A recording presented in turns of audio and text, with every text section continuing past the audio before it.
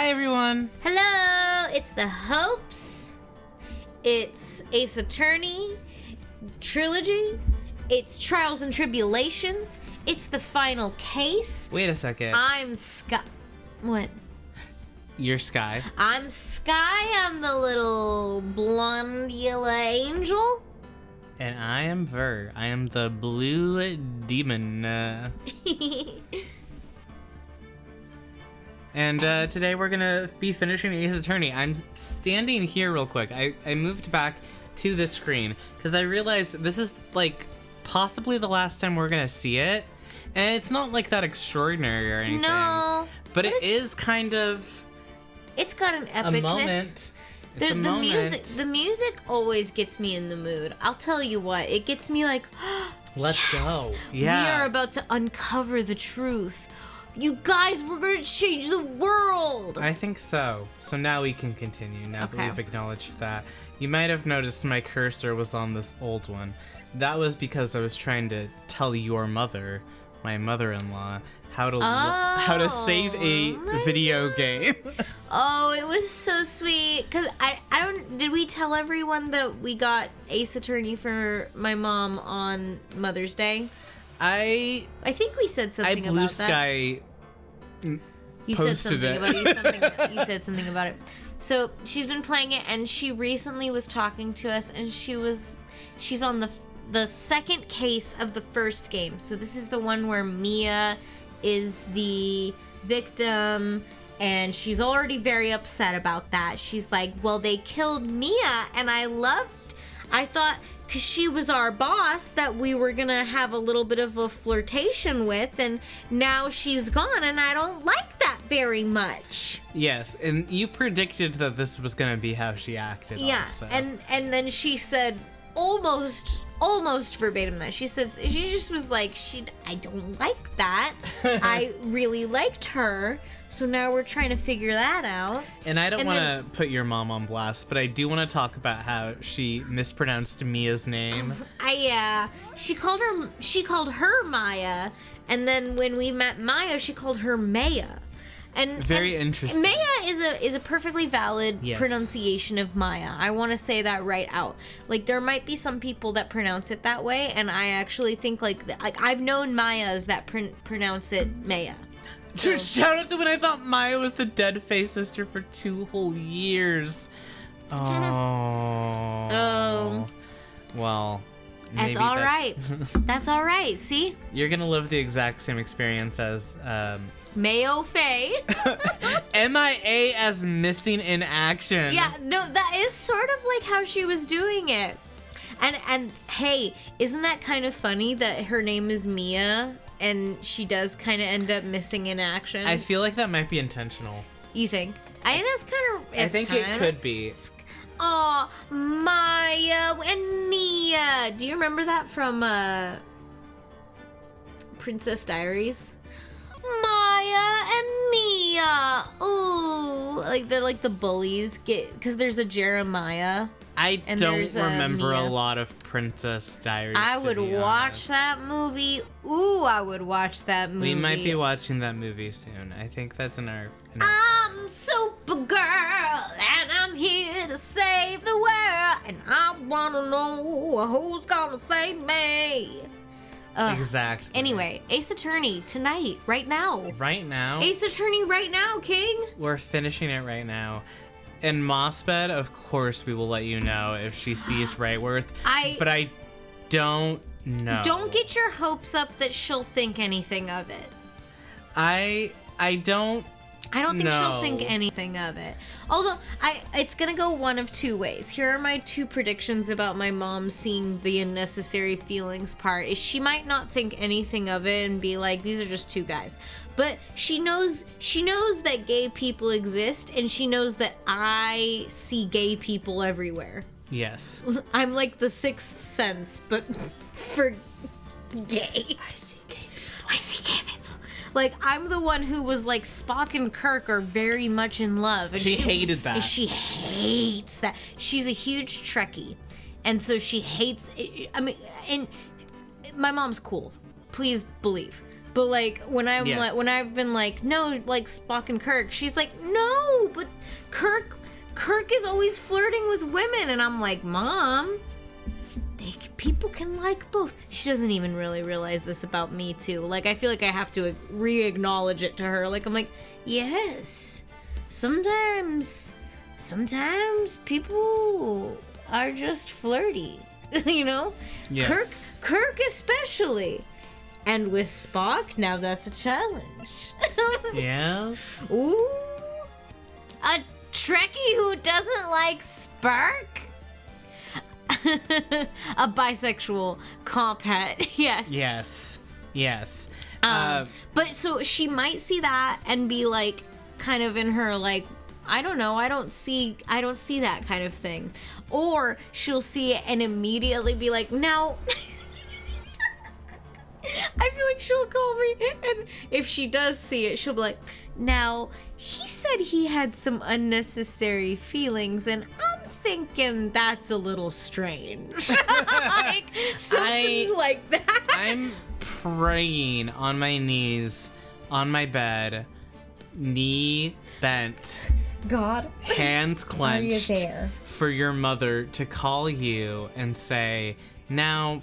What did he mean by that? What did he mean by that? Now, what did he mean by unnecessary feelings?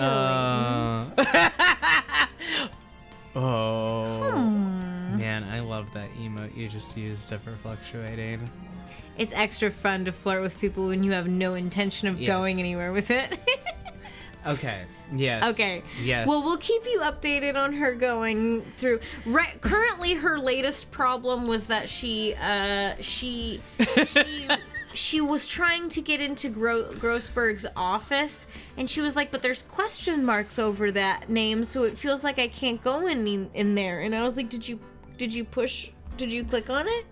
And she was like, "Well, hold on, let me do that." And then she clicked on it twice.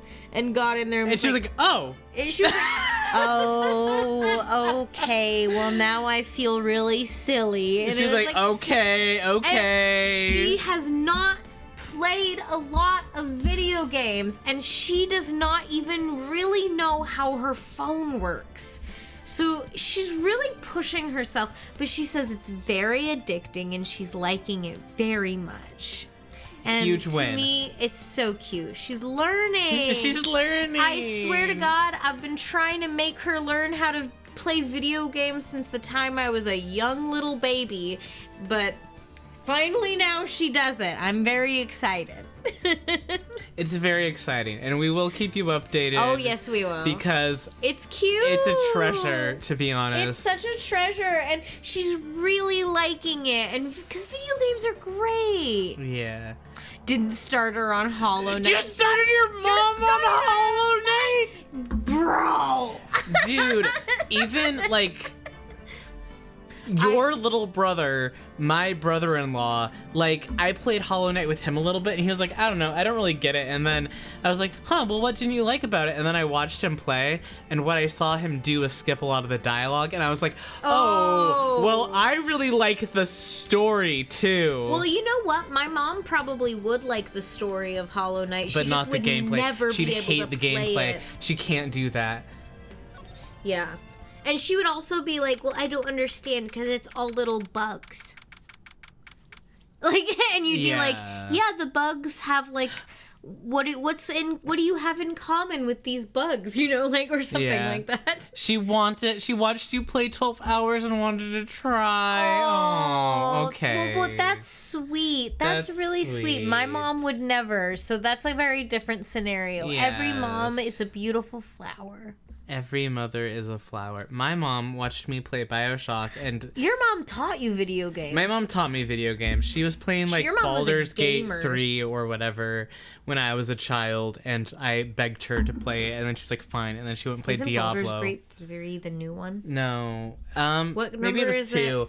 I don't remember which Baldur's Gate it was, but, like, not the newest one, but one that was on PC in, like, the 2000s. Yeah. My mom played a lot. Yeah. My mom also met her wife through World of Warcraft, and also my mom's gay. Oh my God, they met through World of Warcraft? They had World of Warcraft dates. I thought they met They might have met on a dating app and then had World of Warcraft dates. That's not important here. What's important here is Ace Attorney. Okay, right. But I'm letting you guys know I come from gamer I guess we blood. had a good amount of chatting before we got into the Ace Attorney. We're excited! And we're just excited! We're excited and also, I guess, wanting to chat about how excited we are.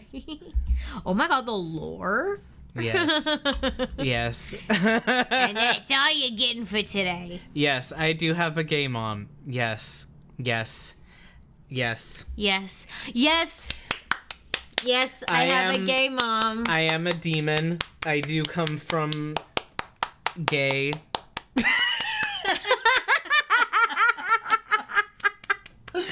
Okay, we're gonna move on. You from have that. 2 gay moms. I do have 2 gay moms. That's true. Yeah, that's how it works. I was not a... Well, I did start playing video games at like 5. Mm-hmm. I started with... Okay, I'm gonna say this, and then we're gonna... And then we're gonna play. And then we're gonna play the game. Gamer moms. I started playing video games when I was 5 with Pokemon Red for the Game Boy Color.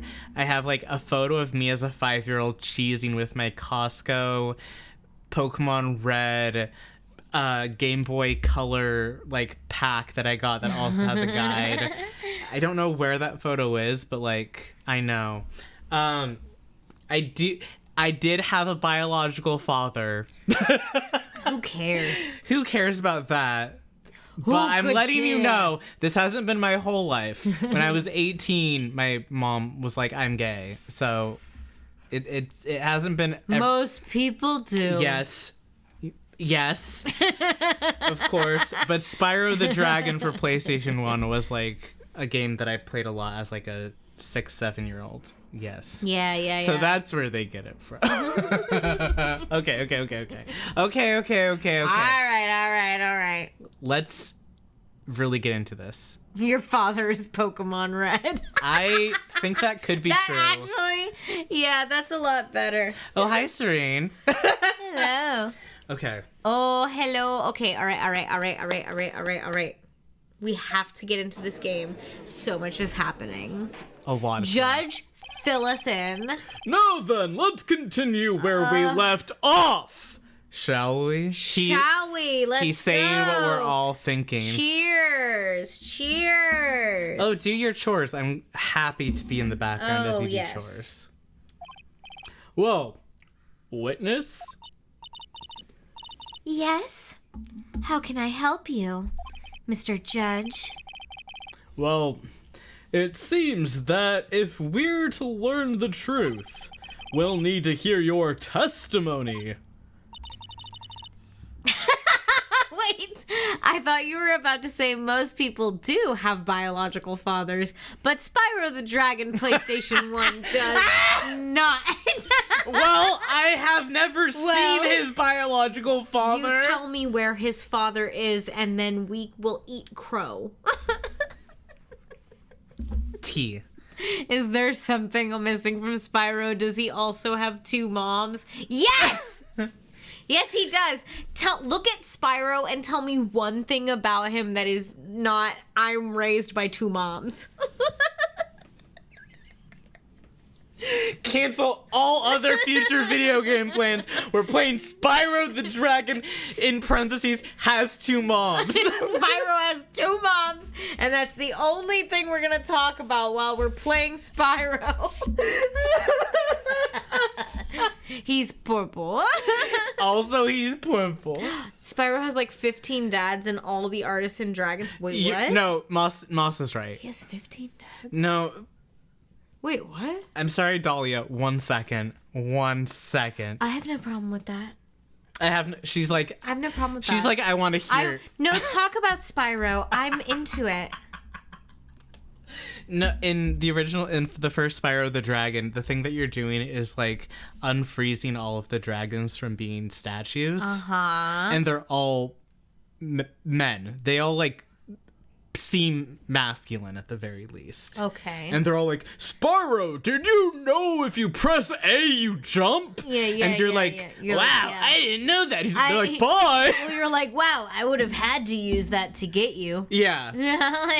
That was the thing that I talked about a lot as we were as I was playing it. I would have had to use that tip you just gave me to get you right now, just then. Yes. Yes. Wow. Well, that's how fathers are. Exactly. 0 Tell moms, you 15 shit that you dads. already know. 0 moms, 15 dads. Anyway, let's continue. I have no problem with that. But when you've seen what I have, sometimes the truth is better left unknown. In any case, let's hear your testimony. Tell us about the plan that was carried out that night.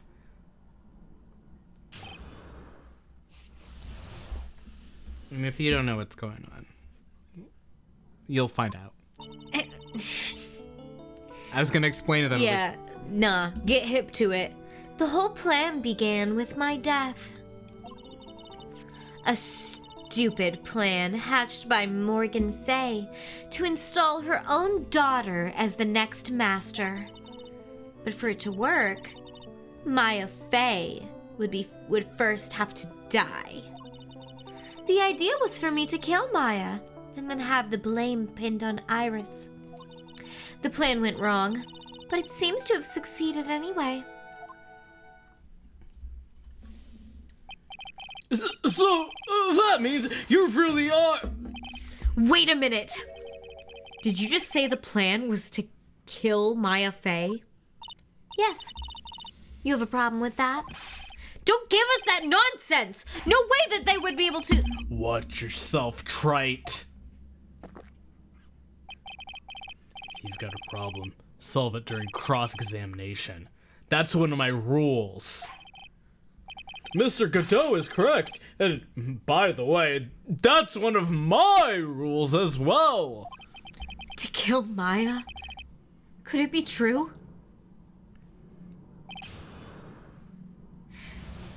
Oh! Okay, you take this. Why am I holding this? I don't know. You could do that. I'll read whatever comes up. No, but I get it's just I we're get scared. equally playing this game. Yeah, but I get scared. You're like, no, Sammy, you've played it so much more than me. Yeah. You know when the quick time actions come up. You were executed last month, correct? Yes. I was hanged. It wasn't exactly pleasant. The way I gasped. Yeah. How did you manage to discuss the plan? When did you talk with Morgan Fay? Last year. She was transferred to the same detention center as me. What a reunion. Since I was on death row, and she was my mother. It was actually pretty easy to meet with her. I see. So that's when you discussed the plan? Ha! Are you crazy?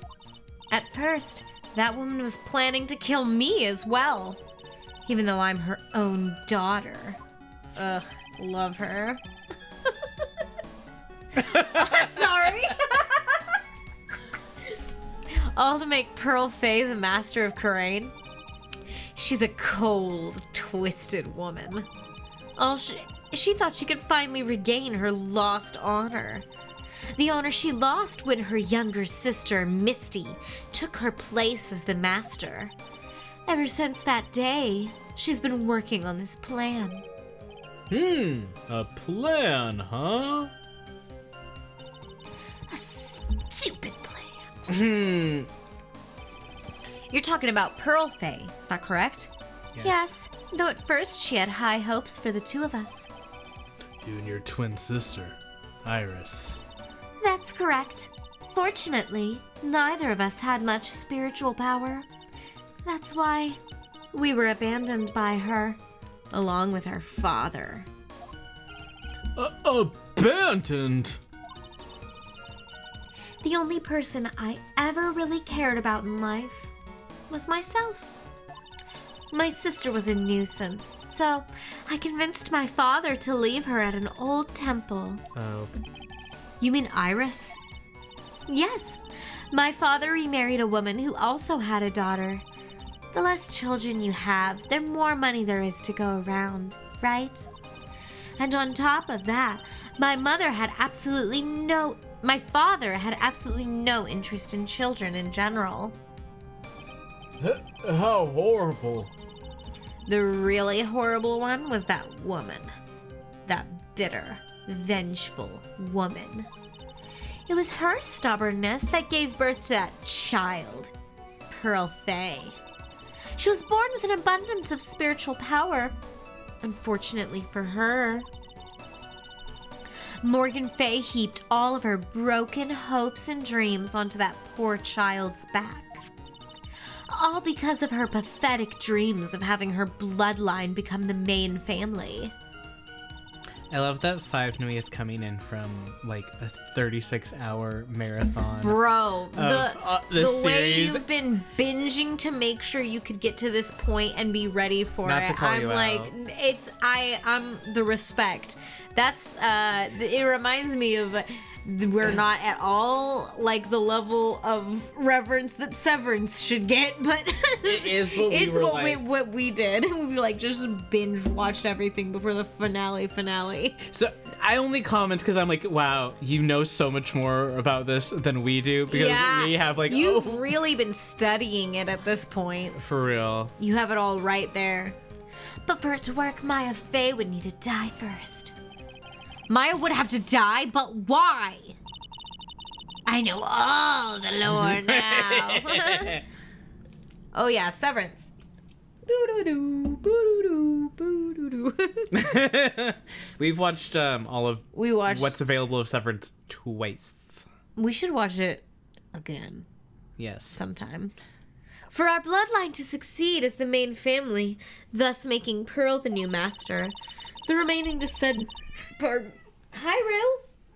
She wants to be Dahlia. You want to be Dahlia? Yeah? Well, come here, because the mic is up here. Okay, come here. Come here. Hello. Rue, if you want a voice, you have to be on mic. No.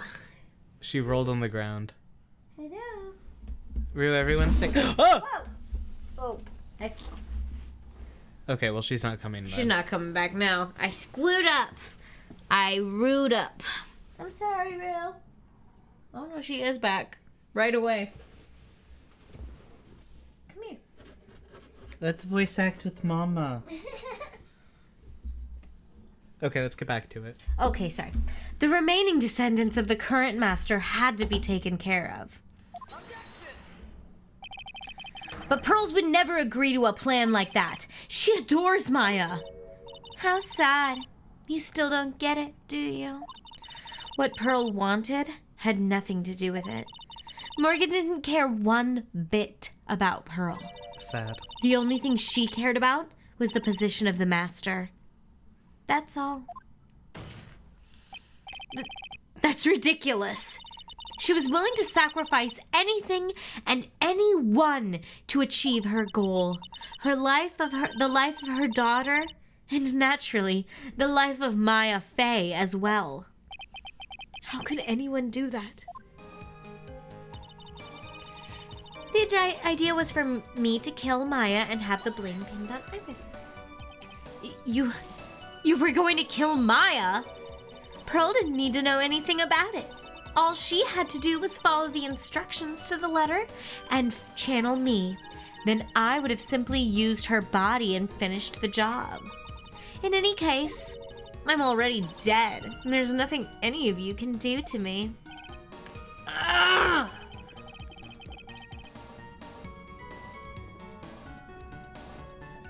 So the plan was to blame the crime on your younger twin. On Sister Iris of Hazakura Temple. She and I look absolutely identical. No one can tell us apart. Oh, what's happening? Wait, what? Is it skipping really bad? No. We do have it in the red. No, yeah, finish this thing, and then I might restart. I did. No, the rest of this thing.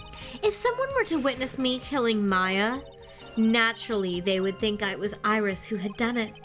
And the witness in this case was the head nun, Sister Bikini. I never would have guessed she was going to return to Hazakura Temple that night, but she wound up seing Iris's crime anyway. But why did you want to pin the murder on Iris in the first place? She's your twin sister, isn't she? Twin sister? Don't make me laugh. She's nothing but a backstabber. I couldn't care less about her. Backstabber? You just don't understand. You never will. Anyway. Okay. The plan went wrong, but it seems to have succeeded anyway. Sorry, I have a pretzel in my mouth. Phoenix just has a pretzel in his mouth that's covered in Nutella. He's like, I didn't have... Sorry, I skipped lunch. You think the plan was a success? You heard me. Just as that woman had hoped. Maya Fey is dead. Now the title of Master will pass on to Pearl Fey. That's absurd. Maya is just... She's just trapped. Trapped inside the sacred cavern.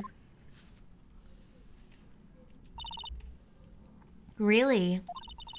You're as foolishly optimistic as ever, aren't you? My darling Feeny. You shut the fuck up and you never say that again! Do you want to know the truth? Ever since we met, I've despised you. Your sniveling naivete and your pathetic faith in other people. I just want to know one thing. What did you personally think of Morgan Fay's plan? I love this man. He's moving forward. He's not even letting it phase him. He's like, listen, I'm going to cry about that later. You don't, this you don't isn't get to dictate about how me. I feel. Yeah. Yeah. I told you already, didn't I? It was a stupid plan. It had no point, no value other than fulfilling her own greedy desires. Yes, it was certainly nothing to be proud of. If that's how you feel, why did you help her carry it out? Why would you do it? Why would you kill Maya? You may not understand it. Being the kind and gentle soul that you are, you may not be able to appreciate why someone like me would help a woman like that. So then tell me, why? Isn't it obvious? I'm not like that woman. I only act in my own self-interest. The reason I helped her was for myself. For my own personal satisfaction. What did you say? So this woman, Dahlia Hawthorne, she had her own reason for wanting Maya dead? You see, even though Morgan had a stupid, selfish reason to kill a person, my reason is different. It's selfish and stupid. Really? I'm not like other girls. I kill people. That's so real. Yeah. Do you understand why I killed Maya Fey now? Obviously, it's because you were helping Morgan Fey. I'm not like other girls, I'm worse. Helping? Don't make me laugh. From the day I was born to the day I died, I never helped anyone.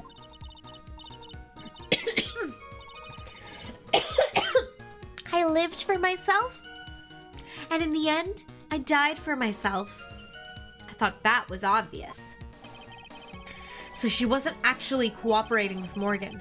She was just using Morgan and her plan so she could accomplish her own goal. All I wanted to do was kill Maya Fey. That was the only way I could think of to get revenge. On me? About me? Revenge? It looks like I have no choice but... Or Mia. Me or Mia or both. We both are close to Maya. It looks like I have no choice but to present that piece of evidence. Dahlia's trying to kill Sky. Oh, because I'm coughing. No, I just had a little bit of a... I can't believe it. She meant to kill Maya. I've got to keep a cool head.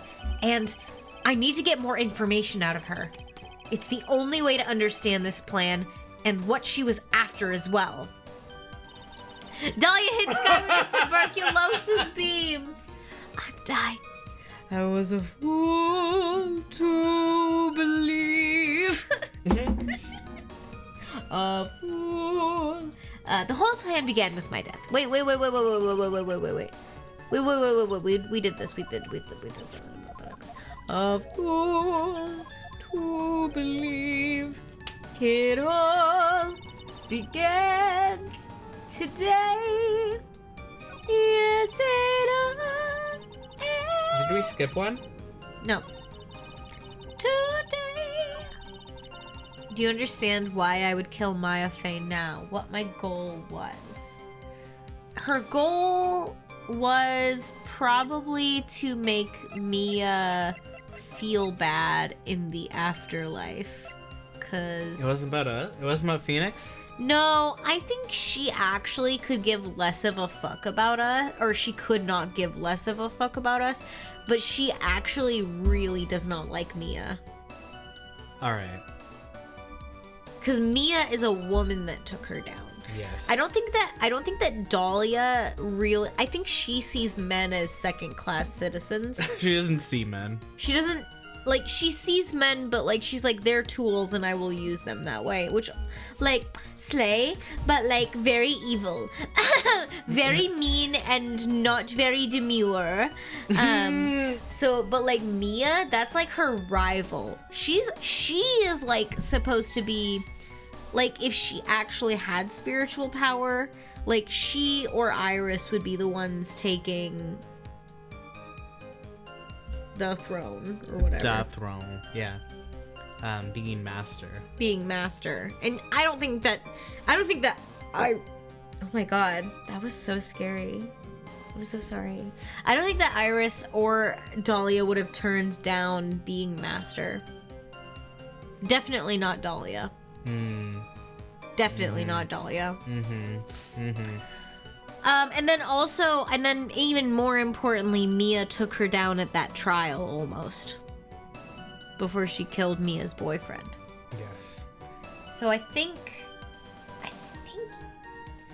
her goal was to fuck with Mia. No music? Could it be? Could it be that your actual goal had nothing to do with Maya Fey herself? As I said, none of you have the power to punish me anymore. Because I'm already dead. Well, I had the same problem, you see. You can't punish the dead. You can't take revenge against them either. You wanted to take revenge on someone? Sorry, I was spacing out. I was sentenced to die because of that woman.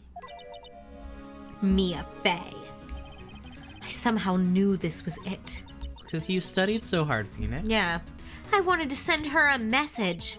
It was at her hands that I suffered my first humiliation. Oh my god. Humiliation. Well, this is your second humiliation. No! My first humiliation. I wanted her to feel the same pain she made me feel. Sadly, when I realized revenge was impossible, I gave up. And the reason it was impossible, was it perhaps because Mia Fey had already died? Yes. And I realized there's only one way to take a revenge against the dead. And how do you do that? Even when the body dies, the spirit, the ego, it lives on forever. I wanted to take away the person that Mia Fey loved the most. I wanted to kill her with my own hands. That would be the one and only way I could take my revenge against Mia Fey. Bars? Wow. That was the reason I helped out with that woman's plans. Just for that? For that, you would kill Maya? Your goal was no different than that of Morgan Fay. It was selfish. Selfish.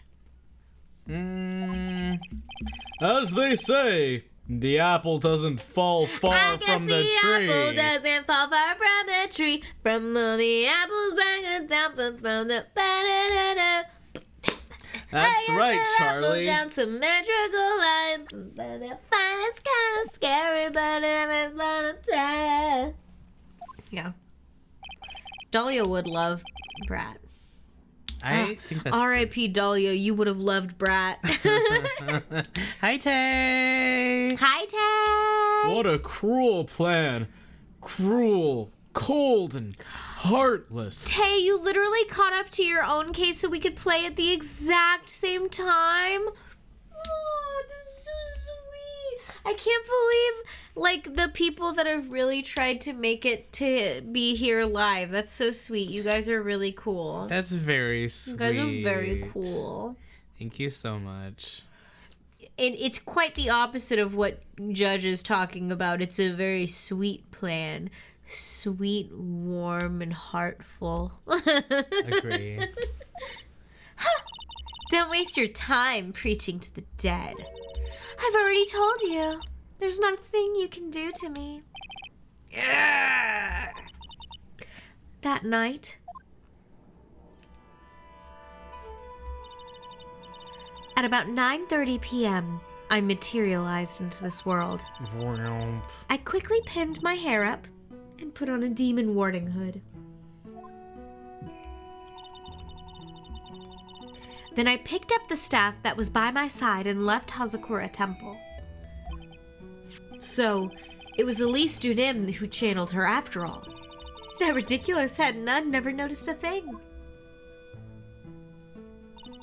She left Maya Fey at the inner temple and wobbled back, clutching her poor old back.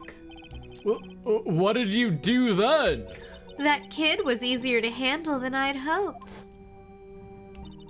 I caught up with her in front of the stone lantern. Then I took out the dagger I got from the storeroom and...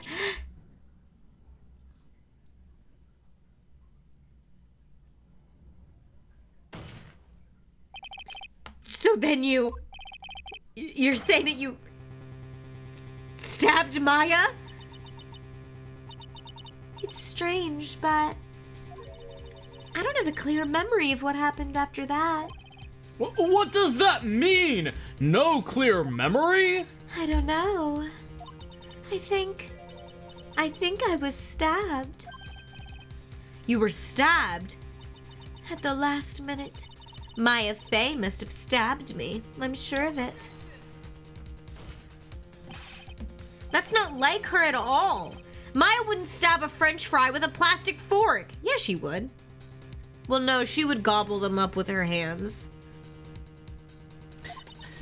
I don't think she would eat fries with a fork. No, she'd use her mittens. Yeah. Anyway, I suddenly lost consciousness, but before I did, I scrawled her name on the lantern. Just as I was passing out, I wrote Maya behind my back. I had hoped it would cast suspicion on her. I can't believe she was thinking of that until the very end. That's where my memory temporarily stops. It stops? I don't have any memory of actually killing Maya Fey with my own two hands. My very last memory was Maya's terror-filled eyes. When I woke up after that, I was in the sacred cavern, surrounded by darkness. You were in the sacred cavern? Rue? Rue? Hi, Rue. Bye, Rue. Hi, Rue. She's flopping. Alright. The entrance was sealed with one of those trick locks. Somehow I'd been trapped in there. But how did you wind up in there? I'd like to know that myself. Anyway, I was worried. I didn't know whether or not Maya Fey was dead. and I swore I wouldn't return to the underworld until I knew I'd killed her myself. For a ghost, you're one tough cookie. I wanted to get out of here and make sure she was dead. Rue is a kitty. Yes. Hi, Artemina. Hi. Thank you for your first time chat. Rue is a little kitty. And she likes to go meow. Real. She's Real just a of little her. meower and a little triller. But I couldn't do it. I couldn't get out. She's a beautiful baby girl.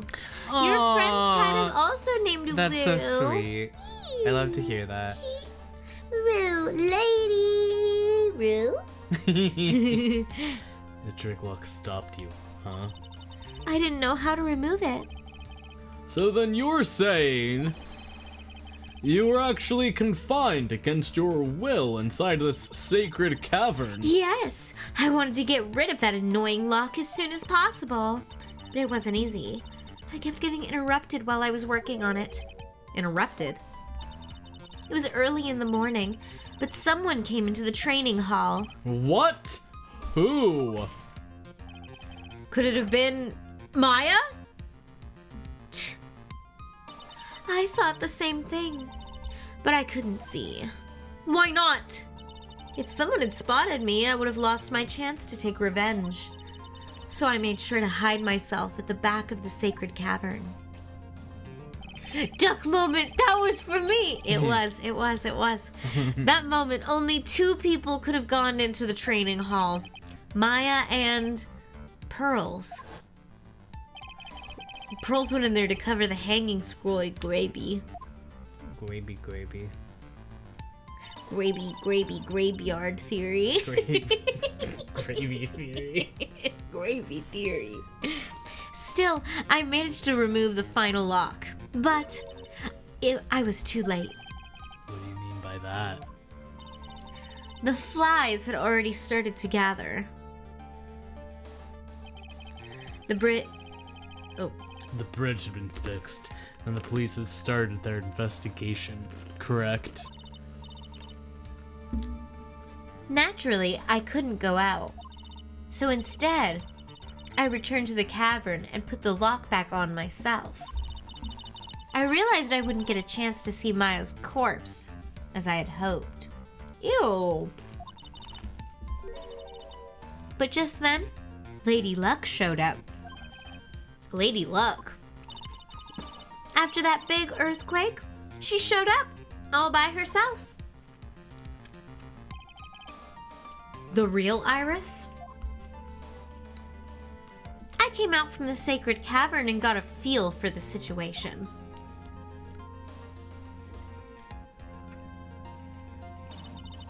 And I locked her away in my place.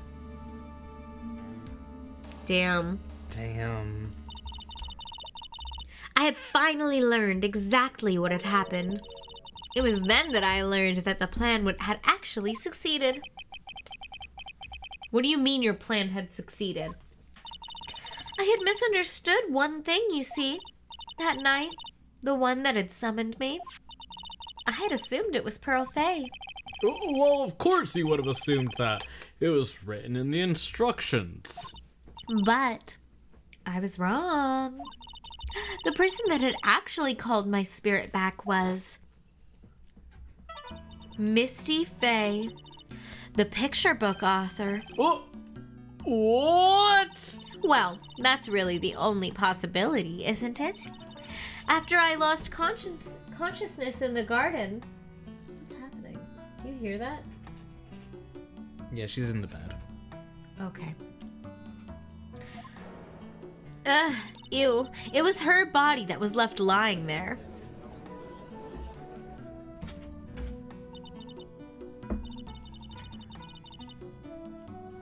Maya Fay. I wasn't able to kill her with my own hands after all.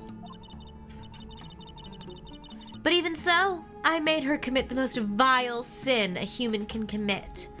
Oh, I get it. Elise channeled Dahlia after Pearl asked her for help with the words in the letter so that Pearl wouldn't get caught up in it. Because Pearl was like, I'm not very good at reading. Can you help me read this thing?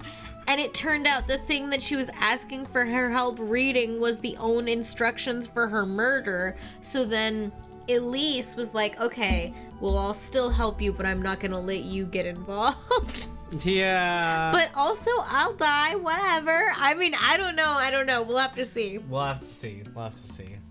Oh, but that's good. That's good, Eden. For the murder of her daughter. Sad. Oh.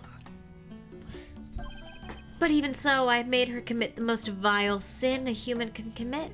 And that is... Matricide. The sin of killing her own mother.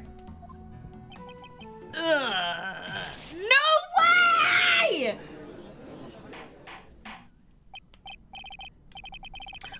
Order! Order in the court! What is the meaning of this? And that's why Pearl couldn't channel her when she tried.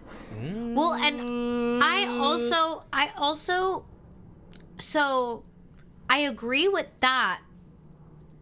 But I also think that Pearl is having trouble because she said that she's been trying to channel ever since then. Yeah, but so, she's being channeled by other people. Even now, she's having trouble channeling Dahlia specifically because Dahlia is still being summoned, and by who? I reject that Dahlia has killed Maya. Because I think I think we're speaking to Maya's body. Because Misty's already dead. And it might be Iris that's channeling Dahlia, but I don't think so. Well, she just said that she locked Iris in the sacred cavern. She locked Iris in the sacred cavern. So then where's Maya? And we don't know where Maya is. She didn't see Maya's corpse. So I think Maya is channeling Dahlia. Well... But I don't know how that would happen. I forget. It's true that I was the one who attacked Maya Fey, but even so, the murderer who actually sniffed out Misty Fey's life was none other than your darling little Maya. With channeling, hair color always remains from the channeler. So, like Maya, when she channels someone, regardless of how, like, what they look like, they have her hairstyle. They're gonna have her hairstyle and her hair color. Doesn't change. So when Pearl summons Mia, her hair is the same. She has Pearl's hairstyle. Yeah. But Mia's body. Yeah. Ridiculous. That's nonsense. Are you sure about that? Just think about it. There's even evidence supporting these facts, isn't there? What? What do you mean? What is this so-called evidence? The fact that Maya Fey has disappeared is evidence enough, isn't it? Where is she? Where? Where's Maya Fey? Huh? The idea that she's still in the sacred cavern is just ridiculous. She wasn't able to escape from the inner temple. That much is obvious. In that case, there's only one place she could be. Where? Do I have to spell it out? The bottom of the Eagle River. Where else? Eagle River? Maya Fey killed her long-lost mother. Can you imagine the guilt she must have felt when she realized that? That's why she threw herself into Eagle River. But she said she pinned her hair to look like Iris. I think that's even more evidence towards it being Maya's body. Because if she came in as Maya and she wanted to look like Iris, she would have pinned her hair up to look like that. Mm-hmm. But I don't know. Mm-hmm. I don't know. That's why she threw herself into Eagle River. Most bodies that wind up in there are lost forever. Hello there. Oh, thanks for the follow. Thank you. So, what do you have to say now, Feeny? Shaking my damn head. Throws up. Oh, no chattering.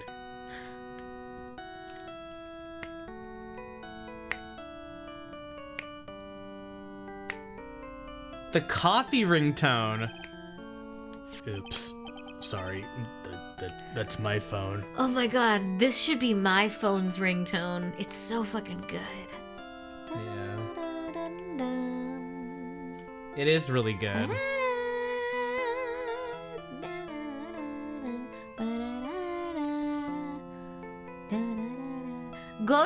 Godot has no right having the best theme song. He has a good theme. His theme is awesome. Incredible theme song. What kind of ringtone is that? Hater. I love a shitty MIDI. Oh, it's so good. I love a MIDI. Godot here. Okay. Thanks. Excuse you. This MIDI is banging.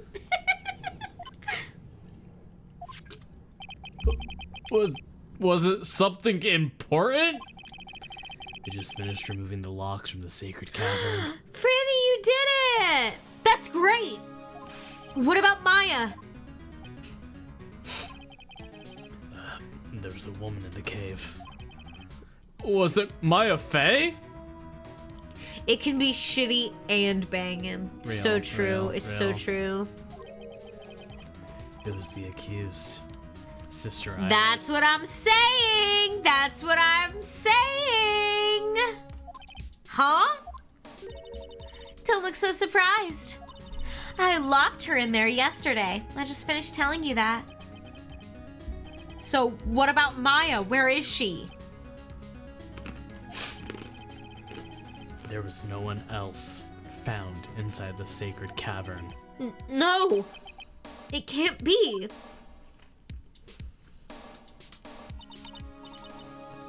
I told you, didn't I? She's dead. No. No!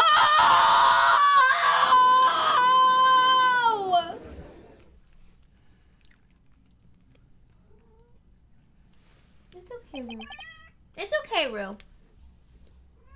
It seems that this case has come to an end. A tragic end.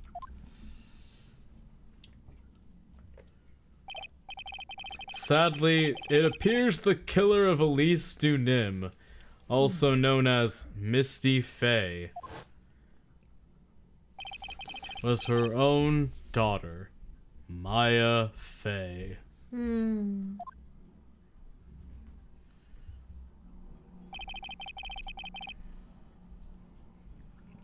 Overcome with guilt for what she had done, Maya Fey jumped to her death into the raging waters of the Eagle River. Tay, we're at the same spot. Oh my god, we're linked. He can't be. Ha! Hey. Trite. Have you ever heard of this one? Once you eliminate the impossible, whatever remains must be the truth. That's a Mia-ism. Aww. No matter how improbable it may seem. What is that supposed to mean, Prosecutor Godot? According to this witness, Maya Fey threw herself into the Eagle River. However, is that really the truth? Remember, this woman testified earlier that the bridge was already on fire when the murder was taking place in the garden. Which means if Maya had thrown herself into the river, it must have been from the Ender Temple side, near the bridge. That's right. That's where she jumped from. But that's impossible. It's impossible to jump into the river from there. Huh? What? Don't get your panties all twisted up, Trite. How did you know I was wearing panties?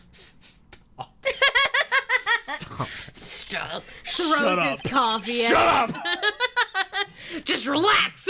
Just relax and think through the whole thing again.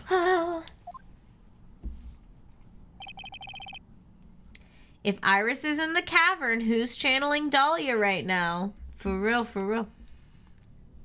So it's impossible. Maya couldn't have thrown herself into Eagle River? Well, Mr. Wright.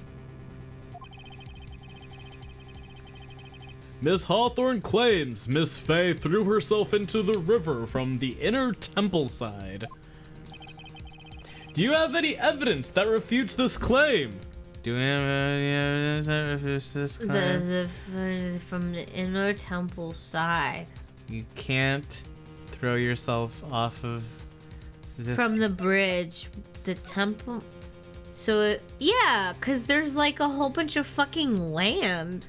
Yes. We would have seen Maya's body. I feel like we talked about this a little bit in that one case. In the other one. Yes, in the other case that we did. We would have seen your fucking body. Tay, it'd be 8th cup of coffee is cute. This is like, oh god. In one day? One trial, I think it's his 14th. I think we're on his 14th cup of coffee. And that's just in the trial, because in the morning he had 13. Yeah, he said he had 13, and then during the trial, we tallied up 14. 8th pot of coffee. That's better. Thank you. That's better. 10 cups is the max for healthy adults. Well, I think we know this boy's not healthy. I think we know that. It's impossible to jump into Eagle River. It's impossible to jump into the Eagle River from the inner temple side. No one knows that better than this witness. What did you say? 11 years ago, you jumped into the very same river. Just take a look at this overhead map. Ba-ba-bum. As you can see, below the cliff on the inner temple side is a big rock shelf. Oh! You're right! She wouldn't have reached the river if she had jumped off from there. In other words, if she had jumped, we would have been able to see her body in this photo. Ah! Ha! So you finally figured it out. You... No!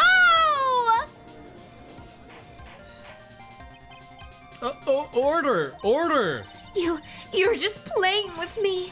Maya Faye's body is at the bottom of Eagle River. There's nowhere else she could possibly be hiding. Miss Hawthorne, have you ever heard this one before? Once you eliminate the impossible, whatever remains must be the truth. Yes, just a few minutes Literally, ago. Godot just said that! That guy just said it. Maya Faye wasn't inside the sacred cavern. We now know that she didn't throw herself into Eagle River. Correct. That eliminates all the most likely possibilities. Now, although it seems improbable, there's still one other place she could be. What? What is this one possibility you are talking about? That's obviously a bluff! No, so where is her dead body then, huh? Finally, I think the pieces are falling into place. Normally, the living have no way to punish the dead. But I think there is a way to give Dahlia Hawthorne the ultimate punishment. The bitch went nuts. Shall I tell you, Miss Hawthorne? Shall I tell you where Maya is this very instant? Maya Faye is in this very courtroom! Ah! There's only one possibility left. Namely, she's right here in this very courtroom! What? My face here? You don't say! She's here in my courtroom! Dahlia Hawthorne. Oh, fuck. I had misunderstood. I misskipped a line. I'm sorry. I had misunderstood one thing, you see. So what? But I think there's one more thing you misunderstood. What do you mean? Tell me something. At this very moment, who is channeling Dahlia Hawthorne? Why, that's obvious. It's Pearl Fay, that pathetic, little, sniveling runt. You're wrong. Pearl's tried, but she couldn't do it. I've never failed at channeling someone. This is the first time it's happened. Isn't there any explanation for why you couldn't channel a spirit? It could happen if someone else was already channeling the same spirit. Spirit.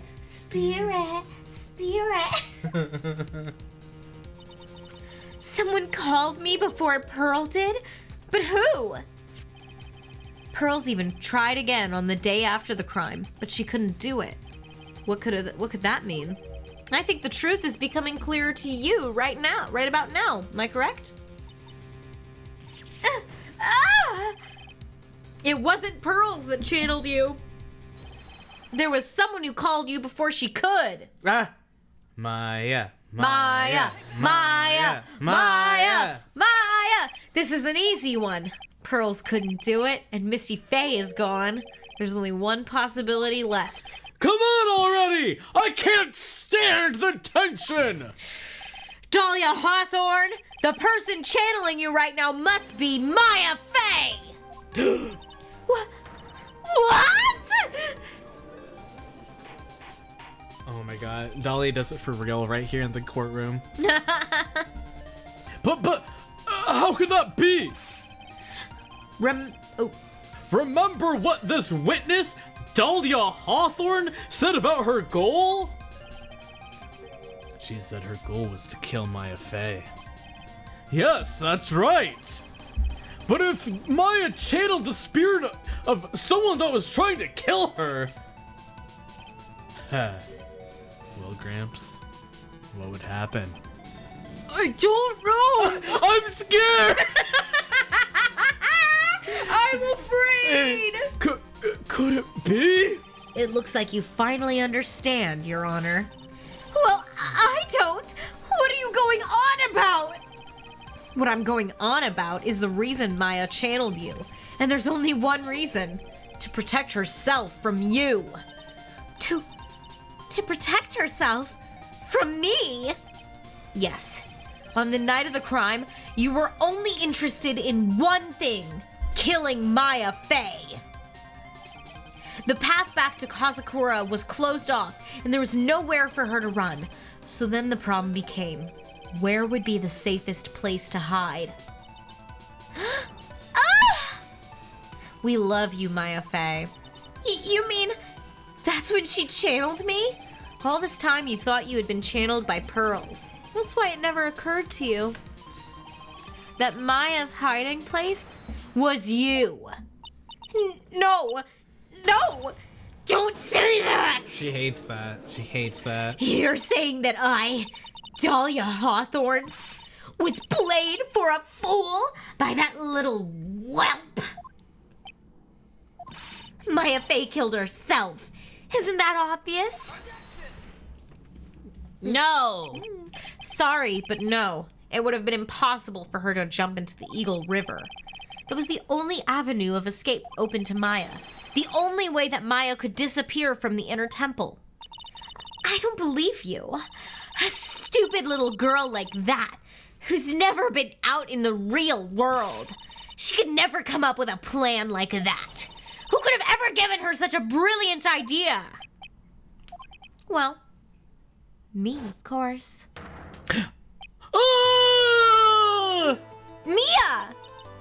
Mia Fay! It's been a long time, Dahlia Hawthorne. Oh, he's dying. He's crashing out.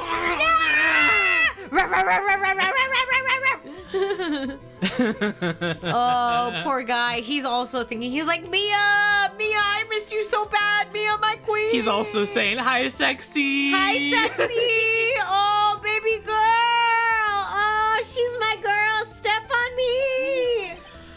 So it's true. It was you. Yes. He's Kitten? He's like, Kitten? Mia, would you even recognize me? You're something else. But what? What are you doing here? That hair. It's pearls, right? Tell me something, Dahlia. I want you to think back to that night one more time.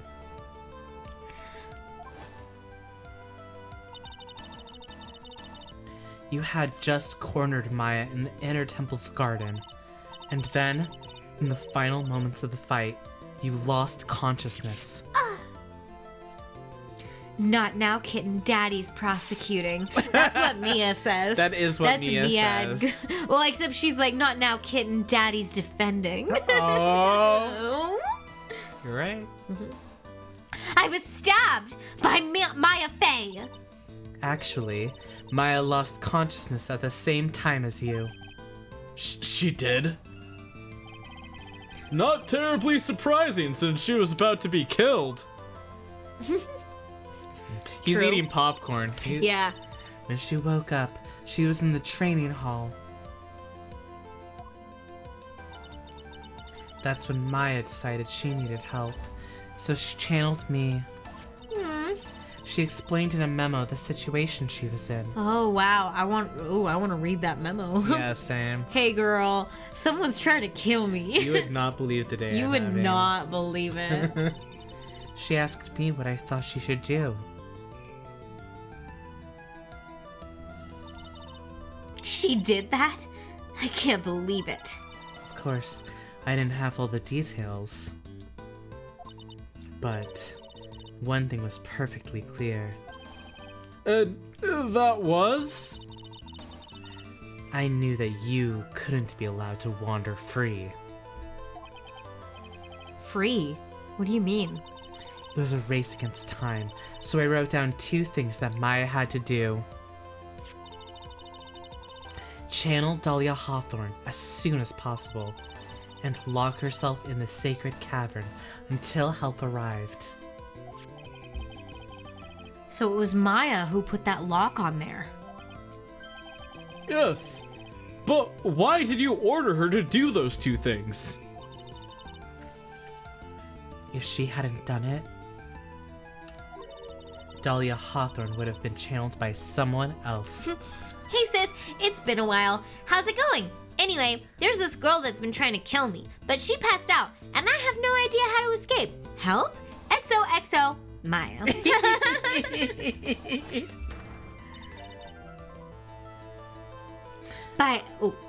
By one Pearl Fey. Pearls? Yes, Pearl didn't properly understand the plan. So all she was trying to do was follow her mother, Morgan Fey's, instructions. If she had succeeded in channeling Dahlia Hawthorne's spirit, She wouldn't have known. she wouldn't have known nothing. Things would have turned out really badly, to put it mildly. Very badly. Very, really badly. Very, really badly. So that's how it was. He's crashing out, dude. Yeah.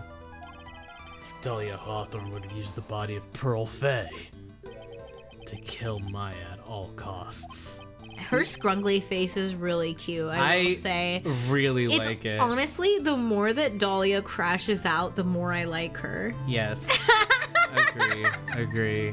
He hasn't had coffee in a while. Baby girl, are you okay? At Godot. You haven't even drunk your coffee. You haven't even drunk your 15th cup of coffee. Yeah, like, you haven't even drunk your 23rd cup of coffee. Yes, it certainly sounds like that was the intent all along. How dare you! I won't forget this! Why not just admit it, Dahlia Hawthorne? Your little plan was nothing but a big failure. I can't read. Yes. Another failure to add to the pile of shame, wouldn't you say? Oh, that's the worst way to hit a narcissist. What do you mean by another? Think about it, Dahlia. Remember all your past crimes? Not a single one of them was a success. They all ended in failure. What? How dare you? 11 years ago. The fake kidnapping, your very first crime.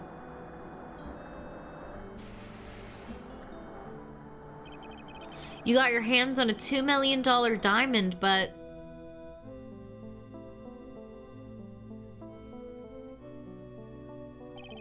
after Terry Falls escaped and went to meet with Valerie Hawthorne, the truth was exposed.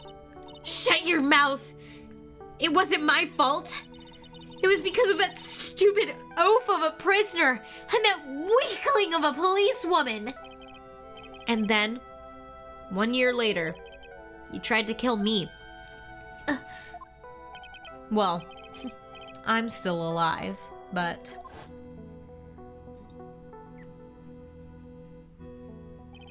you wound up killing someone else.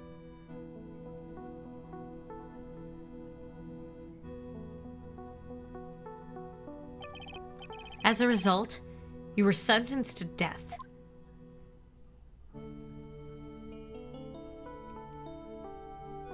Mia and Nick double teaming like the old days. Yeah. It's one stupid move after another for you. But it's no longer funny. Was it funny? You! Wipe that smug, happy-go-lucky smile off your face! And now this! You've messed up again! You let Maya Fey escape, even though she was right there in front of you.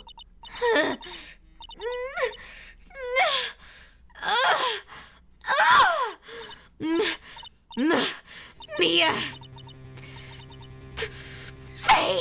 Mia Fey! Mia Fey! Mia Fey! You spinster! Spinster? I was supposed to kill Maya Fey like I swore I would! And if only you had gotten this spiky-haired jerk the guilty verdict, I wouldn't have been hanged to death.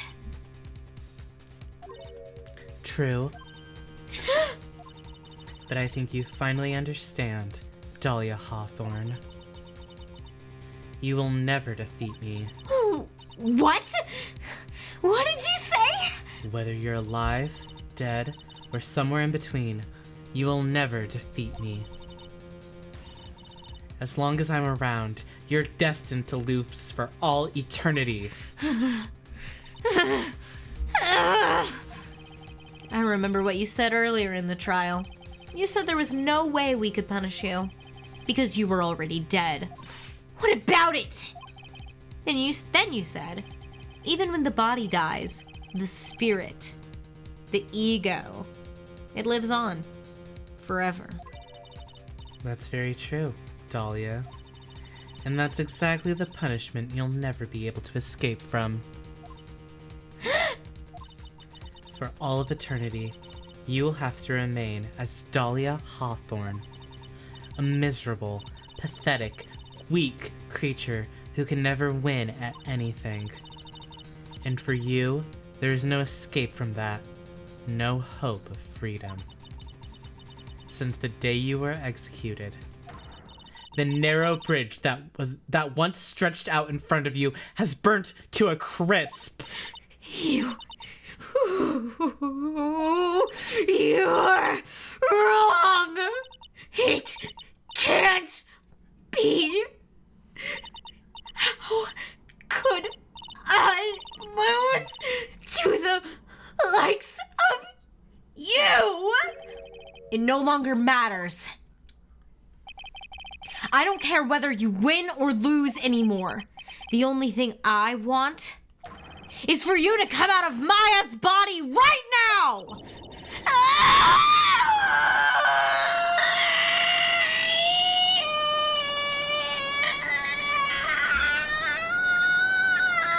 Wow. Scary! Scary! Scary! She's a demon. I'm not ready. Not ready to go. Delete.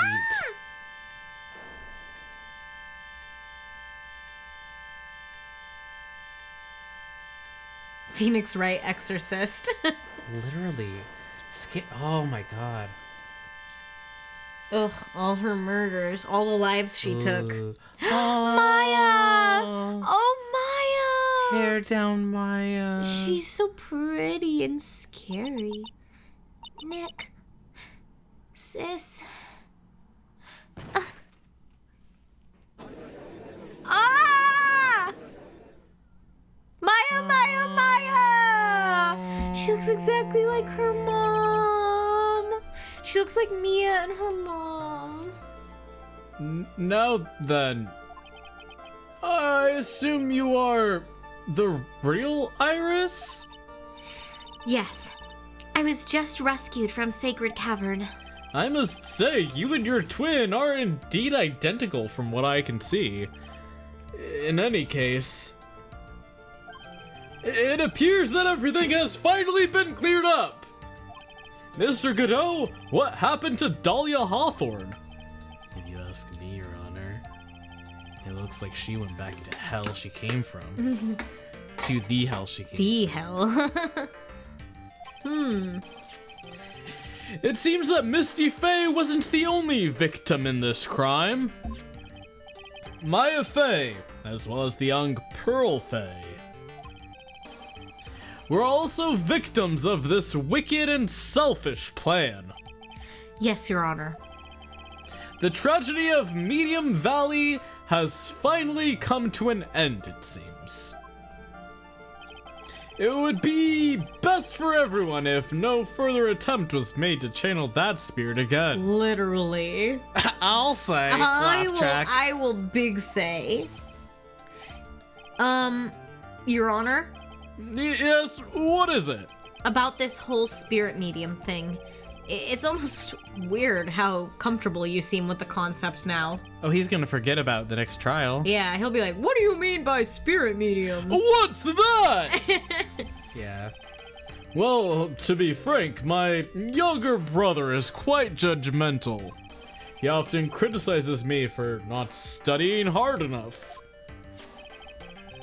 That's why I made a concerted effort to study up on the Qurine channeling technique. When I'm seeing comments like prison won't survive Maya Faye, I'm thinking of her in like the Paddington 2 situation where she like accidentally dyes all of the prison uniforms to be pink and she teaches them how to make burgers. Aw, that'd be so sweet and cute. Everyone is nicer. Aw, making ramen instead of marmalade. That's so real. Making ramen instead of marmalade, yes. Ramen and burgers. Because she likes both. Yes. Hey, isn't that the new year's issue of Occult? I've seen quite a few things in my many years on the bench. And in all that time, I've finally learned this one thing. Each case is different, and takes place in its own world, if you will. That's why I choose to forget all the aspects of my own world when I move into a new case. It took you this long! I just completely severance myself. Every new case is a new identity. New judge. New case, new me. A multiverse theory? In order to fully understand that world, first we have to immerse ourselves in it completely. She does seem like the type who would enjoy going to American-themed restaurants, and then she'd come to real America and be confused why she can't order omu rice. That's so true. Aww. That's so true. And that's where my brother and I used to differ. Huh, never thought of it that way. At any rate, it's time to pass judgment in the case of Iris of Hazakura Temple. Oh! Another one, thank you. Another one, thank you. You're a little too fast with that gavel, Your Honor. Oh, gosh. What do you mean by that, Mr. Godot? He giggles a little. This trial, it isn't over yet. That's what he means. What? Right. Remember what Miss Evil Spirit said in her testimony? What? Dahlia's testimony? I caught up with her in front of the stone lantern.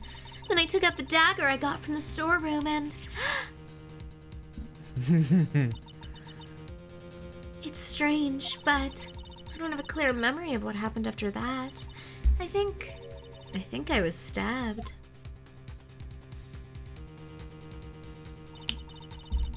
Just as Dahlia Hawthorne was about to attack Maya, she was stabbed and killed by someone. Yes, that's right. The person that was ultimately killed was the spirit medium that channeled Dahlia.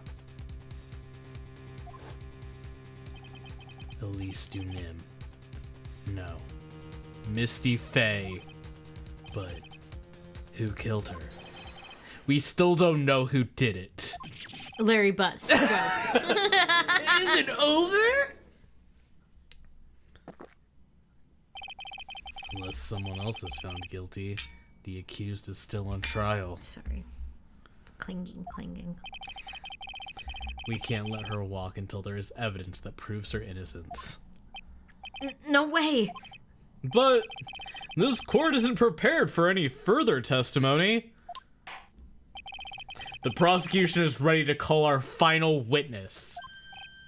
Final witness? This one will clear up the whole mystery. The mystery of who killed Maya Faye. Misty. Who killed Misty Maya's Faye? alive. The mystery of who killed Misty Faye. Indeed. Larry Butts 2 joke. You can threaten Godot. I'm gonna knock that visor off his face if he don't shut up. Is it really all right, Mr. Prosecutor? Ooh, she's pretending like she don't even know him. She's like, I don't even know you. Well, because he was a defense attorney, she's like, I don't know who this is. I know who you are, but I don't know who this is. I don't know who this is. I've never seen you before. I've never seen you before. You're not the man I married. Ooh! Ooh! Those 3 dots said a lot. Of course it's all right, Madam Attorney. Ooh! Madam! Madame. Madame Attorney. Very well then. Who is this final witness? Ha! Isn't it obvious? If we don't get a moment from them, I will steel myself and read a Mia Godot fit, even if I regret it. Oh, thank you for the follow. Eden, I'm willing... Thank you so much for the follow. I'm willing to bet that there are fan fiction out there. There's probably a wide breadth of different variations, but I bet you there's good fan I fiction. bet you there is a Mia Godot fanfic out there that is so good. Yeah. Is like, and would like make you like low-key forgive Godot, even though you're like, you son of a bitch. Like, you would be like, you son of a bitch, why are you acting like that when you don't even feel that way? You know? For sure. There's probably a fic where she fixes him. Yeah. I will never And you don't have to. No one should forgive Godot. No one has to. No one has to. It's not required. But I just think there are fics that would try. Yes. There's one person who saw the whole event, and will put a final dagger in this case. Godot is the opposite of Pookie to me. Respect. I got complex feelings about him. And you can. I got problems. I gotta talk to a therapist. Someone who saw the murder took place. The very person who saw her mother killed in front of her own eyes. You mean Maya? You can't. She can't testify after what she's been through. We need to find the truth. The prosecution calls Maya Faye to the witness stand. That's so mean. You're mean. Very well. But first, we'll take a brief recess. Oh. We'll have to wait for Miss Faye to recover before summoning her. Once we receive the doctor's permission, we will proceed with the trial. So she'll probably get hour and some grape juice. Hey, Trey, I've got something to say to you, so listen up. What is it? I don't think much of you as a lawyer. Well, ditto. So... It's always the same with you. Same with you! You somehow manage to just squeak by without even a faint understanding of the case. I understand the case. Me fiddling with my papers. I get it.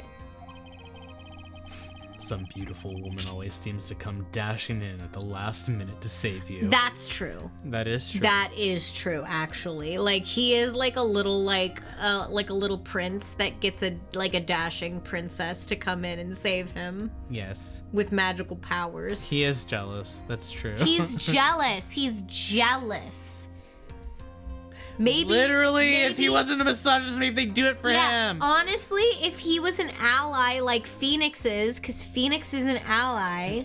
He's a woman ally. He's a gay ally. He's gay.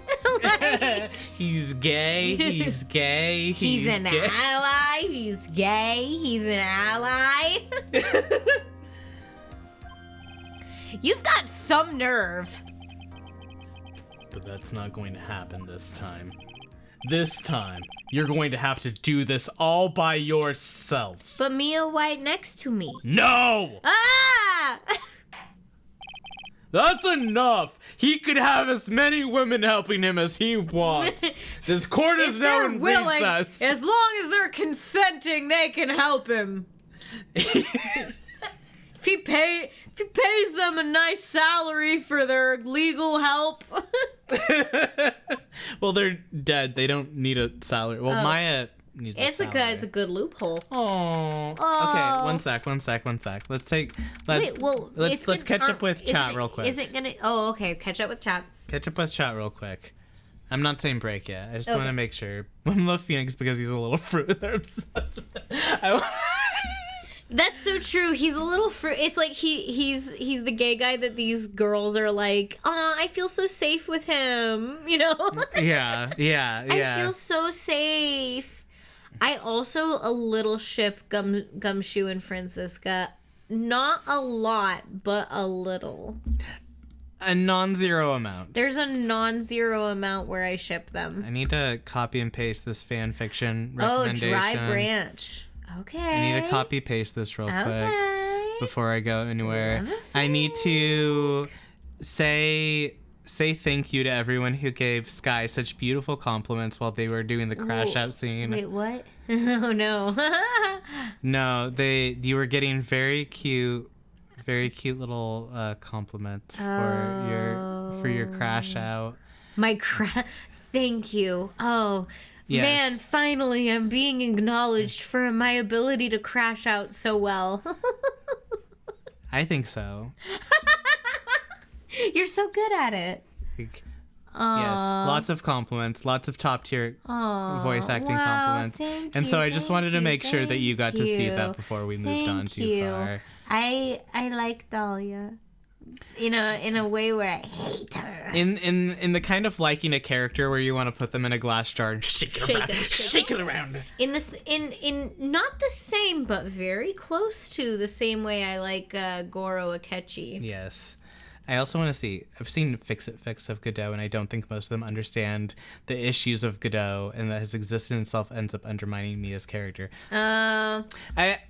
I'll get back to you on that feeling once we move forward in this. I think there's a way where you could mesh the two, but I don't. It would be tricky. It would be tricky. Mm-hmm.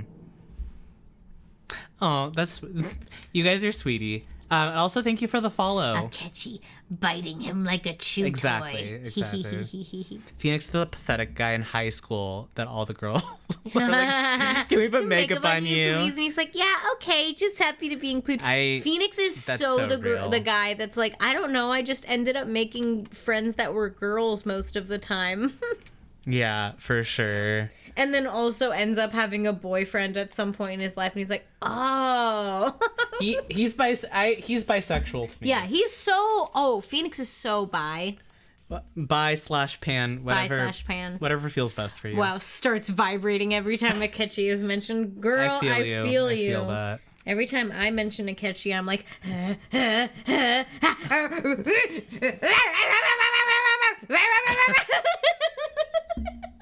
I've started barking today. Yeah. Today I was just barking at Oliver for fun. Yeah. And I was... You were staring straight ahead, like if you ignored it, it would stop.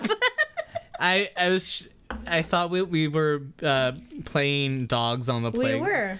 And so I just kind of pretended like I couldn't see you, like a dog does when you were like, I just won't look at you, and then eventually you'll stop. Yeah. You'll stop doing that at me, and then I was like,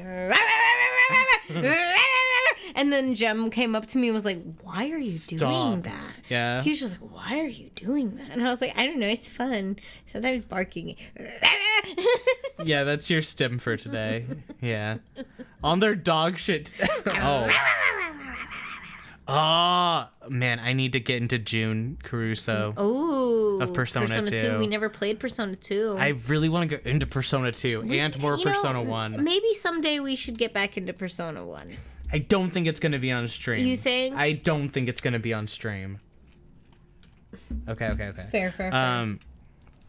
When you say this is for the girls and the gays, can you say this is for the girls and the gays and Phoenix Wright? And Phoenix Wright?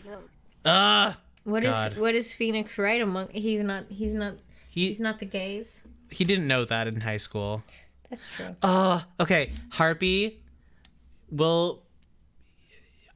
hello, Harpy in the VOD. That's what I'll say. Yes. No, Persona 1 is hard to play.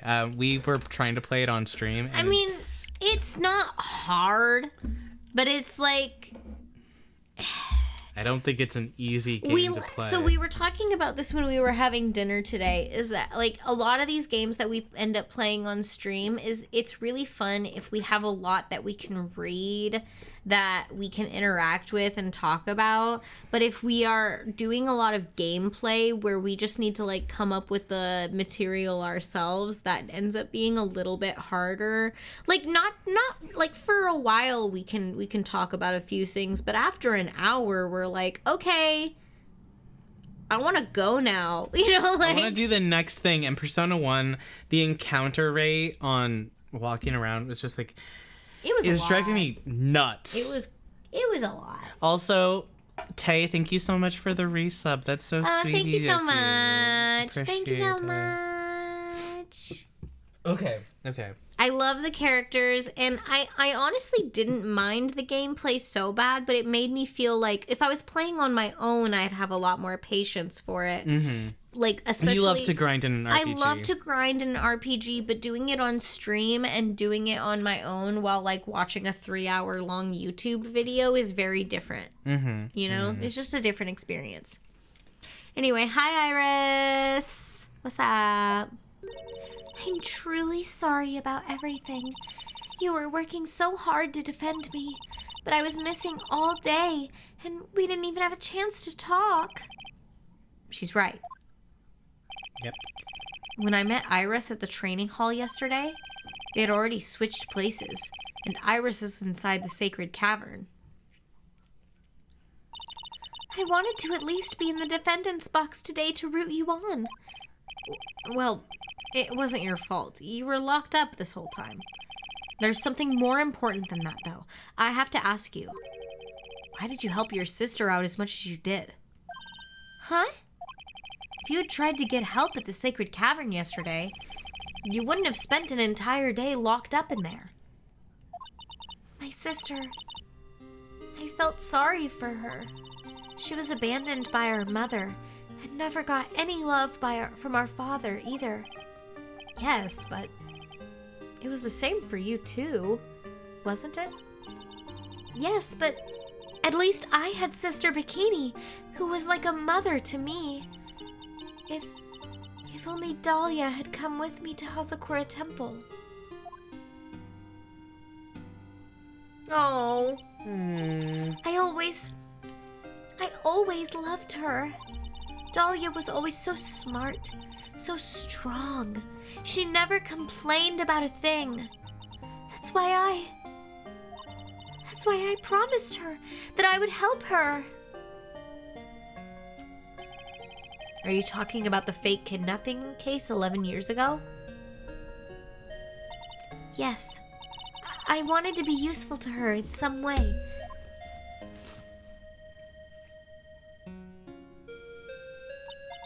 But, as usual, I was too cowardly. At the last minute, I ran away. Because of that. Dahlia's stepsister Valerie ended up...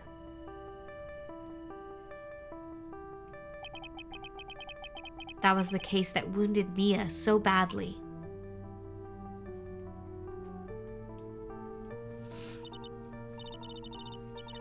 But things didn't end there, of course.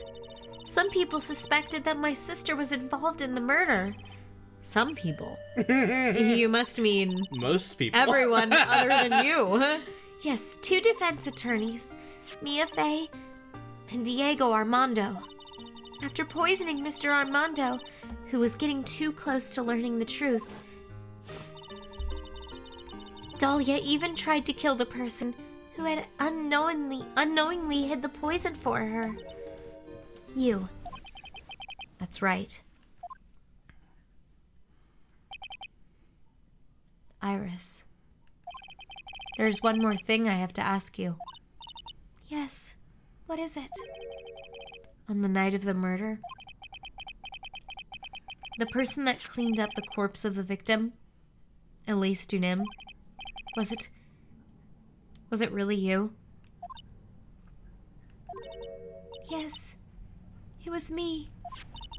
That night, after I rang the lights out bell, I went back to my room. At around 10:30, I received a call on my cell phone. There's a problem. Come to the inner temple right away. Her cell phone. I got on the snowmobile and headed for the inner temple, but... No one planned this thing. The path to the inner temple was cut off, right?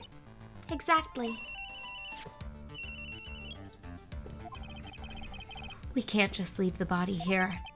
So you've got to do this exactly as I say. Got it?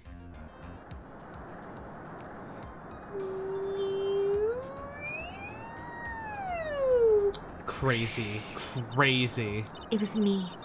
I was the one who received her body. The murder weapon had been left in her body so she wouldn't bleed too much. The staff that Mystic Elise always held. I knew it.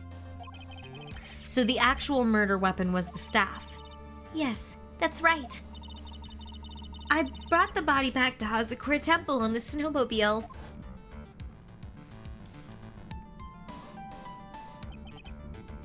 But why? Why did you alter the body? I didn't want anyone to know that the staff was the murder weapon. I didn't want to leave anything that would lead back to Misty Faye. So I dressed her in a robe and stabbed her with the shichichito. I wiped the blood off the staff's blade and left it next to her on the ground. Yeah, the sword didn't come out when her body swung like a pendulum. That's Iris. crazy. Just, sure. Sometimes muscles clench onto stuff. Sure. Iris, just tell me one last thing. Tell me the name of the person that called your cell phone. The real killer. I'm sorry, Mr. Wright. I can't do it. I can't say who did it. I see. The verdict! Yes? The judge is calling you. He wants to see you in his chambers. He has some questions about Dahlia Hawthorne. Rigor mortis, I mean, I suppose. I think that your muscles would hold taut onto the knife. Like, I think that that muscle like, imagine, okay, this is kind of crass, but imagine imagine stabbing a steak with a knife and then throwing the steak and the knife across away. Like, the knife would stay in there. You say crass, but that was actually, like, a lot tamer than I thought you were gonna go. Oh, well, yeah, okay. No, but yeah, I get you. Like, it would stay in because, like, muscle tendons are tight like that. Yes. That's all I'm saying. Imagine stabbing a cat. Well, I'm just saying, Sure. He has some questions about Dahlia Hawthorne. Yes. All right. Well then, I'll see you later. There's something I want to tell you. Oh, okay. Something she wants to tell me. Why is she blushing? So it's true. Iris cooperated with the real killer. Maybe from the very beginning. Phoenix. Mia! How is Maya doing? Physically, I'm not worried. She'll recover completely. But emotionally, she's been hurt very badly from this case. She's gonna need some fucking therapy, like, whoa. I see. You don't mean she's learned who Elise Dunim really was? Yes. I went to the medical office and talked with her. I told her everything I knew. But why? Maya's stronger than you think. I knew she could take it. All of it. What do you mean by that? I want you to figure that answer out by yourself. I like how big Mia's forehead is when Pearl is channeling her. That's so true. Yeah. Pearl got a big forehead. She baby. She baby. The trial is about to restart. The real killer? Do you know who it is yet? Iris wouldn't tell me who called her, but still, I think that just maybe I know who it was. Phoenix knows who it was. That night, the victim was killed in the garden of the Inner Temple. And the criminal wasn't just there by accident, which means that the killer knew of Dahlia's plan from the very beginning. This is like sort of a diatribe. This is a little bit outside of the realm of the storyline, but I do like to think that in the case of these like spirit mediums that like depending on who they channel, they have like a lot of stretch marks. Oh. Because I feel like that would make sense, right? Yeah, like their body has been really like quickly, like stretching and transmogrifying so many times, but the skin would have the scars of all of that, and I feel like that would be really cool because stretch marks are cool. Yeah, stretch marks are very Oh, Zion, cool. We do have a Discord server, quite in fact so. Yeah, I don't know why it doesn't let you do it, but it's right there. Right there. Hi, Pillbug. Nice to see you also. Oh my gosh, Pillbug, hello! Okay. That's that the killer knew of Dahlia's plan from the very beginning. And one more thing. The victim was moved to the Hazakura temple side by pendulum. In other words, the criminal couldn't cross the bridge. That means they were stuck on the inner temple side for almost an entire day. Exactly. So the culprit was someone that wasn't in Hazakura temple the following day. That's as much help as I can give you. The rest of the battle is yours to win. Or lose. Okay, I got it. Thank you, Mia. Finally, it's almost time to bring this case to an end. What exactly did Maya see, anyway? And who was it that actually killed Misty Faye? Whoever it was, I have to prove it. Me. All by myself. by myself. This is his hero's journey. Oh, to be continued. Okay, we're gonna continue. We're gonna continue. Are we gonna take like a little break? We can take a little break. I want to take like a 5 to 10 minute break. Right. We're gonna get into this. This is a bigger thing. A bigger doo-doo. Bigger doo-doo. Your cat lets you trim his nails in his sleep? He's sweet. Lazy bones. That's I feel like so sweet. Jem would immediately Rue would do this. I think Rue would be fine, but Jemmy is really... He's got anxiety, dude. He's kind of got that brat energy, that sort of Dimitri Fire Emblem. Okay. Well, we have a case to get into. Okay, we can't get into the psyche of Dimitri from Psycho Emblem. Why did I say that? Emblem? From Fire Emblem. Persona Excuse Emblem. me. Okay. Okay, we're doing something. Let's go. And now. Oh, I don't know if I ever asked, but did you rename your cats when they were adopted? They were not adopted really at all. Well, they kind of, I mean... Okay, so Jem came from a litter of barn cats, and Rue came from... a garden, the streets. She was a stray. She was found by someone, and they had a name for her that they were calling her in their house for a short period of time before passing her off to us. And so we kept that name. Similar with Jem, we kept Rue's name, but Jem had he had some name that I can't. It was like a 4th of July themed name. It was extremely placeholdery. And it did not fit him. It was also like April when he was born. So we know his exact birthday because we know the people who he came from had said exactly all his details. Mm-hmm. And he was a barn cat. He had hid this temporary name because he had he was born in a box of fireworks. No, he wasn't born there. He liked to be in it. He kept jumping into the box of fireworks. That's so And they cute. called him Potluck or something. It was something like that. Yeah, we're not gonna name him Potluck. yeah. It was something like that, and he was the only cat that we've had so far as a couple that we have named. All the other cats that we've had, we've let them keep the name that someone else gave to them.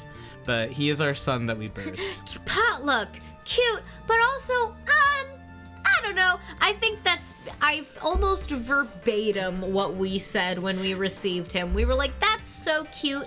We're going to think of other options. And yes. we thought of firework related options. We even thought, I think we might have even were like, firework is a cute name, or Calcifer. We almost called him Howl. We almost named him Sunny. We almost named him Sunflower. Short with Sunny for short, which is funny because we weren't Omori fans. We hadn't played, but you had an OC named Sunny. I did. So, but yeah, I mean, Jem just ended up working. It just ended up being right. He's named after a character from To Kill a Mockingbird. He's named after Scout's big brother. Ironically, from To Kill a Mockingbird. Yes. Which is so funny because he ended up being a big brother. Yes. And he's very Jem in that movie, or in that book coded, to be honest. I want to reread it, to be honest, thinking about it. And Rue is very Scout coded to the point where I was almost like, oh, we should have named her Scout. Yeah. Jemmy, short for Gemerald. Some people call him Jemathan. Jemithy. Yes. What's with gays and naming after To Kill a Mockingbird? Guy who used the middle name Atticus. Oh no, our PNG tubers disappeared. Oh no. Where'd we go? Well, it's a good thing we haven't really fucking started yet. Oh, we're in the Stardew Valley version. What? Yeah. Oh. Hello. Okay. We're back. What did we push? That was probably just me. That's funny. Anyway. They named her Jack Russell Jack? That's so funny. That's so funny. Hey, sometimes if it's right, it's right. If it's right, it's right. I would name a dog Spot if I really felt like this dog is Spot. I'm so sorry, but this dog is Spot. I love names that are like dog names. You know, it's like that's fucking that. What is it? What am I gonna call that dog? Not exactly what it looks like, you know. Exactly. Anyway, we gotta keep going before we proceed any further. I'm going to announce the results of the tests we had performed earlier. Tests? Yes, tests on the bloody dagger that was found stuck in the pine tree. Oh yeah, that. I totally forgot about that. That's the weapon that Maya Fey used when she fought with the victim. So what are the results? Was it the victim's blood or... Due to the time constraints, a full test wasn't possible. However, there's one thing we can say with certainty. The blood that was on the dagger was not the victim's blood. That is all. Now then, let's restart this trial. So it wasn't Misty's blood on the dagger. Then whose was it? Dagger updated to the court record. I'm sure both the defense and the prosecution know this, but this trial is rapidly coming to a close. Both sides will need to show some firm evidence with their claims. I understand, Your Honor. From what I've heard, the witness is dangerously weak, physically speaking. So let's finish this quickly. Maya, she's not doing well. And he's like, hey, let's... Bro, can I just say, I will never, ever, ever forget, as long as I live, the feeling I had playing this game for the first time in middle school.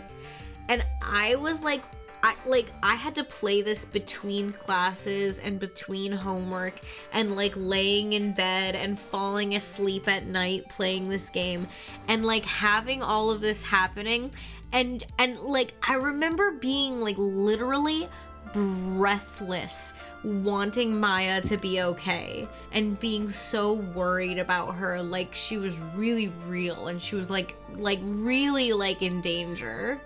I know when we played this trilogy for the first time, like 5 years ago, I felt that same way with this case and the case in the second game too, like the where she was kidnapped. Yeah, it's like every time something happens with Maya, you're like, no, that's like my little sister. That's like my girl. That's my best friend. You know, Yeah. like she is so like God, Maya is so great.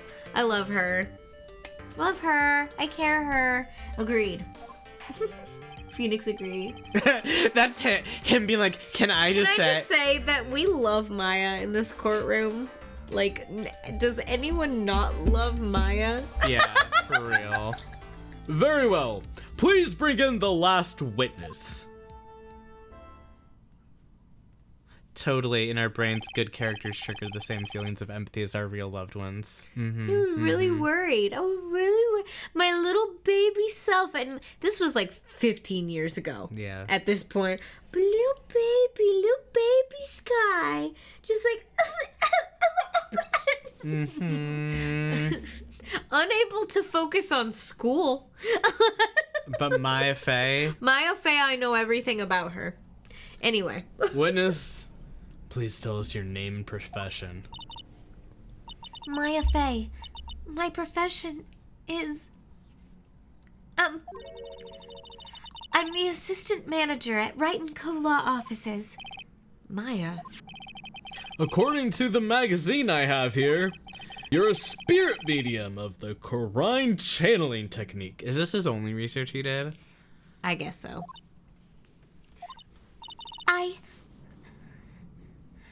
I'm frightened. The Fae clan. I don't want any more to do with it. Oh, Maya. The pain the Fae bloodline causes must be unbearable. Very well. Now then, Miss Faye? When the event occurred, you were in the garden of the Inner Temple, and you witnessed the moment of Miss Elise Dunim's murder. Is this correct? I didn't see. Straighten up this instant, young lady. Huh? Pick your head up and speak clearly. There's always time for crying later. But Your mother was killed right in front of your eyes. There's nothing you can do to change that fact. But there's something you can do. You can finish this. You've been watching the whole thing, right? You've seen the witnesses come out, and you've seen us squeeze the truth out of them. Now it's your turn. Let's hear your testimony. On the night of the crime, what exactly did you see happen? Witness, if you please. Can I say something controversial? Sure.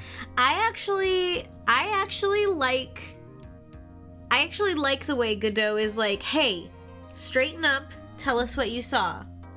You got this. Like, I think what he's really trying to do is give her the confidence to say the truth, no matter what it is. And I think he has a lot of reason to tell her to lie in this moment, because it would not benefit him. Yeah, but anyway, yeah, we could keep talking. Yes, Your Honor. I love hearing the mouse click of a hope allowing a message of someone threatened Godot in chat. But then we still are like, okay, but listen. Okay, but listen. We can't allow nuanced conversation without also letting people threaten Godot's fictional life. We need critique. You can't be mean to us, but you can be mean to Godot. You can be mean to Godot. Oh my god, please, by all means. I was passing through the garden on the way to a spare prep room when it happened. Suddenly, someone struck me over the head. I stumbled and ended up against the stone lantern. I think I screamed, "Help me!" Like that, like we're screaming, "Help me!" Now she's out of here. She doesn't want to play. Oh god, my arm. Wow, what? Why you do this if you don't want to hear? She doesn't know what's happening. She thinks you know nothing. She's like, why are you here? Oh my god. I feel like my arm fell out of its socket. From picking up our 5-pound cat. Yeah. I'm weak. Or I'm very small. What if I'm 5 pounds and I'm picking up 5 pounds of worm? Then that's different, for It's sure. different. Okay, anyway. Then something warm splashed over me. That's when I lost consciousness. So you were struck on the head. Oh. I suppose it must have been this staff. Maya, the person who hit you. It was Dahlia Hawthorne, wasn't it? I'm sorry, Nick. I couldn't see. I don't know who it was. Maya, think hard. Sorry, Nick, but I really couldn't. Ha! Can't say it was an especially good night for young ladies to be walking around alone. I'll be back really quickly. Yeah, I'm just gonna grab something. yeah. I got a little cut. It seems that it will be hard to determine the criminal through testimony alone. Very well then, Mr. Wright, please begin your cross-examination. Maya, hang in there. She doesn't look well at all. Wait, are you skipping stuff? No, I just read, like, Phoenix being like, hold on, Maya. Oh, okay, cool. That's all. That's all he did. Are you good? Yeah. Okay. I was just gonna like look through evidence while you were gone. Cool. Do you need a moment to fix that up? Just a second. Yeah, get a Band-Aid. I don't think I have a Band-Aid long enough. I think just having a Band-Aid. Okay. Well, I'll go get that too. Yeah, look at the evidence. You do some studying. Yeah. Boy, it's really good. Yeah. Okay, a present from... Okay, this is the Magatama. This is Occult. We know Occult. I don't think this is gonna have anything specific in it. Wow, Nick. I'm the one who went through some shit. You sound different suddenly. Yeah, at me suddenly being Phoenix. Okay, we know where everything was. We know that that's just the map. Wait, what are some other things about that? We know there's the cliffside there. We know that it's missing a beam. We know that Heavenly Hall could see the body being thrown over to it. And where that blue dot is where the body was thrown to. And if someone was in the inner temple, they would not have been able to, like, leave the inner temple and be in any of the other areas that are on the map after they were there. The magic bottle. You know. This lady. Iris's hood. We received that before the light top bell. The night of the crime. Protects from evil spirits. The weather data. I don't think we'll need any of that, but like, maybe I'm wrong. Okay. A lantern from the inner temple garden was not lit the night of the crime. It says Maya on it, and we know that Dahlia wrote Maya on there. Dusky bridge photo. Taken the morning after. The suspension beam is gone, just like we established earlier. The dagger, found stuck in a pine tree on the inner temple garden. The blood doesn't match the victims. This whole thing.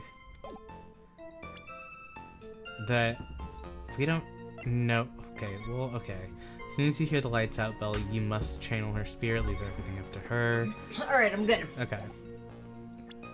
Okay. I was passing through the garden on the way to a spare prep room when it happened. Hold it. Who else was on the inner temple side that night? Well, Sister Bikini, of course.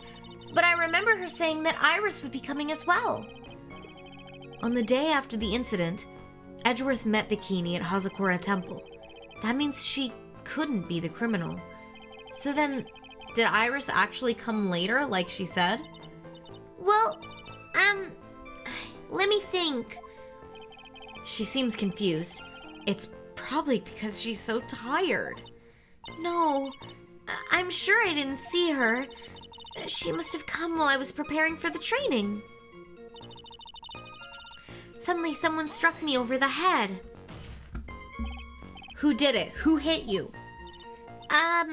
Well, I didn't see who it was. I was hit from behind. You didn't see the person, but after that, your attacker was in front of you. How could you not see who it was? Oh, let me think for a sec. I'm sorry.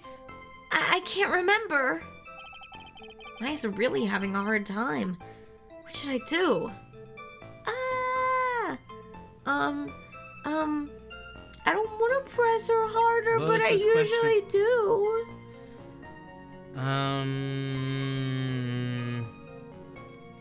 What was this question that we just asked her? We asked her, we asked her who was the person that hit her, and she was like, I don't know who hit me because they hit me from behind. And then she's like, and then he was like, if you came back, then your attacker would have been the same person. Who was that person? And she's like, I don't remember. So she doesn't remember who's been attacking her, either when she was awake or after she woke up. I feel like we can leave her alone right now, and if we need to, we can come back to this. Okay. Considering the conditions at the crime scene, it's not surprising she didn't see her attacker. Ha!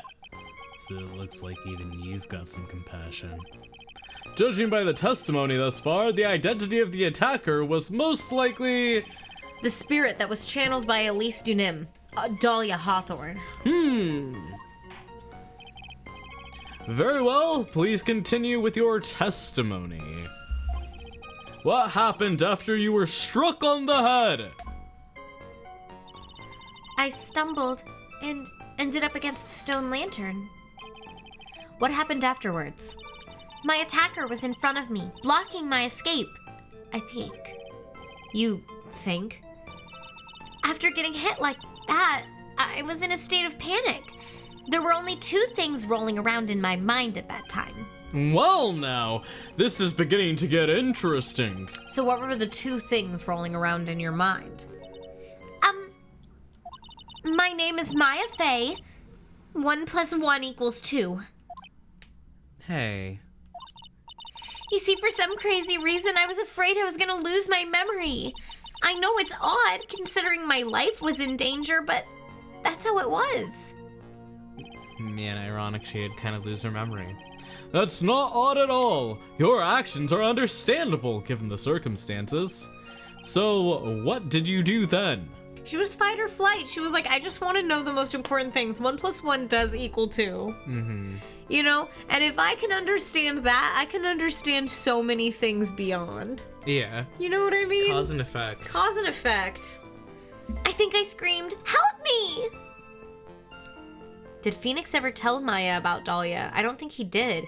She's got no clue what ended up. She ended up relative. That's so true. She does not know shit. She doesn't know who Dahlia is. I don't think Phoenix tells anyone anything about himself. Certainly not about his exes. No. The only reason she told Maya anything about Edgeworth is because he showed up. He was there, and the situation was actually happening in front of them. I agree. And she was like, "You have to tell me now because this is involved." And he was like, "Fine, I'll tell you because it's involved." Because our jobs are at stake now, actually. So you do need to tell me what's going on. Yeah, so exactly. Like, fine. Fine, I'll tell you. Fine. So it all started in the 2nd grade. I was young. I was young. He was young, and Larry was there. And straight Larry was there. Oh wait, I think I screamed, "Help me!" How did you scream, "Help me"? Did you scream think like, you screamed, "Help me," but you're not sure. Listen, I was a complete wreck. It was dark, and I couldn't see my attacker. Was it a man or a woman, an adult, a child? I had no idea. I was scared out of my wits. Believe me, my dear, I'm certain I would have soiled my robes. Ew. I thought this person might attack me, Anyway, I'm pretty sure I screamed. I thought that it was my last hope. Wow. It sounds like poor little Maya was really out of her mind. But I wonder what she meant by last hope. What? What? Hope? Which one's the last one? Which was the last one? Staring at you. Wow. What do I do? Do I press her for more details? My last hope. Which one? Wait a minute, Maya. What's this my last hope stuff? What? What do you mean by your last hope? No. That's what you said. You said my last hope. Huh? What? I said what? Look, you were facing an attacker that you couldn't see, and you screamed, right? You screamed, "Help me!" Fuck. Yeah. It's a slippery controller. It's very circular. Put it right here. It's okay. No, but I can't hold it. It's fine. Yeah. You testified that you screamed because you thought it was your last hope. Well, you know, it's like... What do you call it when when that happens? Maya's not doing so well up there. Yeah,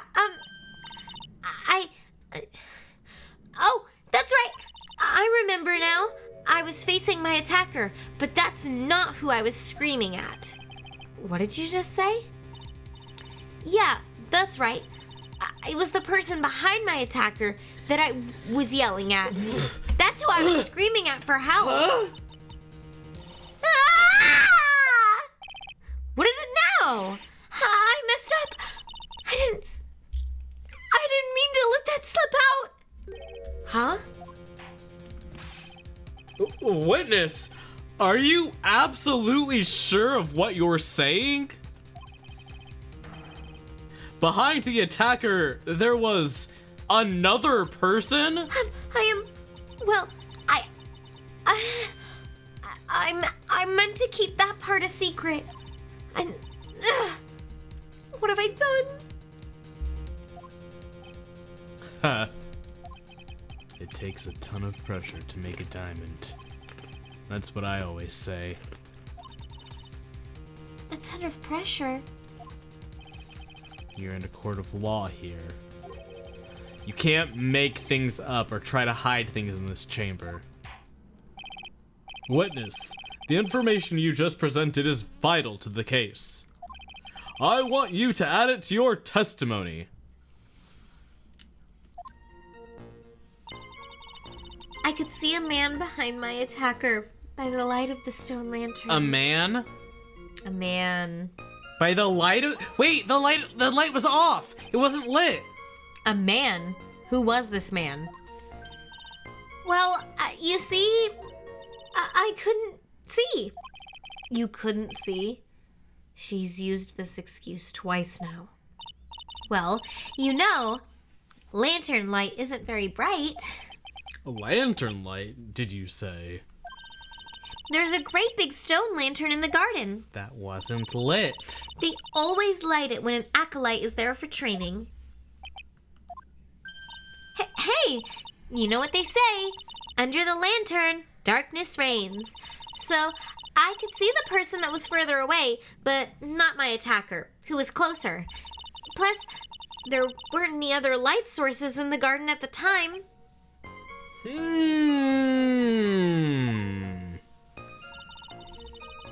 Then something warm splashed over me. You don't mean, was it? I didn't know it at the time, but I think it was probably blood. Gravy. Gravely roast her. That's so Gravely funny. roast her. I was also like, gravy. I was like, piss. I was like, no, don't say that. Don't say it.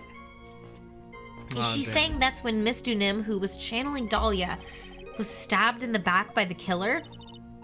At that moment, I was paralyzed with fear. I was just sitting there in the snow. I'm sure blood got on everything around me. Dropping frames again?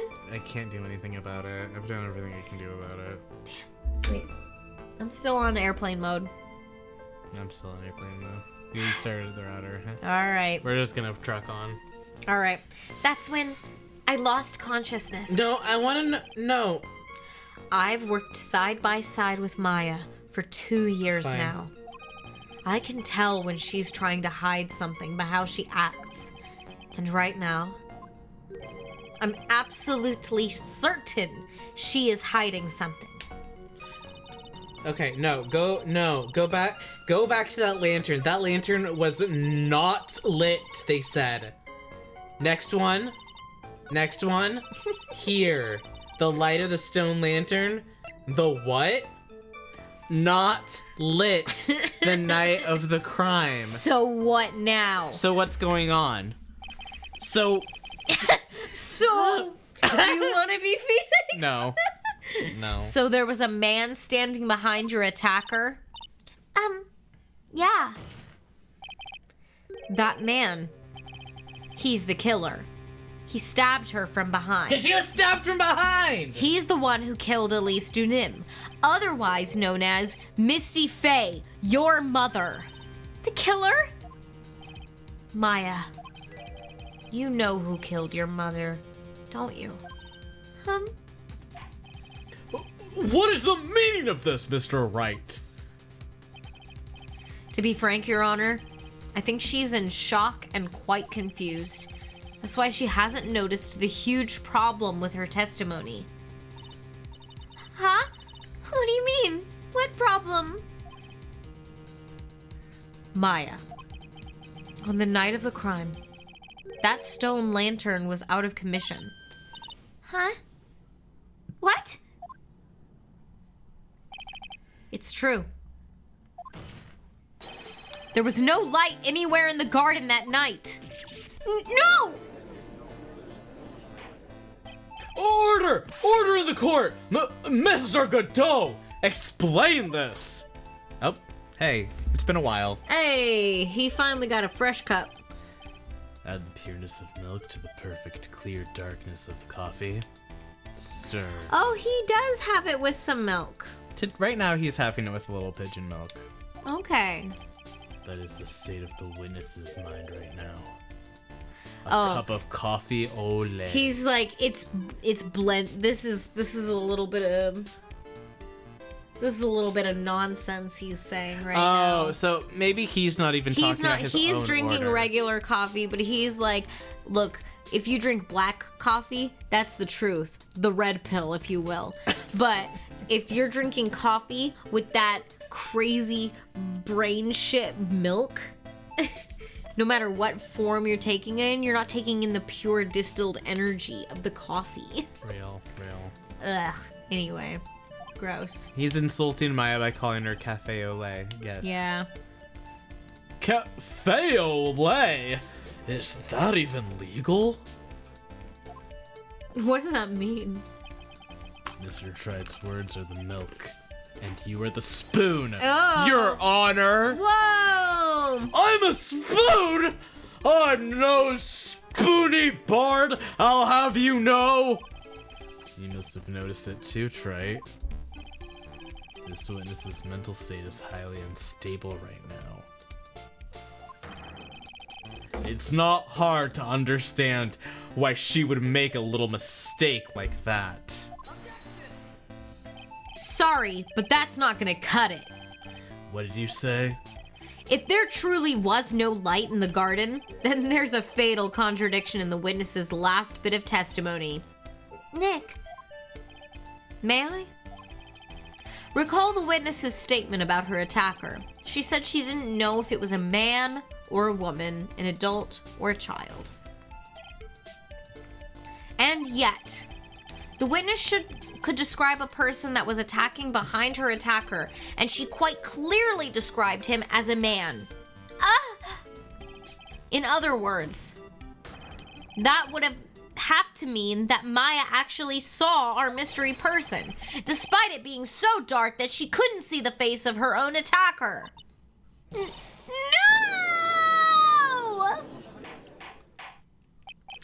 Order! Order! Order! What in the world does all this mean, Mr. Wright? Are you saying Miss Faye saw the real attacker under pitch black conditions?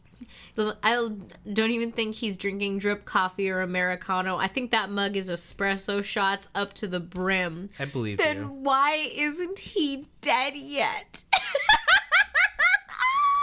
That's so funny. That kills me. I'm holding my heart. Why is it? Because that's that he espresso. Oh my god. Has anyone made a Think Sabrina about me Carpenter every espresso night. Oh, fan isn't that cam sweet? to I guess Godot so. yet? If they have, if you find one, please send it to me. About me espresso. I need to see it. I'm not gonna look for it. I'm working late because I'm a lawyer. I'm working late. Because I'm a prosecutor. All right, wait, did we say this? I said this, yeah. Okay. Trite. Do you have any idea what you're proposing? How could she have seen in the dark? There was no other light source at the scene. There are some things that you can only see in the dark, Mr. Godot. Maya, you did see who was the killer in the dark. And now, you're trying to cover for him. Cover? For the man that killed her mother? Yeah, she hasn't seen her mother since she was 2 years old. Don't know him. Don't know her. And she's dead already. Yeah. There's only one conclusion I can draw from this. You know who this man is. Please, Nick. I don't know anything. Please. I'm begging you. You talk a good game, Trey. But let's see if you can walk the walk. It was pitch black. So what could the witness see? I'm calling your bluff. No, Nick, don't. Please, stop. Maya is dead set on protecting this guy. The man who murdered Maya's long-lost mother. But I can't let him get away with it. I'm a lawyer, an officer of the court. I'm here to find the truth. All right, Mr. Wright, time to show us what you've got. Show us your stuff. Who was this person that you say Miss Faye saw in the darkness? Girl, I think it was this guy because he's got the glow-in-the-dark eyes. And we know he's a man. And that's a man. That's crazy. I think it's him because who else glows in the dark? Okay, let's look at all of our... I mean, she wouldn't have known that it was Laurice. Wasn't him. He wasn't here. He wasn't even in America. It could... Wasn't Francisca. She was also called in. She's a girl. She's girl. It wasn't him because he was sleeping and looking at people flying over bridges. Weren't her. She was dying. Weren't her. That's a woman. Wasn't him. Definitely not him. He glows in the dark. He glows in the dark. He glows in the dark. This is the man. This is when Godot comes out as a trans woman. You get minus points for trans misogyny. That kills me, Libby! Actually, now you are the one who is problematic. Points a gun at you, and Phoenix is like, no!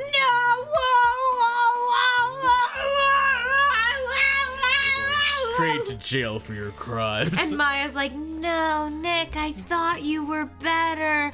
I would never call Godot a man. God. Okay. And Mia's disappointed too. Shaking. Like, I thought you knew Godot used she, her. I thought you knew we were lesbians. Oh, Nick, I thought you were woke. Turns out you're just fam. God. All right. Well, let's accuse this. Let's accuse him. Okay. Yeah. No, Frog Croak started it. Because it was pitch black, Miss Faye was able to recognize the killer easily. Maya defensively, his pronouns are she, her!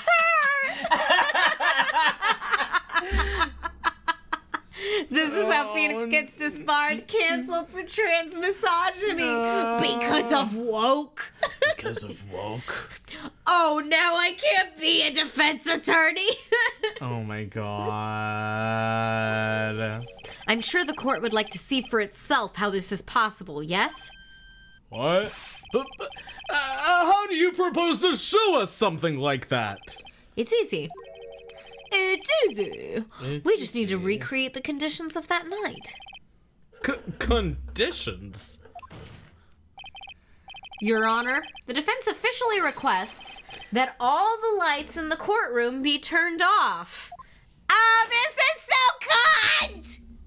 Sorry, guys, that was crass.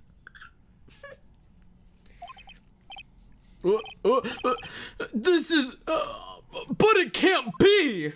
Huh.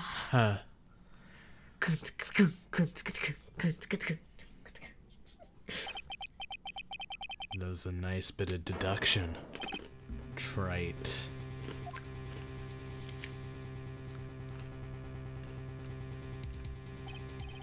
Did they fade the lights back on?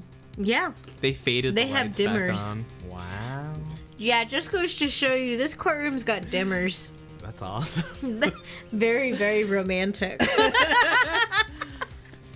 Well, everyone, this is the man Maya saw on the night of the murder. Now, explain. Order! Order! Order! Prosecutor Godot! What is the meaning of this? Oh, well, you need something to take the edge off. Surely you must be shocked to hear yourself accused of such a thing. Why aren't you denying it? Huh. Your Honor, you're asking the wrong person. What do you mean by that? If you've got a question, ask the witness. That's one of my rules. Well, Maya, how about it? How about it? What you saw that night? Was it 3 glowing red lights? On a beautiful chiseled face. Chiseled caramel brown face. Not shaved. Oh. Unruly hair. Unruly silver locks. How about it? Is that what you saw? Well, witness, answer the question. You're under oath. Gun to her head. Answer the question. You're wrong. I never saw that. Maya. I thought the person that stabbed my mother was a man. For a totally different reason. Maya's like, I didn't see that shit. You're crazy. Witness! Stop your chattering, Your Honor. Chattering? If it's worth asking, ask the witness. That's one of my rules. All right. Well then, let's continue with the testimony. Please tell us how you knew the killer was a man. Yes, Your Honor. I didn't realize it until after I woke up, but... Then he clearly said, my pronouns are he, him. When I came to, I was just lying there on the training hall floor. By the time I got back to the garden, the place had totally changed. The torches were lit, and the body was gone. All of the snow around the stone lantern had been carefully cleaned up, too. Since the person did all that work alone, I just assumed it was a man. I audibly rolled my eyes. I'm rolling my eyes at you, Maya. Maya. Don't you come from a village of, like, mostly women of power? Where is this coming from? Literally, what the fuck? I'm gonna grab you by the little top knot. Hey. Wow, Maya. I would also put my sibling's partner in jail if they were Godot. Me no care. Me no care.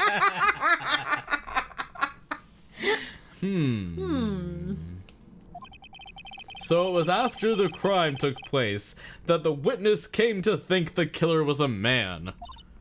Yes, that's right. I'm sorry, Your Honor. Maya does not believe in girl power. Shaking my damn head, shaking my damn head. No need to apologize. It's as Mr. Godot said, you're utterly exhausted. It's only natural that you would be a little confused. Yes, I'm just a little confused girl.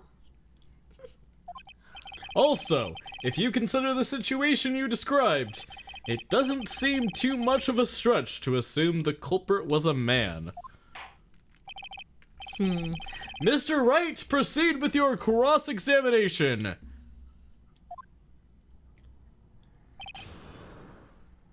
Do they ever actually... I don't know if they ever actually specify. To my knowledge, they don't. Unless it happens in the 6th game, which I never finished, I do not believe they get involved in that. My assumption is that it's kind of, like, not in a very impressive story. It's more that, like... He died in childbirth. He died in childbirth. I think it's more that, like, he just left. I think that, like, the storyline of the Kurine channeling technique bloodline is that men feel inferior in the, like, hierarchy. Yeah. And so they tend to, especially if they have daughters, just leave because they feel like they're being treated as unimportant, and so they might as well leave anyway. And I don't know if that's like a true, like, I don't, like, there, since it happens so much, there might be a relevancy to that, like, treatment versus like how they behave. Like, I don't know if it's nurture or if it's nature. But it sounds like it's a very tragic way to be. It's very obviously traumatized Maya and Mia and Dahlia and Iris and Pearls. It's very, very unhealthy. Like, do you think Mia and Maya have the same father? Yes. Yeah. I think that's an interesting question. That's an interesting question. Maybe not. I don't know. They could not, to be honest. It could. Maybe not. I don't know. I haven't really thought about that too deeply, but, like, I think the reason why I haven't thought of that as an option is because I'm like, oh, so Misty Faye went out and found 2 bespoke men. I mean, maybe she did. They're 11 years apart? Is that real? They're pretty far apart. Oh. I mean, she's older than Phoenix, and Maya's younger than Phoenix. You know what I mean? Yeah, and I mean, my siblings that I have that are... My siblings... Your siblings. My siblings You're are... a better example. My sibling is 10 and 9 years apart from me. So, and they are half siblings. Yes. So... And, I also have many siblings, and my oldest and youngest siblings are both half siblings. So Yeah. Makes sense. Makes sense. Yeah. I think Maya was 17. Yeah, so there's a lot going on. Ectoviolet, I think you might be right. Yep. Phoenix was 24 when he did his first case. Maya's dad is dead. He's dead. Says the wiki. Okay. Interesting. But how? Well, we'll see. Or we'll not. When I came to, I was just lying there on the training floor. We're at press time now. Oh. Or evidence time, or whatever. What evidence time? So when you lost consciousness when you were in the garden, is that right? Yes, I think it happened when the victim was stabbed. She struggled with victim because the victim is her mom, but she doesn't know her mom. She doesn't know her mommy. So the person that carried you into the inner temple? It could only have been the killer. That's what I think too.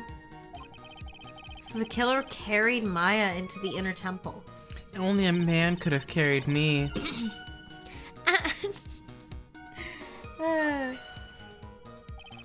Naturally, the killer must have done it, right? Yes, I think so. But why would the killer tamper with the crime scene like that? There must have been something that the killer desperately wanted to hide.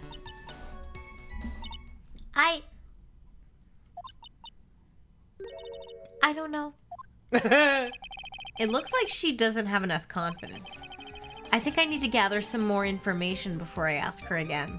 We're gonna feed her some Pokeblocks and then she'll be ready. Yeah.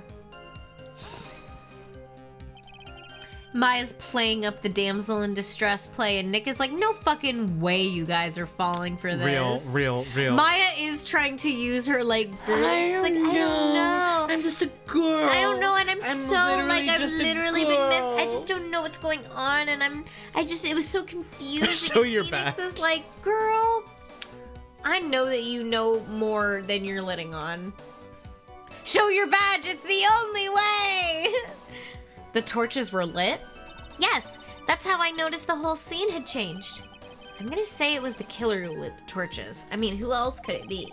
The killer probably lit them since it'd be impossible to do any cover-up work in the dark. However, if that's true, there's one thing that still bothers me.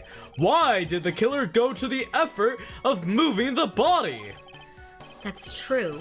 It's hard to see how that would be of any advantage to the killer.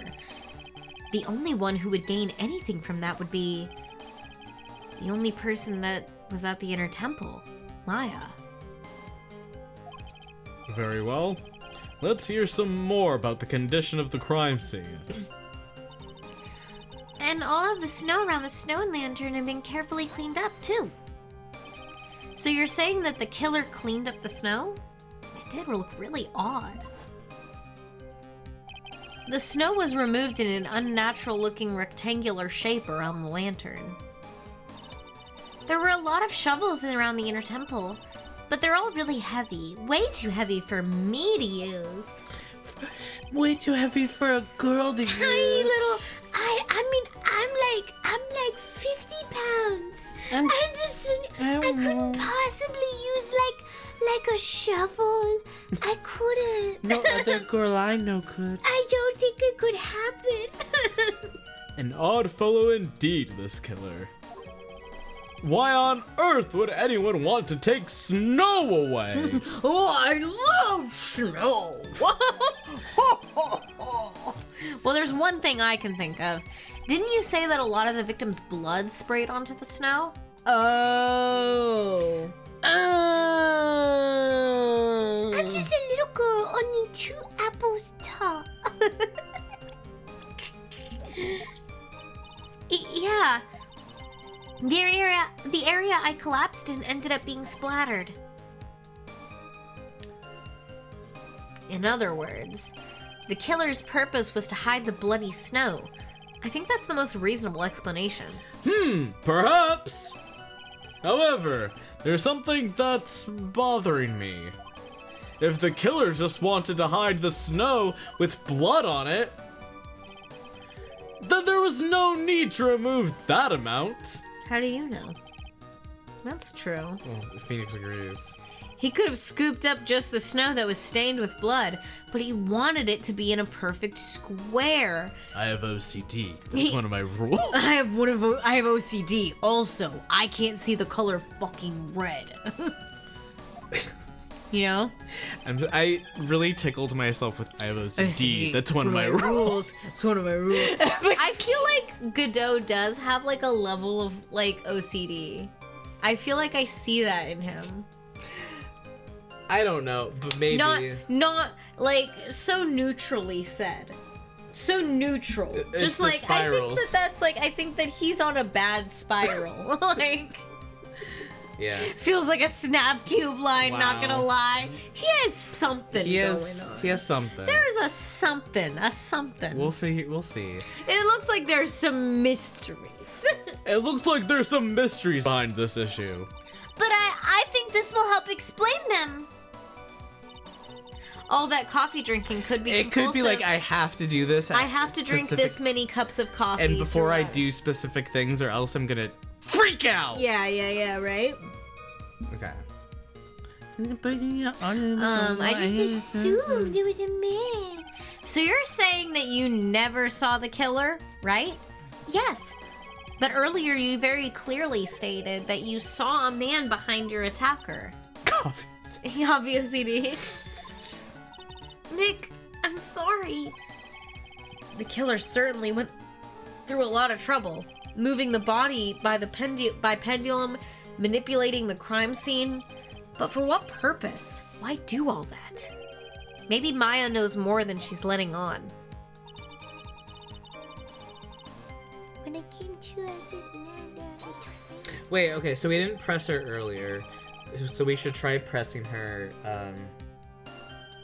because we did this already. We did this? This is the first one. Oh. So now we need to present something. I think it was this one that we didn't press on, and now we should press, because we had him before, but we tried everything, and like that's the only thing we haven't tried, and we haven't gotten anywhere. And I can't see any evidence that I think we should present. No, the one before this. Wait, this one? Yeah, press this one. Press this one? Yeah. Okay. Naturally, the killer must have done it, right? The killer must have done it, right? Yes, I think so. But why would the killer tamper with the crime scene like that? There must have been something that the killer desperately wanted to hide. The truth is, when I saw the crime scene, I felt something. You did? Yes. I felt like the killer was hiding the evidence for me. For my sake. What? Hiding it for you? Everyone knew that I was the only one at the inner temple that night. If Sister Bikini had come back and looked at the garden, she may have thought that you had done it. No, she definitely would have thought so. And you're saying that's why the killer cleaned up the crime scene to make it look like nothing had happened? Yes, I'm sure of it. Well, that's certainly an important piece of information. I want you to add that to your testimony. I will say that it is interesting. Well, I'll talk about it later. Yes, Your Honor. I feel like we all see where this is going, but I'll talk about it later. Let's talk about it later. I think it was for my sake that the killer cleaned up the evidence of what had happened. They did it for your sake? Well, if the body and the blood hadn't been removed, I would have immediately been the prime suspect, right? Yes, I suppose that's true. Yeah, and if that had happened, the body would have caused some other problems too. If her real identity had come out right then, it would have been terrible. Maya is so smart. Master of Kurine, killed by her own daughter. I don't think Maya would have been able to handle it. But still, it's rather difficult to fathom the killer's motives. What reason is there to go through that much trouble to protect you? I don't know. I don't know. The torches were lit, and the body was gone. Wait, okay. It was for my sake that the killer cleaned up the evidence of what had happened. But then, he didn't... This person that was trying to clean everything up very clearly did not Adjusting my glasses. They did not clean up maybe the most important aspect of what they should have cleaned up. Yes. I think they did a bad. Whoever this is, whoever. And I don't want to name names. I'm not gonna point any fingers or anything, but someone who maybe has trouble seeing the color red might have maybe missed a spot here and been a little confused, and maybe that's why they went around in a very perfect rectangle around the stone lantern, because they know that they cannot see red, and so they were just making sure to cover all their bases in a very clean way. But they didn't get the obvious blood splatter. I don't know who. It could be anybody. Just all the evidence isn't gone. All the evidence isn't gone. The body of Elise Dunem was carried all the way to Hazakura Temple's courtyard. Then, at the garden, the real scene of the crime, snow that we suspect was covered in blood, was scooped up and removed. It's reasonable to believe that all this was done in an attempt to hide the true crime scene. However, there's still one matter that seems somewhat odd. Oh, and what would that be? You must have figured it out by now, Mr. Godot. It's the message written in blood on the lantern. It was written very clearly on the white stone lantern. Maya. If the killer was so motivated to protect Maya from suspicion, then why didn't they wipe the writing off the lantern? Ah! You're right!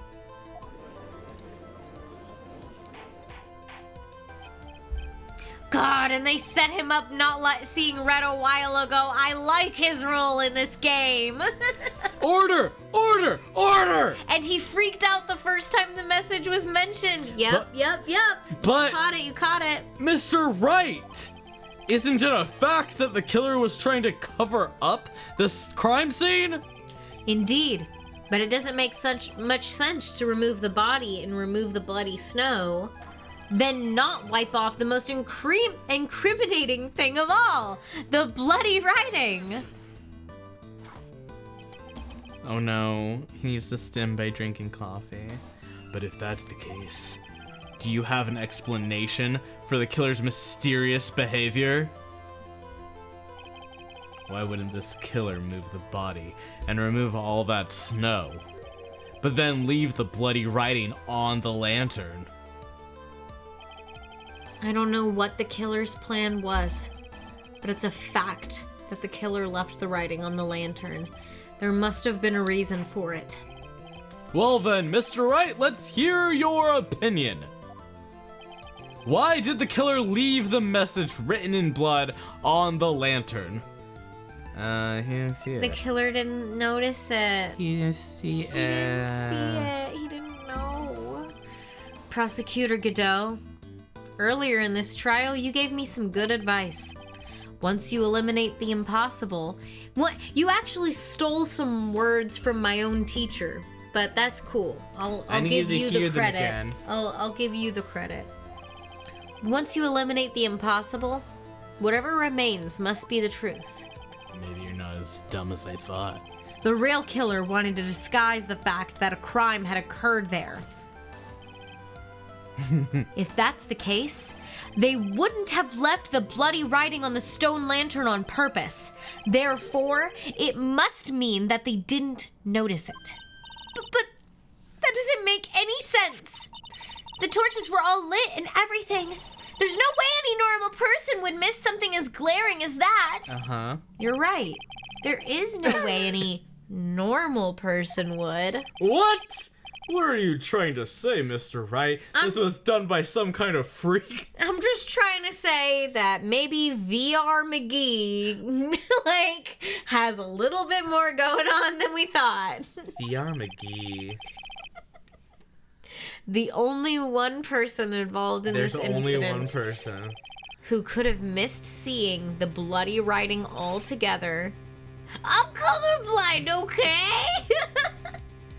I feel like being colorblind doesn't work like that. I think you can see red against white. That's a contrast thing. I mean, Yeah. I guess it depends on Maybe the color. I guess it depends on the kind of color, contrast. the kind of colorblind you are, because Yeah. there's different kinds. There's different. And who would that be?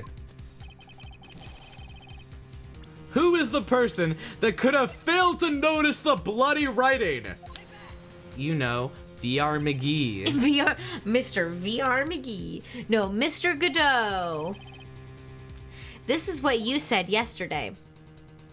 I'm stupid. I'm dumb and my eyesight really sucks. My eyesight is pretty messed up. My twisted mind. Even with these huge goggles on my head, I still can't see everything. I love that he calls them goggles. These goggles. Goggles McGee. You can't see everything? I thought with your weird Cyclops vision, you could see 10 times as much as me. I thought you had heat vision. Is that correct, Mr. Godot? This lantern was submitted as evidence today. I would like the court to think back to the moment it was first presented. This lantern! There's something written on it. But why? It's written in blood! Nonsense. This lantern, it's as clean as a whistle. Girl. Mr. Godot, just admit it. There are certain colors you can't see. Correct? No. No, stupid. Dumb. Kicks him, throws coffee at him. You can't see red on a white background, can you? Pushes him. You can't see it. That's right. Wait, we went through this before. During the poisoning case at Très Bien. This is the apron the delightful Miss Bird was wearing at the time, and somehow spilled coffee on it. There's something still bothering me, Mr. Godot. Why have you not explained the blood stain to the court? Blood stain? What bloodstain would that be? Don't play games, prosecutor! The blood-covered stain that's smeared all over the apron!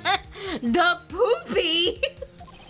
That's ridiculous! No one told me anything about a blood stain!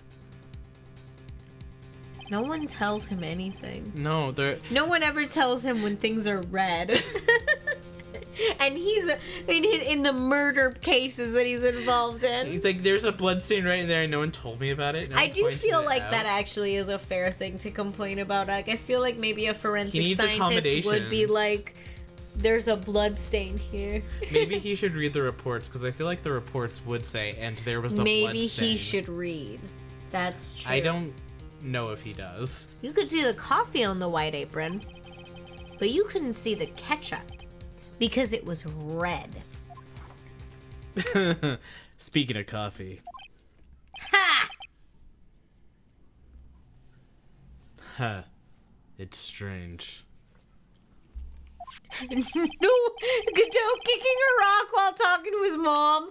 No one ever tells me anything or wants to hang out with me. In a black and white photo, those letters would have appeared black to me. I wonder, why am I the only one who can't see them? So then, Mr. Godot, are you admitting it? Are you admitting that you can't see the red writing on the lantern?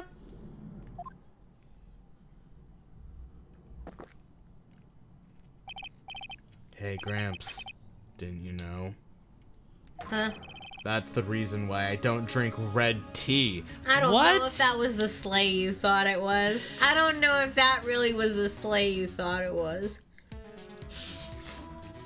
What? Everybody's like, I don't This think cup is empty. There's... If I drank red tea, this cup wouldn't be full of anything. He has a mug. It would make the cup invisible. He has a mug of cranberry juice. Cranberry juice. And he's like, hey, who handed me the empty mug? He just can't see it. Can't see nothing. He can't even, like, it wouldn't even look like water. It would just look like nothing. You couldn't even see a texture. If someone's wearing red, they look naked. No, they don't even look naked. They look like they don't have a torso. They don't exist. He's like, floating what head. The hell's up with floating head? Looks at Edgeworth and is like, oh my god, it's a floating head. Yeah. I wasn't sure about it until now, but I just can't believe it. Prosecutor Godot is the murderer. But there's no going back now. I finally figured out the truth. It would look like they were wearing white. You are right. Mr. Godot, the defense at this time. Yeah, no, we were making gaffes and goofs and jokes, kind of like the "Hey Ash, what you playing?" colorblind video. You remember that one? I don't, but we'll have to watch it. We'll have to watch it. I'll send it to the Discord also. Mr. Godot, the defense at this time formally accuses you. You are the murderer of Miss Elise Dunim, also known as Ms. Misty Faye.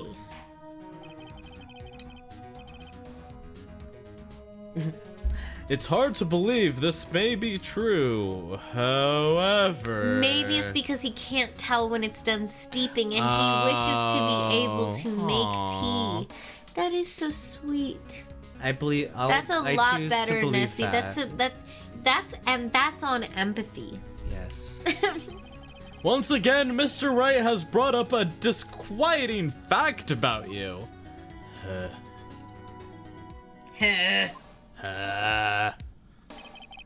Just make sure you don't fill out the indictment in red ink, Gramps.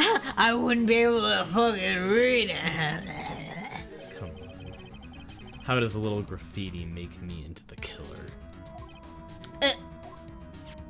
Besides, it's not like it's my name that's written here. I'm certain that the killer wasn't able to see the color red. This is rich.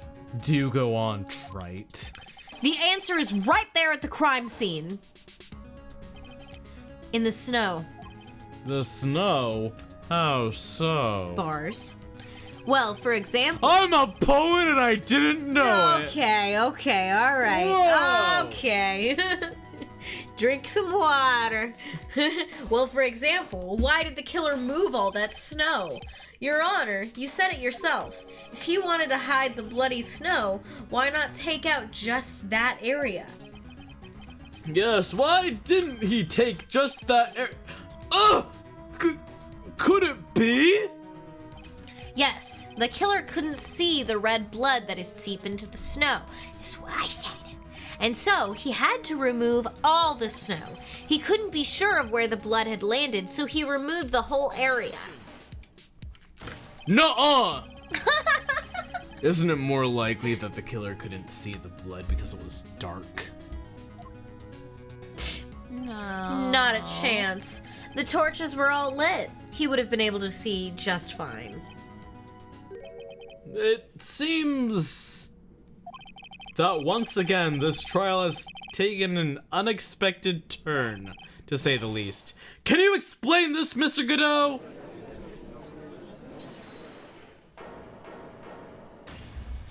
Wait, just 1 minute! Maya!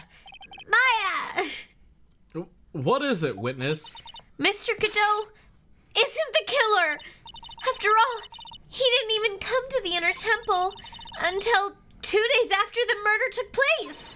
He didn't show up until after that old bridge got fixed up. Maya. You can't testify to something like that. Why? What do you mean? I may not looking, but I'm... Ah! After the murder happened, you didn't even exist. She didn't... I'm afraid I don't follow. Are you senile, old man? We established this just a little while ago. After the murder, this witness was unconscious for a long time. Because she was channeling Dahlia Hawthorne.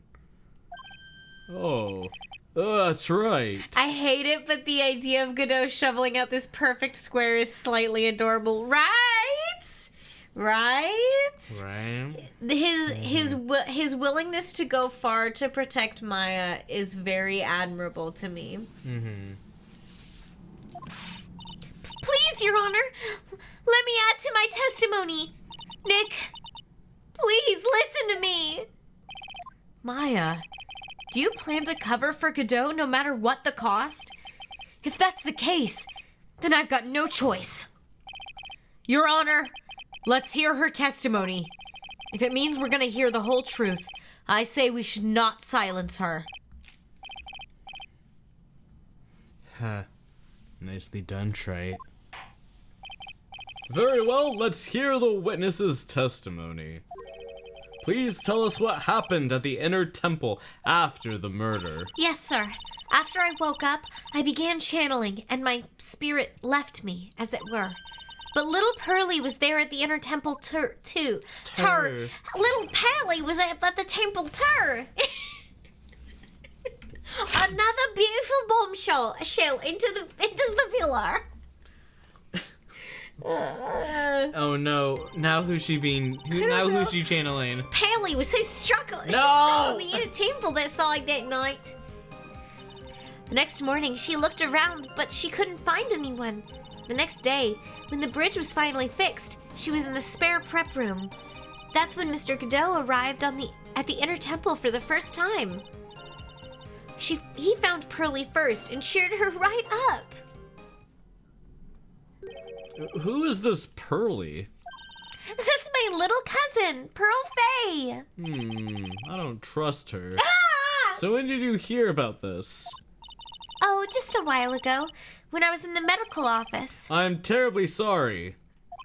But what you heard from someone else is simply not admissible as testimony.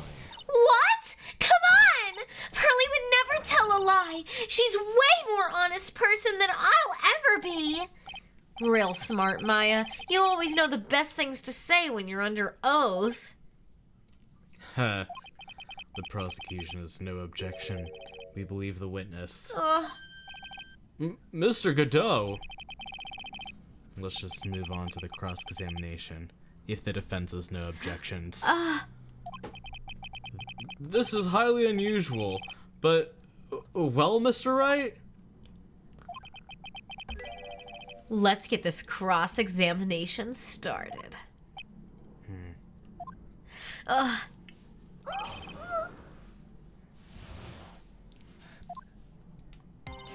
Pearlie was also stuck on the inner temple side that night.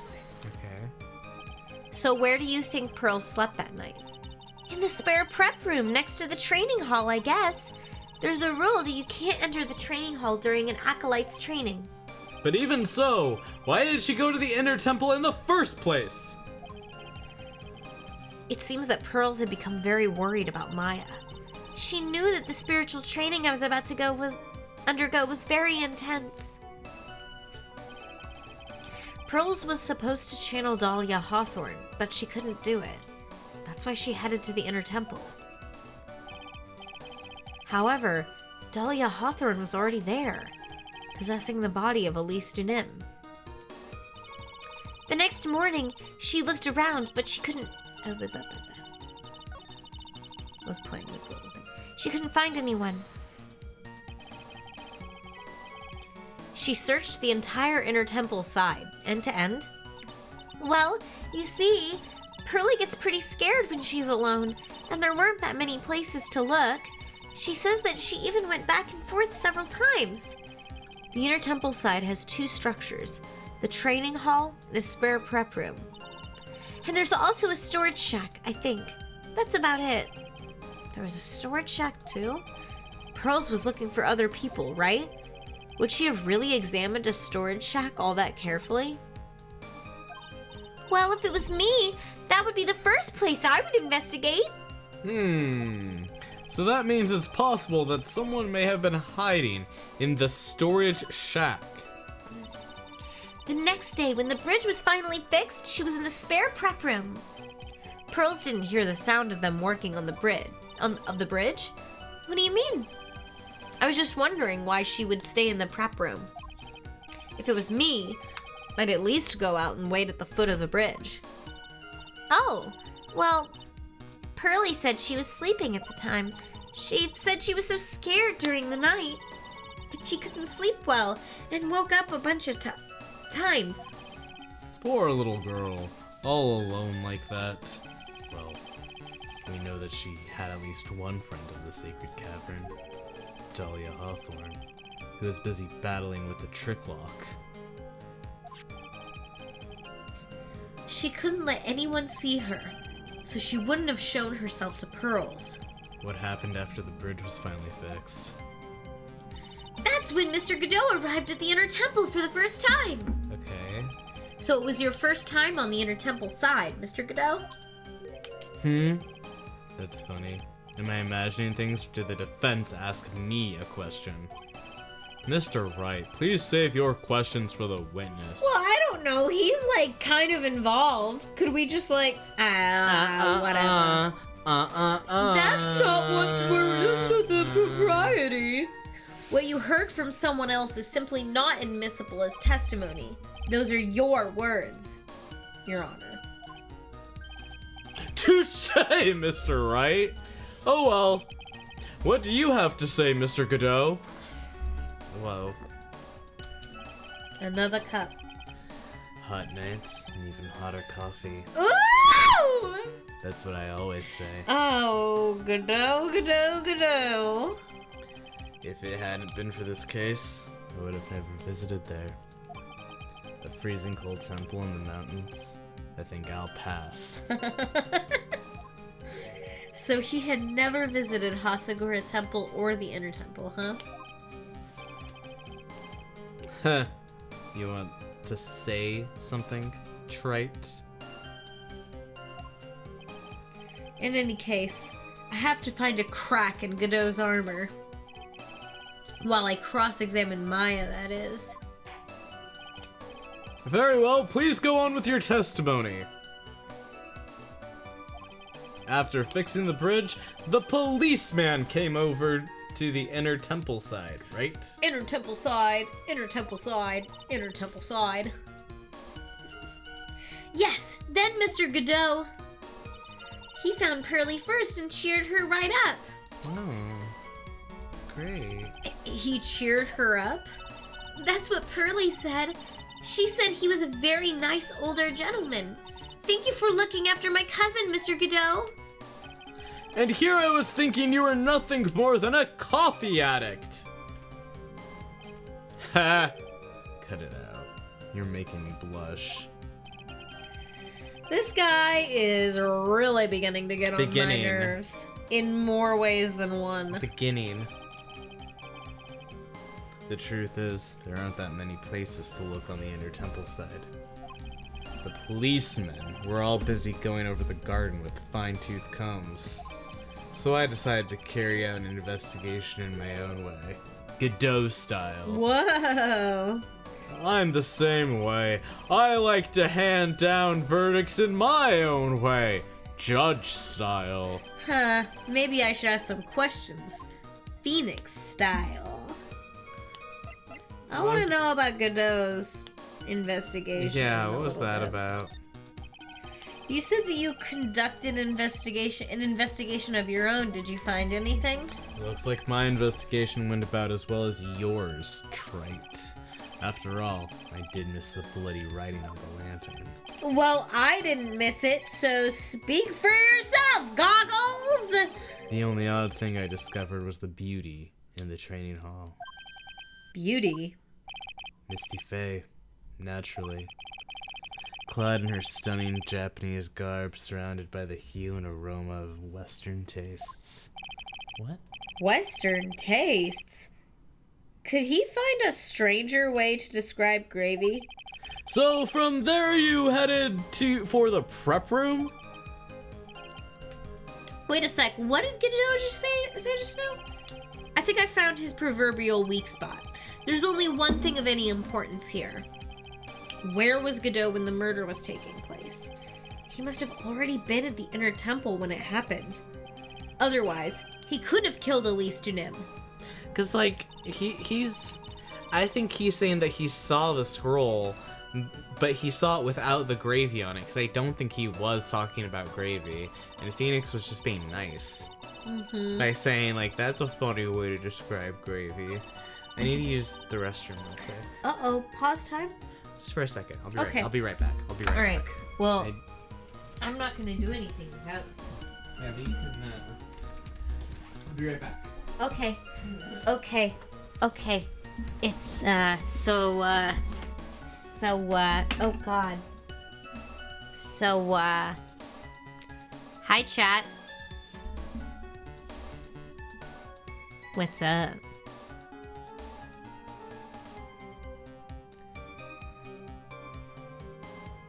How's it going? Hi. Hi, everyone.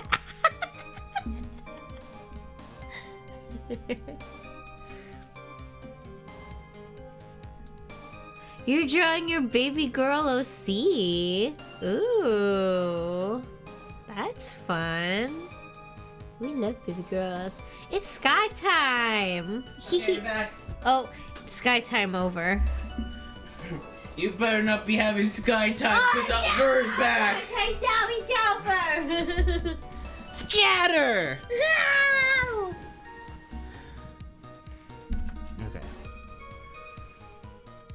Okay. Wait, okay. So the that's when hanging you scroll. arrived at the hang. So they were talking about the gravy. Yeah. He arrived. No. Yes. No. You're right. You're right. I'm saying him being there for the first time. He knew about the Japanese garb. Yes. And she wasn't wearing Japanese garb when we saw her, because when she was Elise Dunim, she was wearing like a magician's outfit or whatever, like a mage. Yes. Sure. Yeah. Or whatever. Like, it didn't look Japanese to me. Well, it was definitely more Japan. It was more traditional. You tweaked an old art piece just a bit. That's wonderful. Love that. Oh, and thank you all for giving a little bit of love to me. That's so sweet. I never know what to do when Oliver is not right here. I'm always like, hi. Oh my God.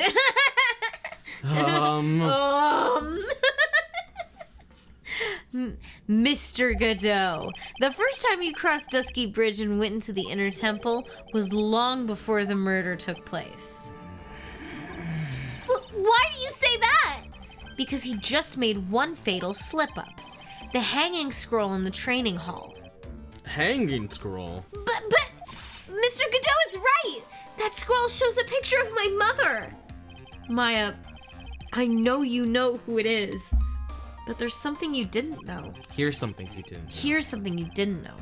By the time the bridge had been repaired, 2 days after the murder, the hanging scroll in the training hall looked like this.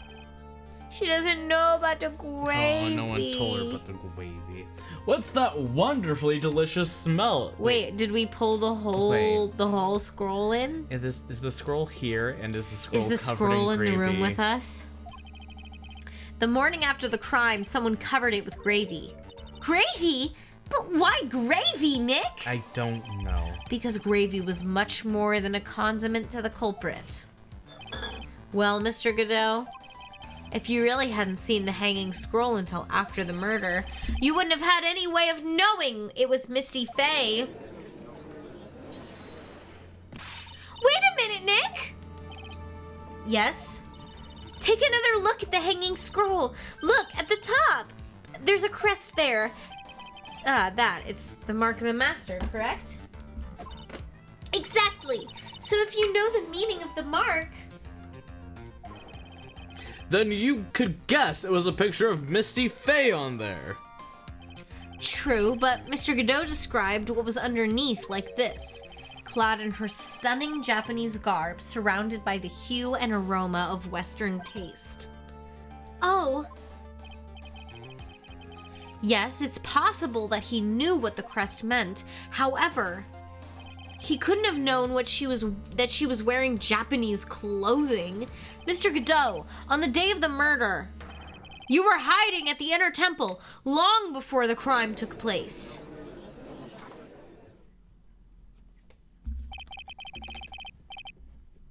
Can I ask you just one little thing, Trey? Did he slip that coffee over, or you're just labeling that as a new one? It's a new one. He slipped it over. It slid over. It slid over. Oh, okay. What is it? This whole theory of yours, it all rests on a certain assumption. That I knew beforehand that a crime was going to be committed. That's right. Otherwise, there's no reason for him to sneak onto the crime scene. That's right. That's my hang-up, too. Of course, Mr. Godot knew about the plan. Huh? Huh? What did you say? Is it really possible that another person knew of that plan? Well, yeah, because the letter. Like, more than one person knew about that, at least. Like, Pearl knew about it, Elise knew about it,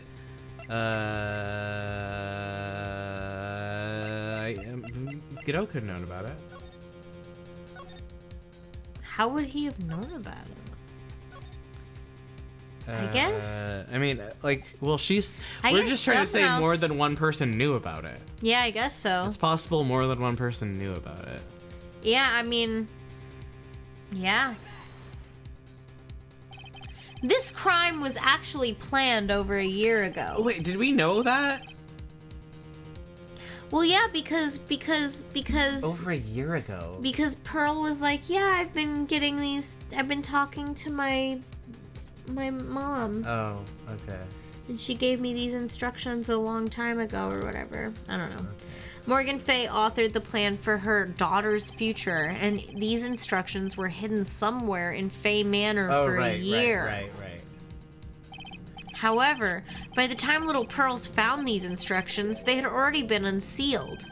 Unsealed? Yes. The killer had read these instructions long before Pearls ever found them, and that's how he knew the crime was to take place at the Inner Temple. And you still insist this crafty killer is me? The game is Ace Attorney is either, oh my god, it's so obvious, how does Phoenix not know, or what is he talking about? Literally, that's so true. Yeah, you bet I do. But you just said the instructions were hidden. That's right. Mr. Godot couldn't have known where the instructions were hidden.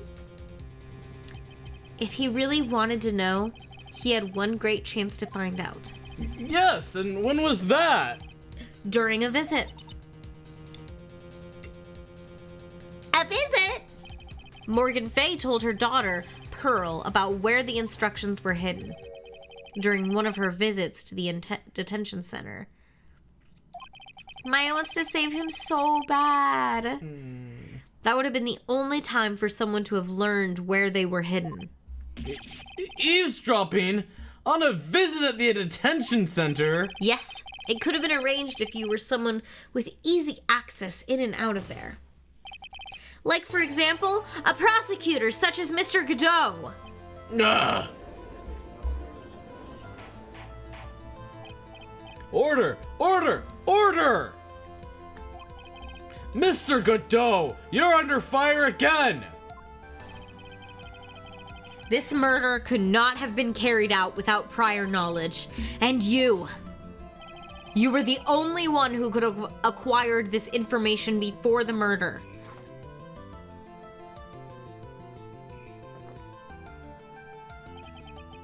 Humans are afraid of the dark. And yet, at the same time, we're fascinated and bewitched by it. Maybe that's why humans drink the darkness that is coffee.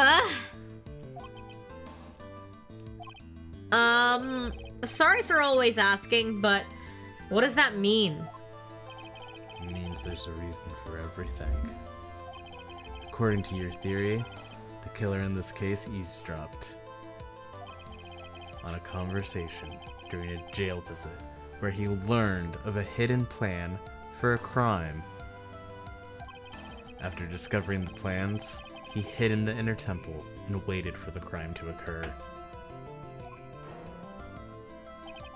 Then he ultimately took a person's life.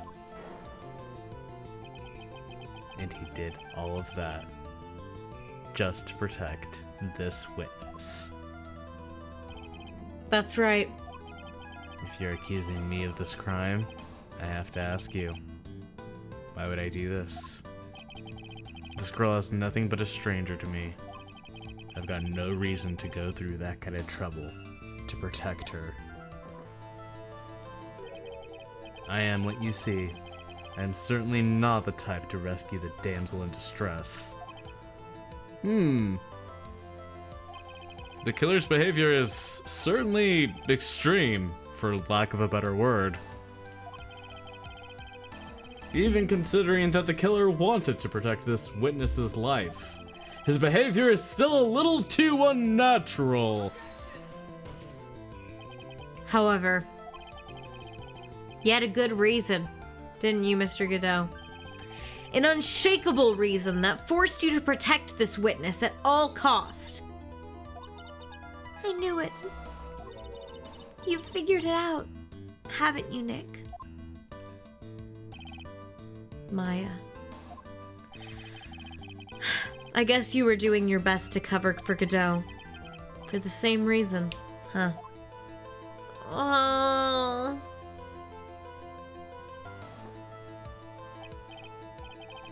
Okay, Trey. I'm all ears. Let's hear it. It's very simple.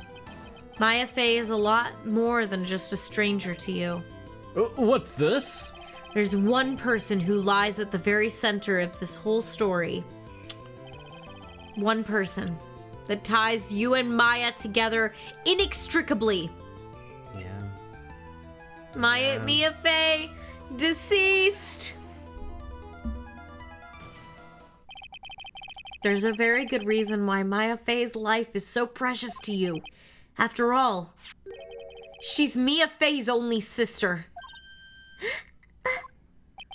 Mia Fey. Mia started this series and she'll end it. Real. You once worked alongside her.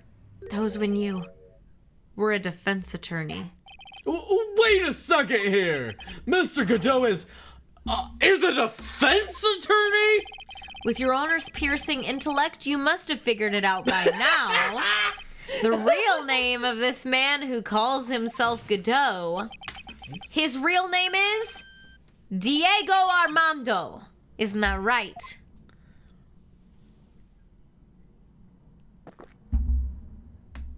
The last time someone called me by that name was over 6 years ago.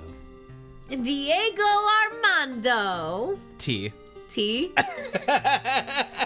Did I say a T? Godot? No, it's... Godot. Godot. Diego Armando. Diego Armando. That name rings a bell. It should, Your Honor. All this is related to a single case. A case in which a convict named Terry Falls killed himself. Mia Fey's first time in court, the tragic outcome left a deep wound in her heart. She knew that behind it all was a heartless, scheming demoness in disguise. But in the end, Mia couldn't tear off that disguise. However, there was one man who reached out to help her.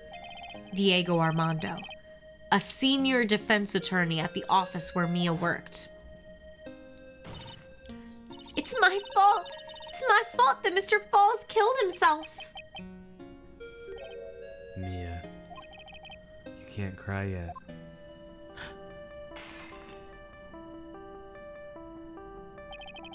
The only time a lawyer can cry is when it's all over.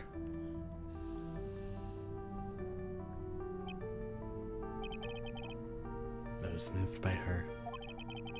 The way she put all her faith in her clients. That pure, sweet heart of hers. That's why I could never forgive Dahlia Hawthorne. Mia and I thoroughly investigated that fake kidnapping incident. Then, one fateful day, Dahlia wanted to meet with me. It had been 6 months since the trial. We met in the courthouse cafeteria. Oh, I just remembered. 6 years ago, right here in this courthouse, you were poisoned. Even I didn't see it coming. Dahlia Hawthorne slipped some poison into my coffee. Some newspaper at the time called it a murder. But very little information about the case was released to the press. But you weren't dead at all. Frog Croaks, I completely agree with you. I think it's funny. No official reports ever actually called it a murder. It was just a deep, deep coma. I see. My body shut down, and my life became nothing but a deep, long sleep. That woman's poison did a real number on my central nervous system. I lost my sight, and all of my hair turned white. Except for the beard hair. Except for my beard hair. That's different. Dark. And my pubes. I didn't say that.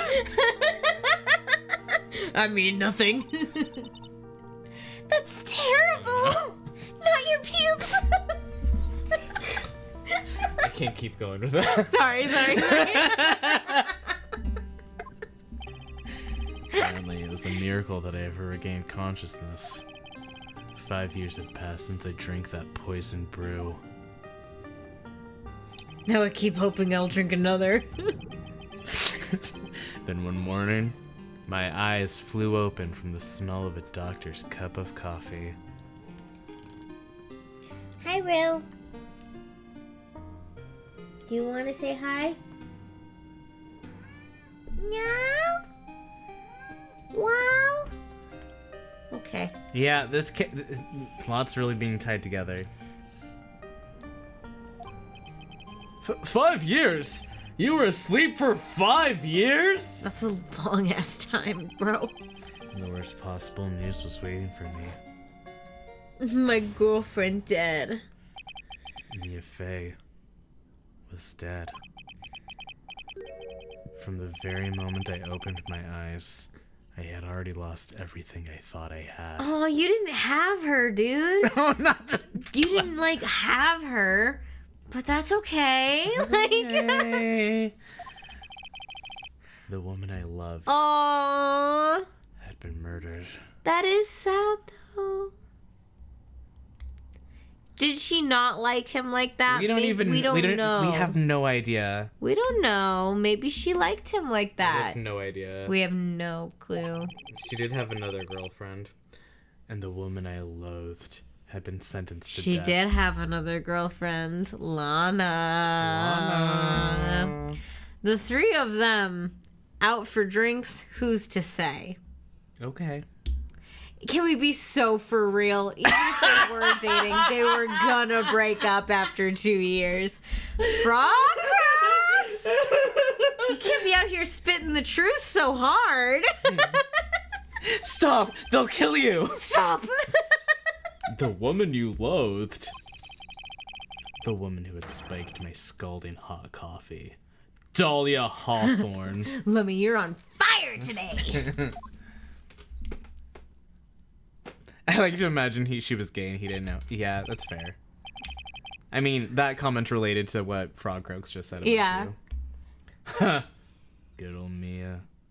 She didn't let me down. She got her revenge before she checked out.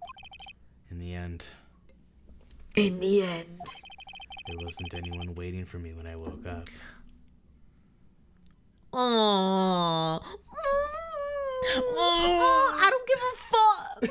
I don't give a fuck. That's so sad. For someone like me, someone who had slept away their best days, there were only 2 reasons left to live. And it was for one of those 2 reasons that I decided to become a prosecutor. It was for those 2 reasons. And it was for those 2 reasons. If I may ask, what were your 2 reasons to live? Cop. The first was you, Trite. What? And that's why people want them to kiss. Yeah. I don't really ship it. 1, free coffee. No, 2 is free coffee. Huh? Me? If I hadn't drank that stupid poison, Mia Fey would never have died. Much less the way she did. Huh? And you were the only one who was there to protect her. But you let her die. It was all your fault. I didn't know the lore. It wasn't like that. I wanted to see for myself what kind of man you really were. I needed to go back to being dead. So that's why you became a prosecutor. I ship Godot with a long solo trip along the coast and some therapy. Yeah, that sounds lovely. That's lovely. My other reason for living. She goes by the name of Maya Fey. Oh, but that's like kind of sweet though, right? Like he's like her one living relative that like loved her so much and that she loved so much. Huh? You mean me? No, the other Maya Fey. You were the only way I could make up for the sin of not saving me. You couldn't save her, dude. Bro, you were in a coma. 1 year ago when the Crime Village incident was resolved, it was obvious that Morgan Fey was planning something. I would have stopped Mia Fey's assassination. Red White would have flashed his ugly smile at you and beaten you to death with a rock. Literally! Would have done the same exact... It would have been he the same would have been thing. like, look over there, and Godot would have turned and you would have hit him in the head. Yeah, for real, for real. What, Will? Do you have an opinion? She's like, why would you say that? She's a Godot apologist. Well, Wait, were you a Godot apologist? She's getting a little pissed off about the stream. Yeah, she doesn't like that we're still streaming after like 3 hours. More like 4 hours. Yeah. That's okay. We're almost there. Yeah. We're almost there, Rue. You said this? Yes. Okay. Whatever her evil plan was, I was determined to stop it. Oh, no, I mean with like the extra one that we did before. Ow, Rue. That was like, how long was that earlier? Rue. What are you doing? You're so silly. Why is she being weird? She's being weird. Why? What do you My role as think? prosecutor put me in the perfect position to do something about her. That's how you overheard Pearl's visit with Morgan at the detention center. I knew that the time was drawing near. I'm sorry. Rue is like clawing all across the underside of the couch we're sitting on. Yeah. Like she is very clearly making her opinion known. Yeah. Okay, now she's moving the curtains. Okay, she needs to stop that. Yeah, it's been okay. Yeah, it restarted the timer. Add like 31 minutes to that. Since I knew the plan, I thought I could foil it. My goal was to outwit the plan. I thought if I could do that, I could keep that girl from being caught up in it. That makes sense. If Pearls had known that the actual purpose of the plan was to kill Maya, she never would have helped out. Real? Finally, the day of the plan was drawing near. I contacted both my accomplices. Accomplices! Iris of Hazakura Temple and Misty Faye. They were both in on it? Vine Boom? I especially needed the help of Iris. She was to take the fall in my backup plan in case we couldn't control Pearl Faye. Whoa! But how did you contact my mother? She had been missing for almost 20 years. To you. To you. I knew your mom. I know your mom. Officially, yes. What? What do you mean officially? Another one?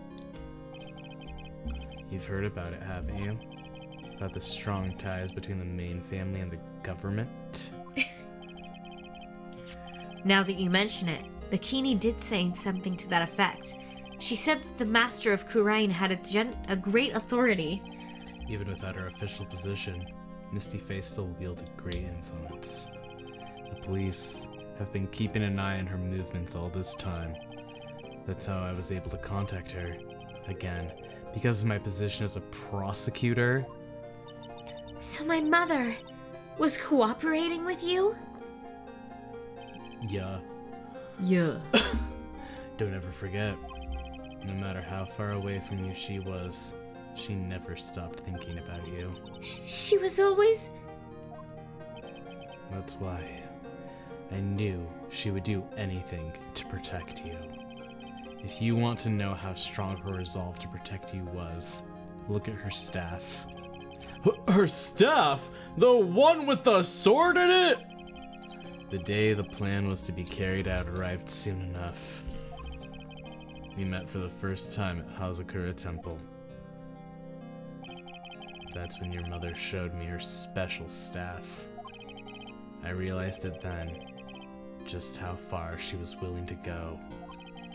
She was ready to use that sword to protect you from Morgan Faye, if necessary. Yes. Even if it meant paying the ultimate price. Mother. That night, the night of the crime, there was just one way to stop Morgan's evil plan. You mean Pearls, don't you? We had to make sure she didn't channel Dahlia Hawthorne. Well, Wow. Pearl, what are you going to do that tonight? Well, If you'd like, you can come to my room. Perhaps we can read some books together. Oh, she was like, do you maybe want to do anything other than the murder you're planning to do tonight? We thought we could prevent her from playing her part in Morgan's plan, but she never showed up. She was worried and followed me to the inner temple. And that was the thing we were most afraid of. Oh. And that's why Misty Faye had to do the channeling herself. So she channeled her to intercept Pearl channeling her. She channeled Dahlia Hawthorne into her own body. What? What? What do you mean? If she channeled the spirit first, then Pearls wouldn't be able to do it herself. As Master of Crime, Misty Faye's power was supreme. So that's how it went down. She channeled Dahlia Hawthorne so that Pearl Faye wouldn't be able to.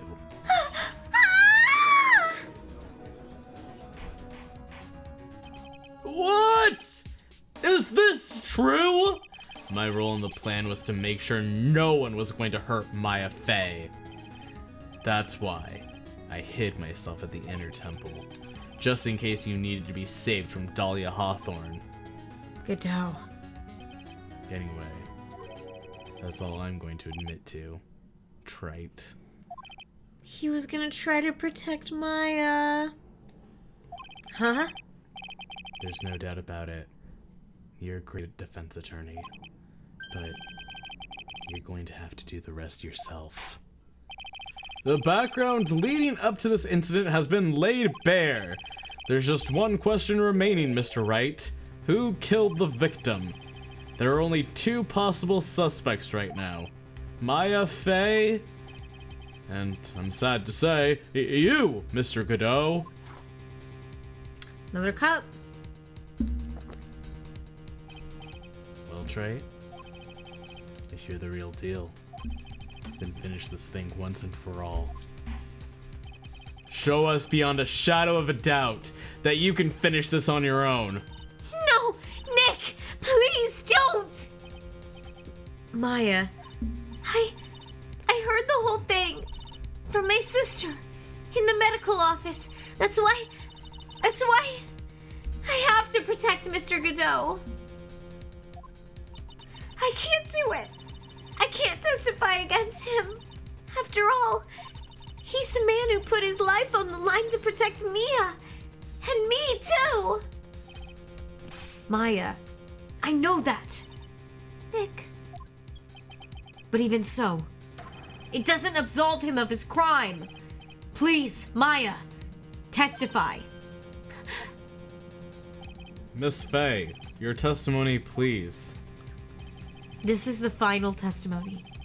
Don't bother trying to hide anything. Because I'll know. I want to hear the truth from your own lips. I understand. I'm sure you were right.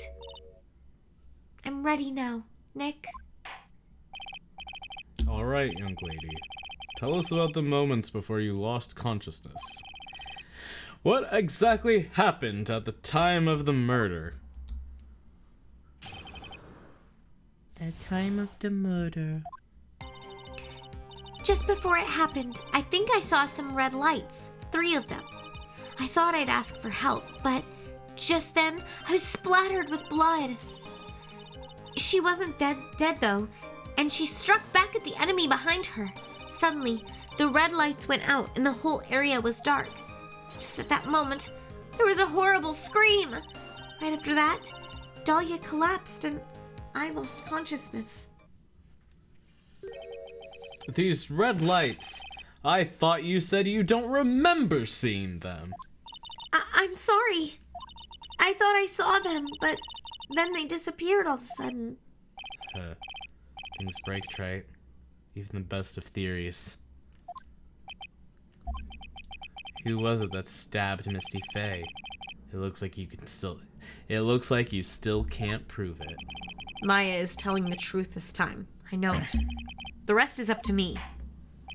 Well then, Mr. Wright, proceed with your final cross-examination of the witness. This is it. It's the final quest examination on the final game of the final case of the final episode of Phoenix Wright, Ace Attorney Trials and Tribulations, the final game of the first trilogy. Yep. Gagang. Okay. You saw 3 red lights? Lights shining in the dark? I don't think you can make a mistake about that. Yeah, you're right. I think I saw them, but I can't say for certain. Sky slipping into Gumshoe voice. I also miss him. Hey, yeah, what are you gonna do? I can't tell you for sure they were from Mr. Godot's mask either. I don't get the feeling she's covering for him anymore, but nah. But just after that, you turned towards the lights and called for help. Isn't that because you thought the lights were coming from Mr. Godot's mask? Yeah, I guess so. Maybe that's why I was thinking at the time, but I can't remember after all. There was a person I couldn't identify in front of me. Maya's life was in terrible danger at the time. There's no way she can remember the details of the scene perfectly. Alright then, let's go on to the testimony. What did you do when you saw the red lights? I thought I'd ask for help, but just then I was splattered with blood. Blood? That blood, was it Dahlia Hawthorne's blood? I think so, probably. Just at that moment, I heard a soft scream that seemed to be close by. It was a woman's voice. So that was when the killer was stabbed. That was stabbed from behind, is that right? I like how you tried to like add in, but you were also yawning. Sorry. Without a doubt, Maya was in the middle of a really dangerous situation. Anyway, the victim was stabbed by the murder weapon. What happened after that? See what you done. She struck at the enemy behind her. Struck back? How do you know that? Well, you're right. I didn't see it exactly, but I could tell by the sounds of their breathing and movement, and also the smell of blood. Ew! You have witnessed more horror than any young lady should have ever to in one life. Yeah. To know what the smell of blood is, like immediately, and have a memory of it, that's pretty intense. Yes. So then, what did you do at that point? I couldn't move. I could just barely make out their shadows moving in the dark, but I had no idea what to do. Could you still see the red lights you mentioned earlier? Yes, I think so, but suddenly the red lights went out and the whole area was dark. Even with the lantern? They went out? Yes, suddenly I couldn't see them at all. What could it mean? If the red lights were coming from Godot's mask, and they went out right in the middle of a fight, maybe the mask was damaged. Or maybe it was knocked off. Or maybe the batteries ran out. Right, Shay? I don't know, what batteries do you use in that thing? Why did he address Phoenix specifically? Or maybe those little red pinhead-looking lights just stopped working. What could really happen then?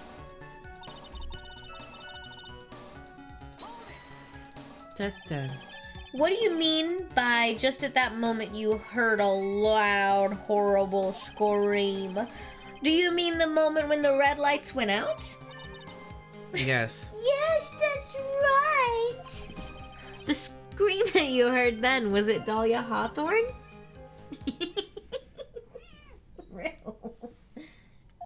I don't think so. I'm pretty sure it was a man's voice. What? So then, that scream came from the killer? That's gotta be it. I think Dahlia Hawthorne must have taken the blade and attacked the killer with it. And then the killer let out a scream of pain, huh? After that, the killer stole the blade back and delivered the final blow. I guess. Well, Mr. Wright, it seems to make sense to me. It sounds like a reasonable deduction, but I still kind of wonder. There's a contradiction. I'm sorry to say this, but that interpretation would create an enormous contradiction. Yeah, the dagger. That makes sense. After all, my deductions are almost certainly never correct. Awesome. Cool. Remember the testimony she just gave, before the killer let out a scream. Maya said she'd already been splattered by the victim's blood. In other words, the blade in the staff had already been plunged into the victim. Is that right? She couldn't have struck back with a sword that was already stuck in her body. The weapon that caused the killer to let out a scream must have been something other than the staff. The dagger. Oh. If you're so sure about that, then don't keep us waiting any longer, Trite. There's only one thing I could... What was that? What was that? What was that? Jenny's here, Rue's here. What happened? Was that a bark? Yeah, but not... Maybe it was from outside. It might have been from outside. And she might have gotten scared. You get scared? Tell everyone? Tell everyone how scared you were. No. No. She will not be afraid on public. You thought it's... Oh, okay. No, we don't have a dog. It did sound like a bark. It was very loud. We do not have a dog, though. No dog. I wish. May have been from outside. Anyway.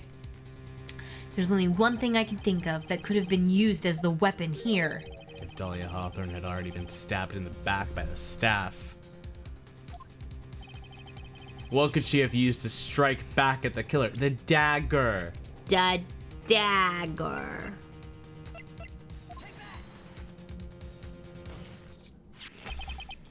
Naturally, the dagger the killer brought to the scene of the crime. Oh, that's right! I forgot about that. This dagger was found at the crime scene, stuck into a pine tree. Yes, the detective found that this morning and brought it to me.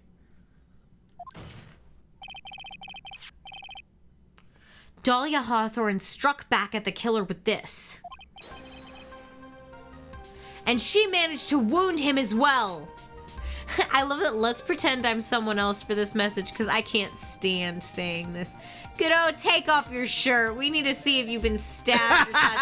We can pretend I said that. Godot, take off your shirt. All right, take off your shirt. All right, take it off. Do it now. And she managed to wound him as well. Just because he let out a scream doesn't mean that he was wounded. Miss Edgeworth's British. Take that! I agree. For all we know, the blood on the dagger could have been from the victim. Objection. Have you forgotten that the blood has already been tested? Yes. Since we learned it wasn't the victim's blood, it must be the killer's blood. The killer must have a wound somewhere on his body. Take off your shirt! Take off your shirt, Godot. So you're saying the blood on this dagger belongs to the killer? Exactly. A DNA analysis of the blood would prove it beyond a shadow of a doubt. And yes, Mr. Godot, it would prove that it's your blood. Another one. Well, he knows it's over. Nice theory, Trey. 13. Yeah. Wow. Order in the court! Is this the end? Have I done it? Even he won't be able to change the results of a scientific test.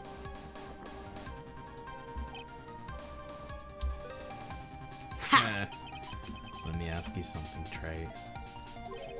Let's just say that it turned out that I was the killer. Let's just say. Do you really think I would be stupid enough to leave evidence like that? Yes. What? Just think for a second.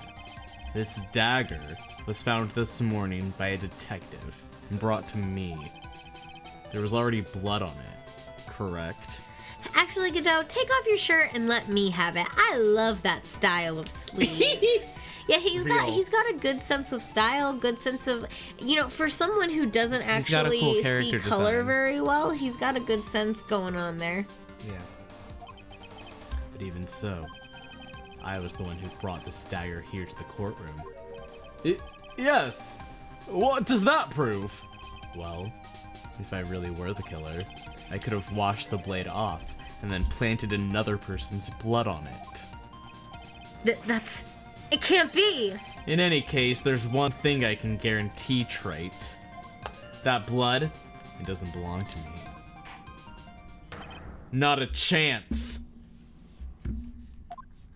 What?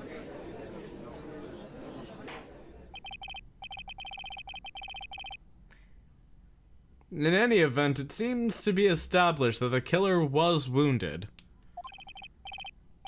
Alright then, witness.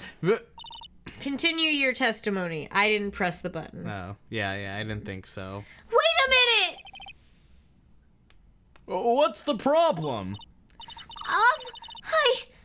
I know I probably shouldn't say this, but there's a big contradiction in Nick's explanation. Maya?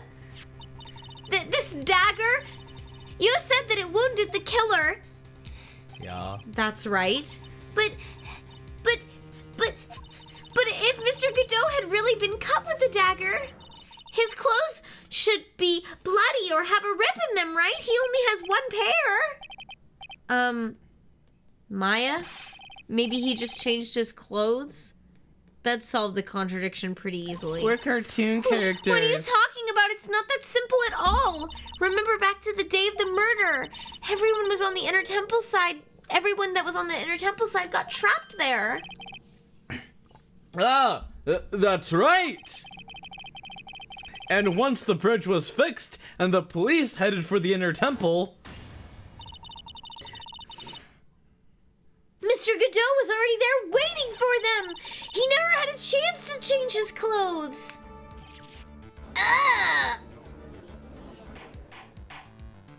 Order in the court. What the witness...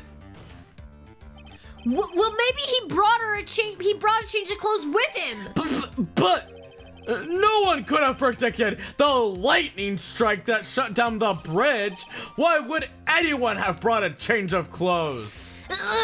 Did the judge take smart pills during the last recess? Well then, maybe the killer took off his clothes before he committed the murder. That way he wouldn't get any blood on them. He was fighting naked. That's impossible, Trey. You know how cold it gets up there late at night. My little pee-pee would have been all shriveled up. After a few minutes with no clothes on, you'd be frozen solid.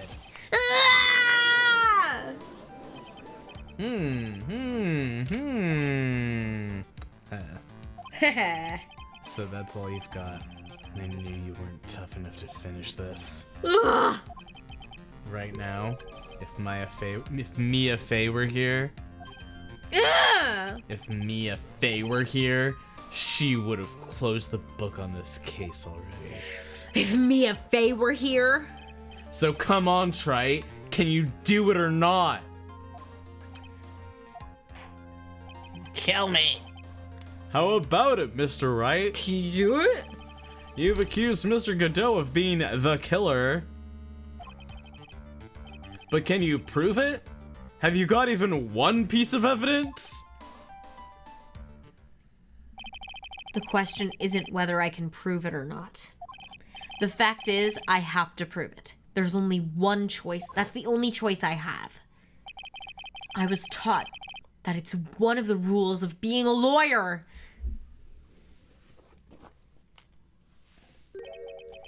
I can prove it. I'm going to bring your magnificent vengeance to fruition, just as you want it. Ha! That's good. A fighter till the bitter end, Trite. Since there's just one piece of evidence that can prove your point,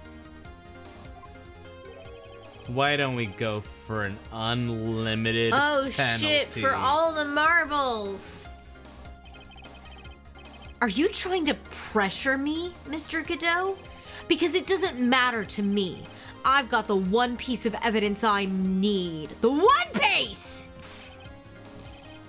Give me a break! You've got nothing, Trite. I've got everything. I've aligned the pieces. You haven't aligned shit. I've aligned them. So what do I do at a time like this? It's simple.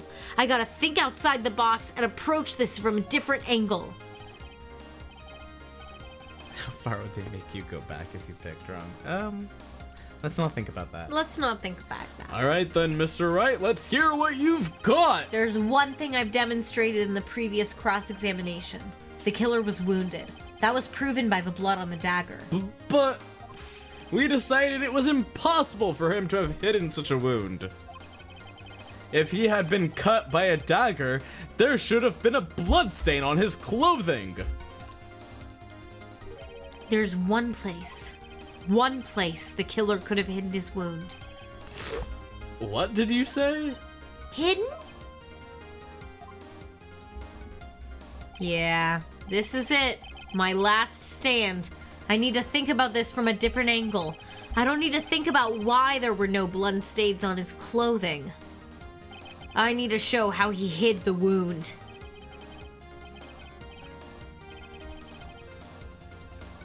The end of the line. It's the end of the line. The final stop, right? Let's hear what you've got. Where's this location where you say the killer hid his wound?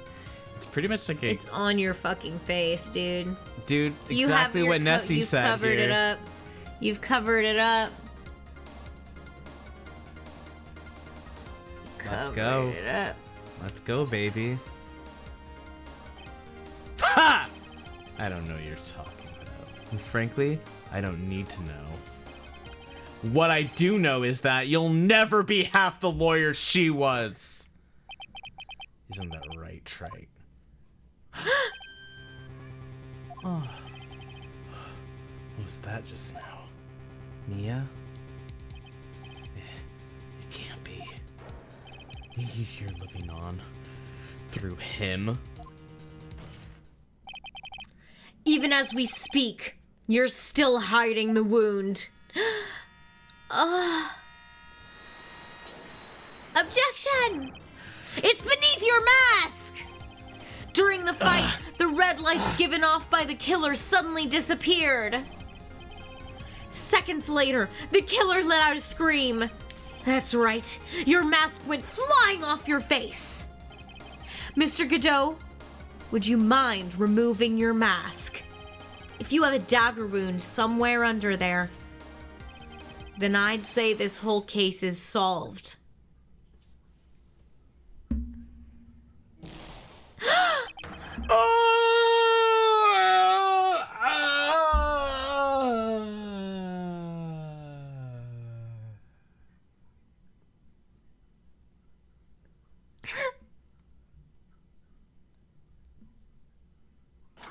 One last one. A last one.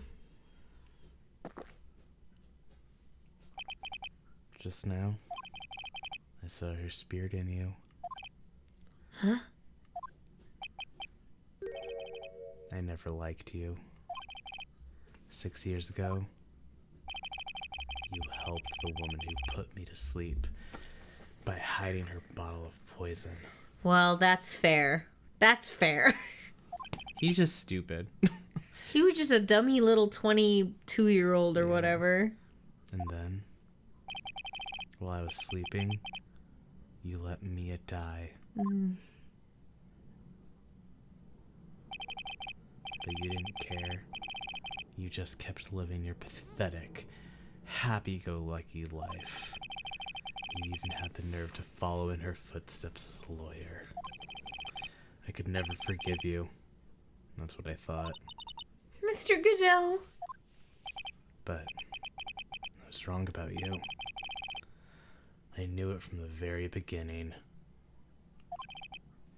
The truth is, the only person I could never find it in my heart to forgive was himself. Was me. Yourself? I was the one that failed to protect Mia. That's true. Me and no one else. I tried to avert my eyes from the truth, to escape from the harshness of reality.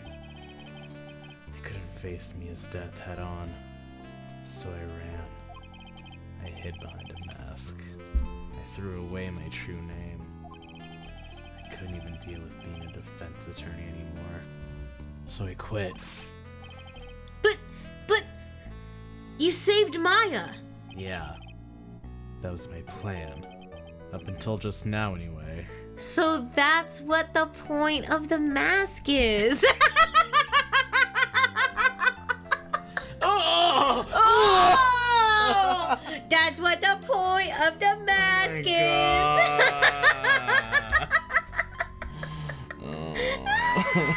That's so funny. Okay. Oh my god. She's not an object to be protected, literally. Yeah. What do you mean? Are you listening, Maya? If I had really wanted to save you, then there's one person I should have gone and talked to right away. Me? Who would that be? Are you talking about Nick? Yeah, but I didn't do it. Didn't talk to Nick. Should've. Didn't. I tried to get the help of Iris and your mother. Dumb mistakes. But I closed my eyes to the most important man involved. Do you know why? The real reason? Jealous. Jealousy, man. It's a disease. No, why? I suppose I wasn't really interested in saving you at all. Oh, it was his pride. He's admitting it. He's admitting it all. Damn. Huh? I think I was just trying to salvage what's left of my own broken soul. I was trying to make up for the fact that I couldn't save Mia. Nothing more. That's why I let you walk right into a situation that I knew was dangerous. Well, also, like... Forgive me. No. You're wrong. You put your life on the line to save Maya. Yeah. Was it really for Maya's sake? Even I'm not really sure. See, this is the funny thing is, like, now Phoenix and Maya are like, no, Godot, you're good. And Godot's like, no, for real, guys, no. I am a piece of shit. Like, he's like, sincerely, from the bottom of my heart, my bad. This is what I mean by his existence making Mia's character worse, because his whole fucking point is to go, men need to protect women even when he has a character arc. Because he goes from Nick is bad, he couldn't protect Mia, to I'm bad, I couldn't protect Mia. I think that's fair. I think that's a fair, I think it's a fair critique of it as a plot line, but yeah. I also think it's an interesting through line for him, because it is something that men think sometimes. Yes. I think sometimes there are people, not even just men, but like I think there are people who shoulder the responsibility of tragedies that happen around them, and they have a survival guilt that like makes them lash out in ways that are not very healthy or appropriate. And I think that this is like a very Ace Attorney. It's a dramatization of something that does actually happen, of a real phenomena. I think it'd be more interesting if he still thought that, but the narrative proved him wrong, and that there was nothing he could have happened. That Mia's fate was hers and hers alone. I kind of think that that's like kind of what's happening, though. Yeah. Because, like, we can't go back and be like, we don't have any way of knowing that if Godot hadn't died, that he would have been able to protect Mia. We have no, like, there was no point in the storyline that they let us know that he was so powerful that he could have done that for her. Mm-hmm. He just has this idea in his mind that he could do that, and he was never able to. The same way he was also unable to protect Maya because he was unwilling to collaborate with another man. Yeah, that's what he's admitting right now. That's what he's like, This was all at my this pride. point, I don't know anymore. This was all pride. Yeah. You know? So, like, I think you have fair critique, but I do think he's owning up to this right now. Yeah.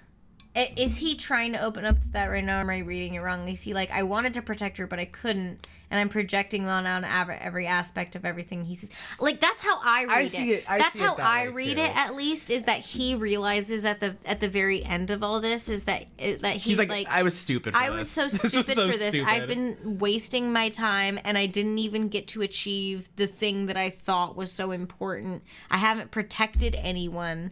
And if this is how I'm doing in this situation right now, then I probably wouldn't have been able to protect Mia to begin with. I think that more so than, like, Nick is the man that could have protected Maya, it's more so that, like, Nick had more of the resources and knew more about what was going on than he did. And, I mean, he should have gone to Maya, actually, is the thing, because he should have communicated to anyone. He should have communicated to anyone, but, like, he has, like, awful communication skills. So it's like, it should have been, no, go to Maya and tell her she's in danger. Yeah, and then sure. Maya could go to Nick at least. Yeah.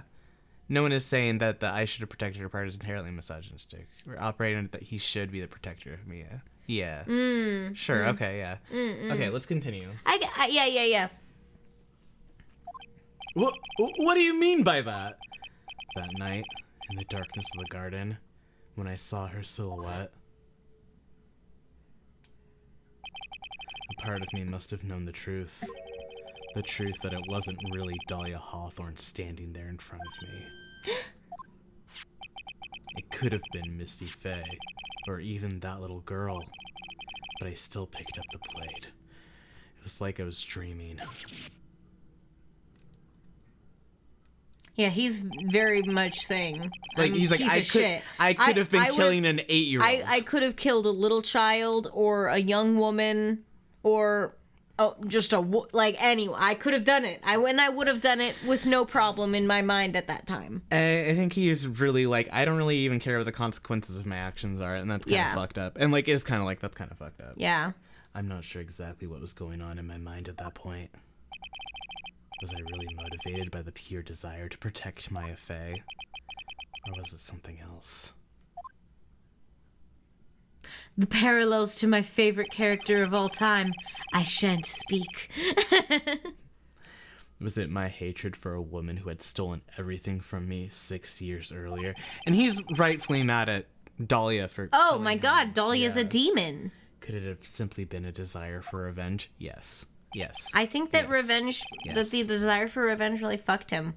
And now, I don't know anything anymore. I did learn something today, however. I finally realized that I was the arrogant one. See? Yay! You learned! He never knew. He just now realized that he didn't know anything! Yay! Good job. I was just chasing an illusion. A fantasy. A stupid fantasy of defeating you in the courtroom. And you were the one who made me realize my folly. Guy who gets so overrun by his revenge that he throws away his morals entirely and is willing to slay innocence without a second thought. Agoro will catch you when I get you! Yeah. This is random, but do you want to say, I think the focus on the series is this really... Yes, we'll get to that. Let's get through this. Yeah. You never ran away from Mia's death. Instead, you picked up where she left off as a true defender of the people. And that's why she lives on in me. And in that one moment, I understood everything. Mr. Godot.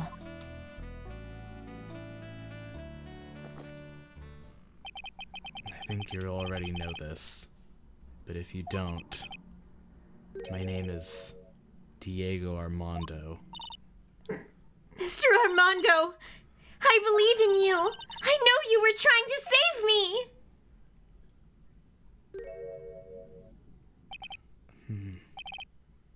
Thanks. He's crying tears of blood. That's what the point of the mask is. Your wound, it's bleeding. Did you forget already? In my world, the color red doesn't exist. These must be my tears. Oh! Tears? Ever since I woke up from my coma, I think I've been waiting for this very moment. Mr. Armando! You do well to remember this, Maya. The only time a lawyer can cry is when it's all over. I'm not a lawyer. I'm not a lawyer.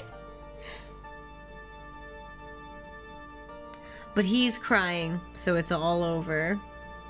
Yeah. This time, it really is all over, isn't it? Defendant? Yes, Your Honor. Although you weren't directly involved in the murder, tampering with the body and the crime scene is a serious offense in itself. I understand, Your Honor.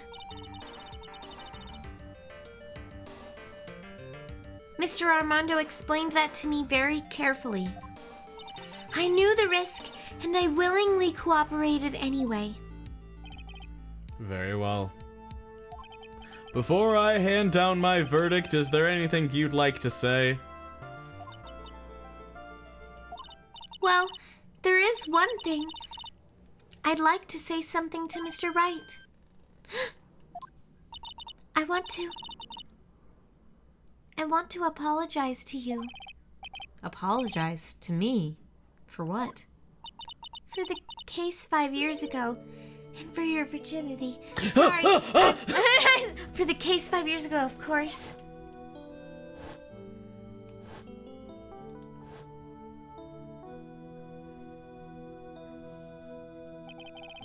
I just remembered. Weren't you poisoned by your own lover? Not exactly, but yeah, something like that. Even now, 5 years later, I can hardly believe it. She was gonna do it. She was planning to kill me. It's not all that surprising. The two of you hardly knew each other. Huh? What do you mean? You and my sister? You only met twice. Huh? What? We only met twice? The first time you met was on that fateful day. The day she poisoned Mr. Armando in the cafeteria of this very courthouse. The next time you met her was 8 months later. You met her again on the day that she stole your cold medicine. And Doug Swallow was killed.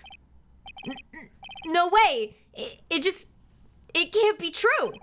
I mean, during our whole relationship, we were... For those 8 months, the woman that you thought was Dahlia Hawthorne wasn't actually my sister. Huh? It wasn't Dahlia? I hope one day you can forgive me, Feeny.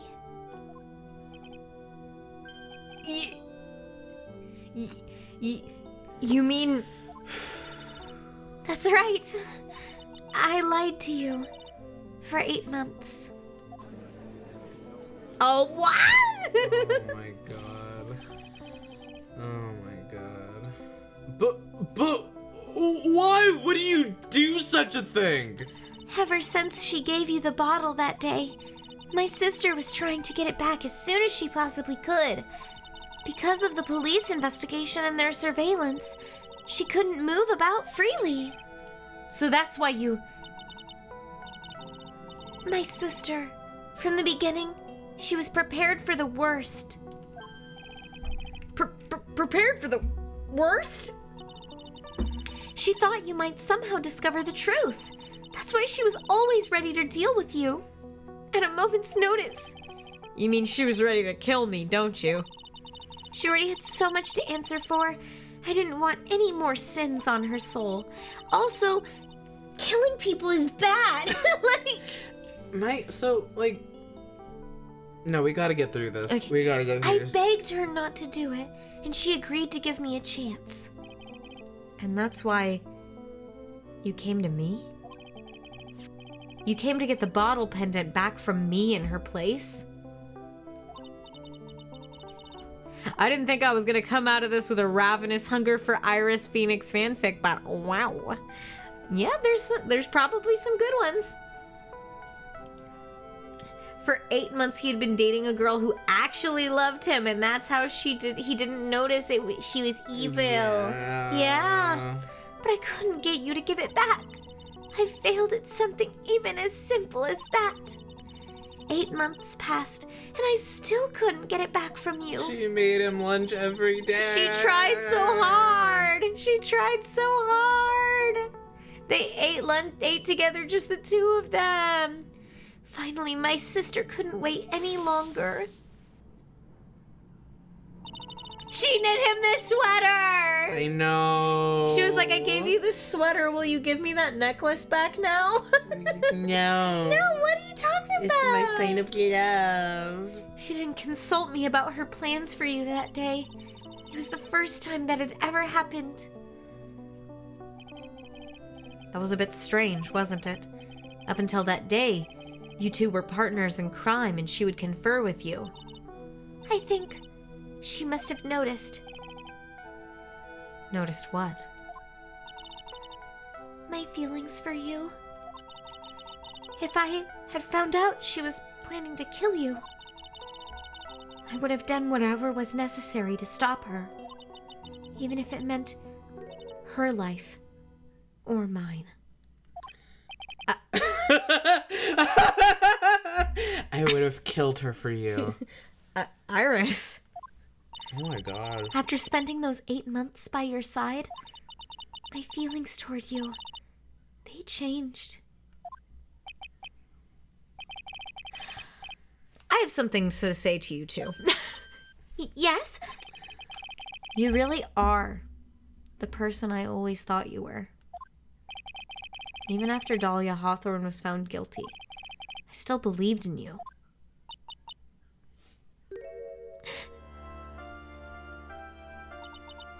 Thank you.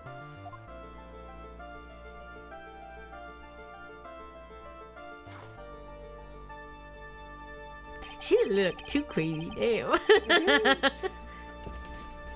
How many cups of darkness have I drank over the years? How many cups of sugar does it take to get to the moon? She was down bad. She was like, damn, he's such a funky, silly little guy. I love him. Yeah. Even I don't know. I'll tell you though. Right now, this one here's the greatest cup I think I've ever had. Don't you think so, Mr. Wright? Oh, gave him one. Yeah, I think you're right. I could go for a cup of coffee right now. Yeah, sounds nice. The purpose of this trial was to rule on the murder of the victim Elise Dunim. At some point, I expect you will be tried for your role as an accomplice to this case. I understand, Your Honor. Very well. On the charge of murder, I hereby find the defendant not guilty. Woohoo! Court is now adjourned. Phoenix is like, wow, this coffee didn't hit me in the face. Wow. Beautiful, amazing, intelligent girls with their standing guy emoji boyfriends. Wow. So I guess it's all over. The way everything ended. Was justice really served? The man who risked his life to save Maya is being sent to prison by my own hand. Yeah. Of course justice was served. Mia! I'm proud of you, Phoenix. He sucked. I didn't even like him for real. He was a creep. Your defense was truly brilliant. But I couldn't save Mr. Armando. The man who cared so deeply for you. Her frown. Frowning. You're wrong, Phoenix. You did save Diego. You saved him in the only way possible. You mean with that verdict? I think one day you'll understand too. Phoenix, I want you to remember one thing. You were as good out there as any defense attorney could ever hope to be. There's nothing more you can learn from me. Mia? Wow. You've accomplished something I wasn't able to. I owe you a great deal. Thank you. Mia? I'm sure we'll meet again. Someday, Phoenix.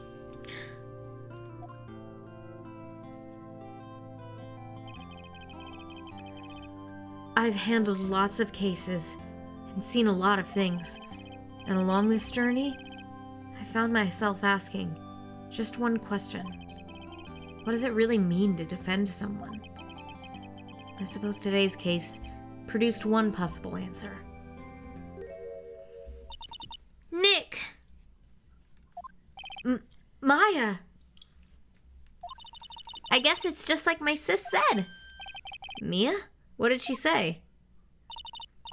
That night, when I channeled Mia to get her advice on what to do, this is what she wrote back in my notebook. Don't worry, Phoenix will save everyone in the end. But, come on! Cut it out with that gloomy face. Can't you see?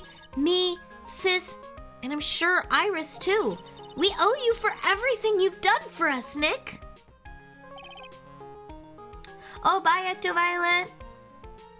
I'm not sure if they were making a joke or if they were saying goodbye. If you're here, then great. If you're not here, then kisses.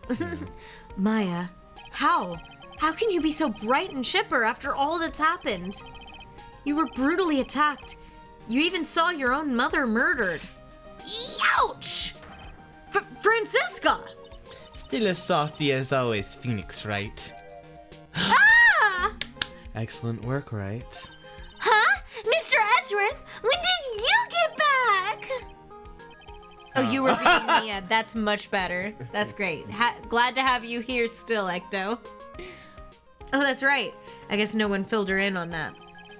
Edgeworth and Francisca have actually been helping me. Helping you? If these two hadn't been here on the first day of the trial,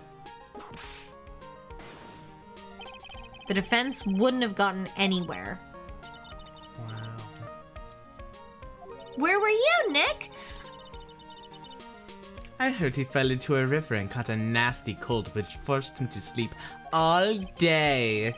Yes, he laid in bed shivering from his fever when with Iris's hood pulled over his head.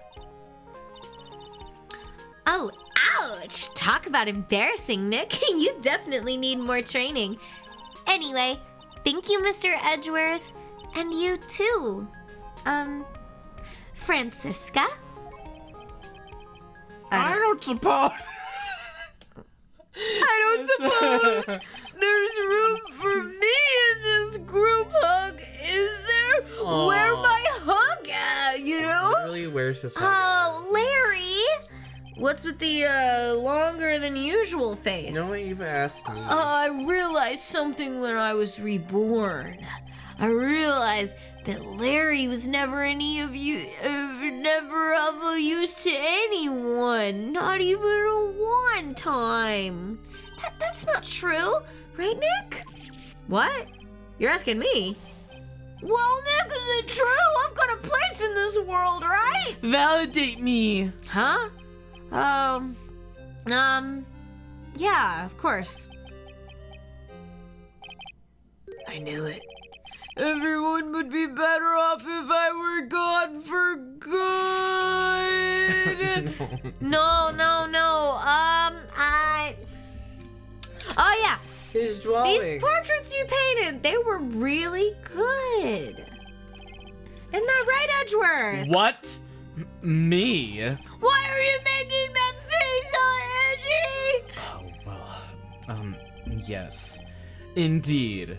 I certainly can't say they lack resemblance. You really mean it? What about you, Francie? Did I draw you well, too? Ow! My beauty can't possibly be captured by a mere crayon.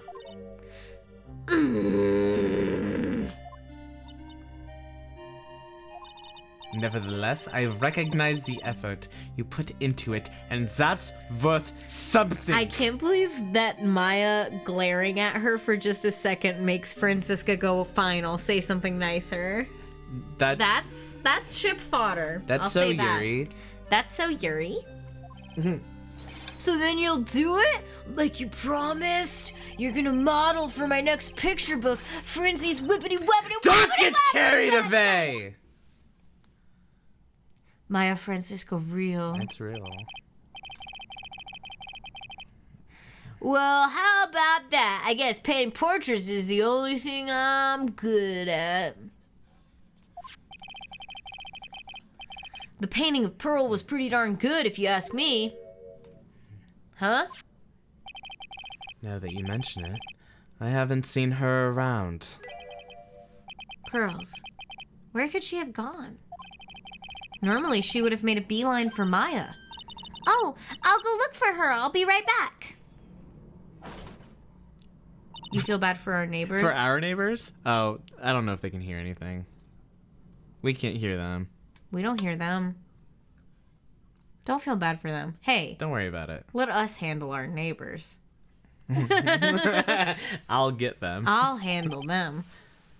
Right. You seem to be uncharacteristically puzzled. I suspect you are wondering how Maya can be so cheerful, Ominous. despite all that has happened. Yeah. To be honest, I can't understand it either. Francisca. That's right. She lost her father fairly recently as well. I think I understand how she feels. Maya is a much wiser person than she appears, and I think she realizes something. Now is exactly the time when she needs to be as strong as she can. What do you mean by now is exactly the time? Maya wasn't the only one that was badly wounded by this incident. In fact, there was someone that was hurt far more deeply than she, perhaps by being re-triggered by the trauma from Earth. Possibly from the earthquake that happened that one day. That was pretty bad. That was pretty scary for me.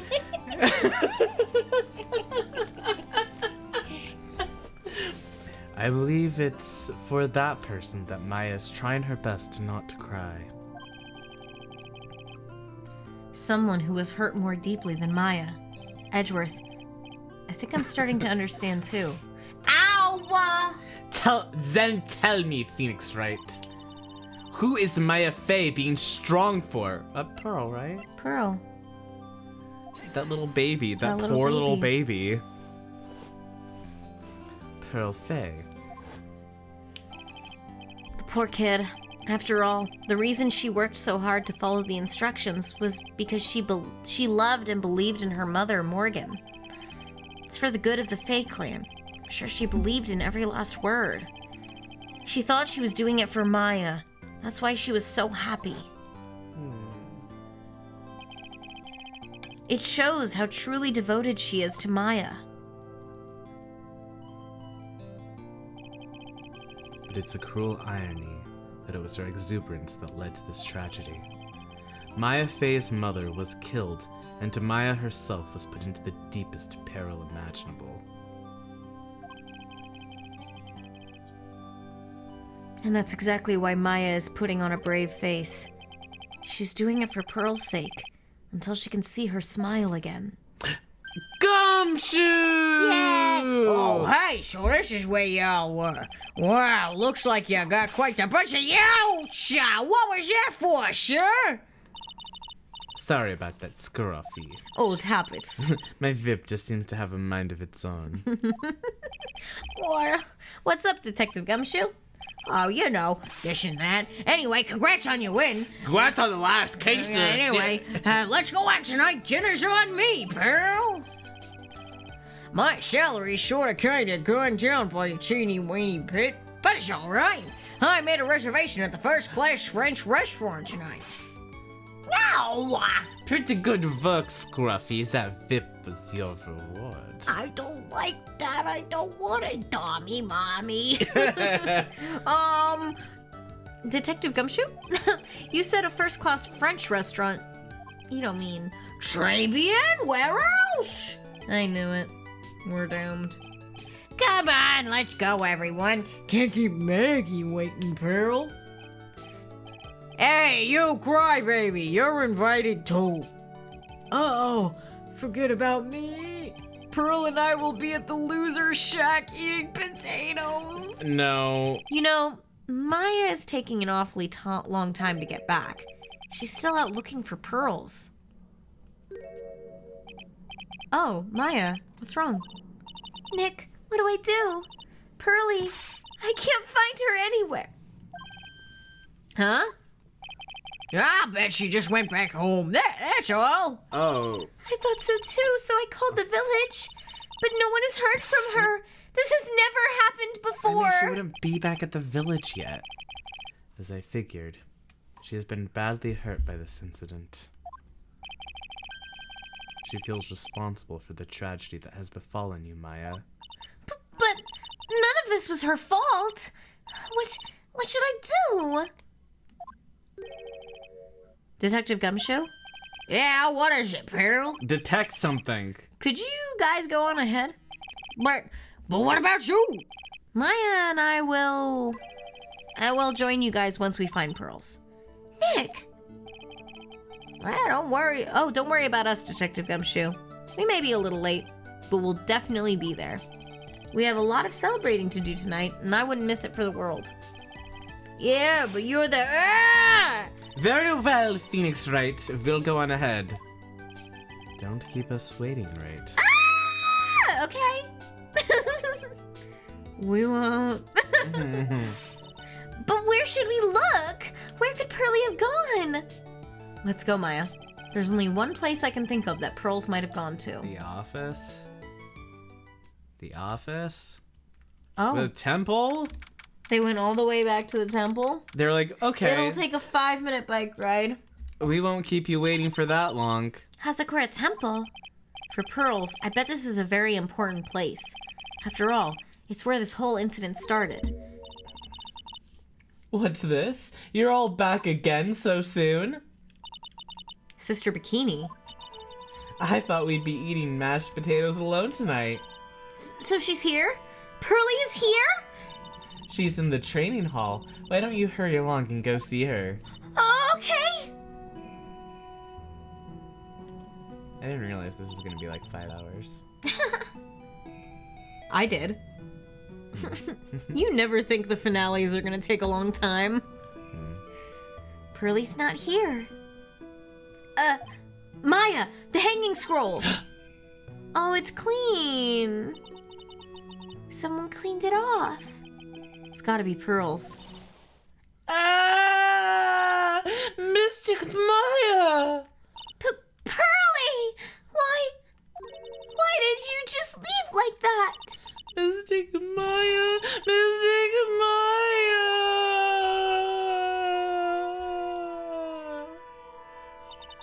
I swore that I would never trouble the two of you ever again. Because it's all my fault that Mystic Maya's mother. That's why you came here? It's the least I could do to pray for your happiness. You don't have to do that, Pearly. It wasn't your fault. You didn't do anything wrong. Of course I'm sad that my mother is gone, but how do I say this? I'm still happy. You don't have to lie just to make me feel better. No, really. It's true.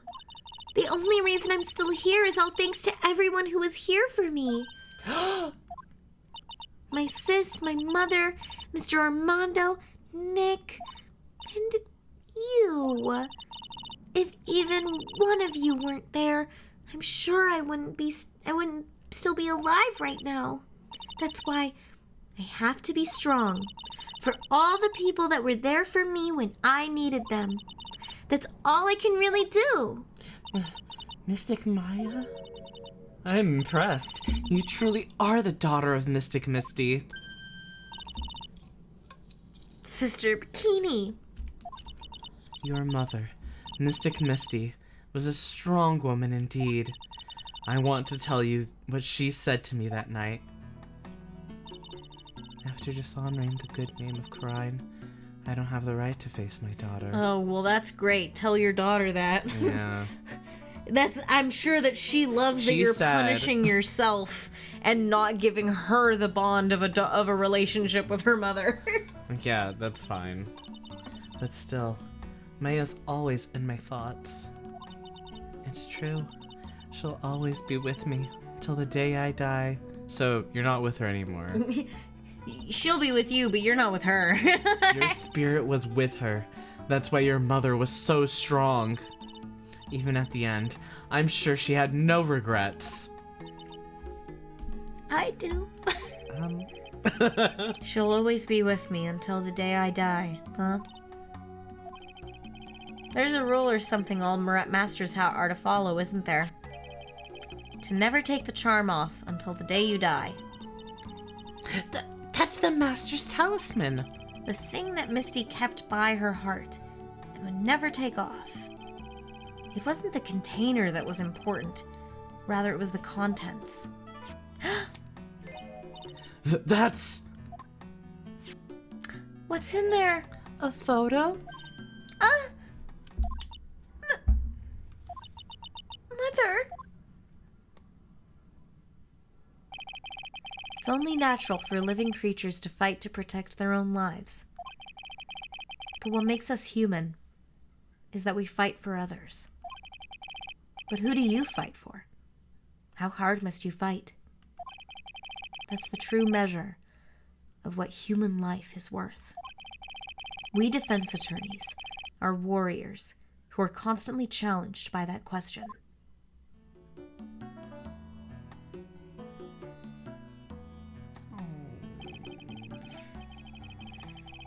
Even when the battle is over and the bonds that connect us are severed, we always return, time and time again. Mia, Maya, Pearls, Mr. Armando, and Maya's mother, too. I learned that from all of them.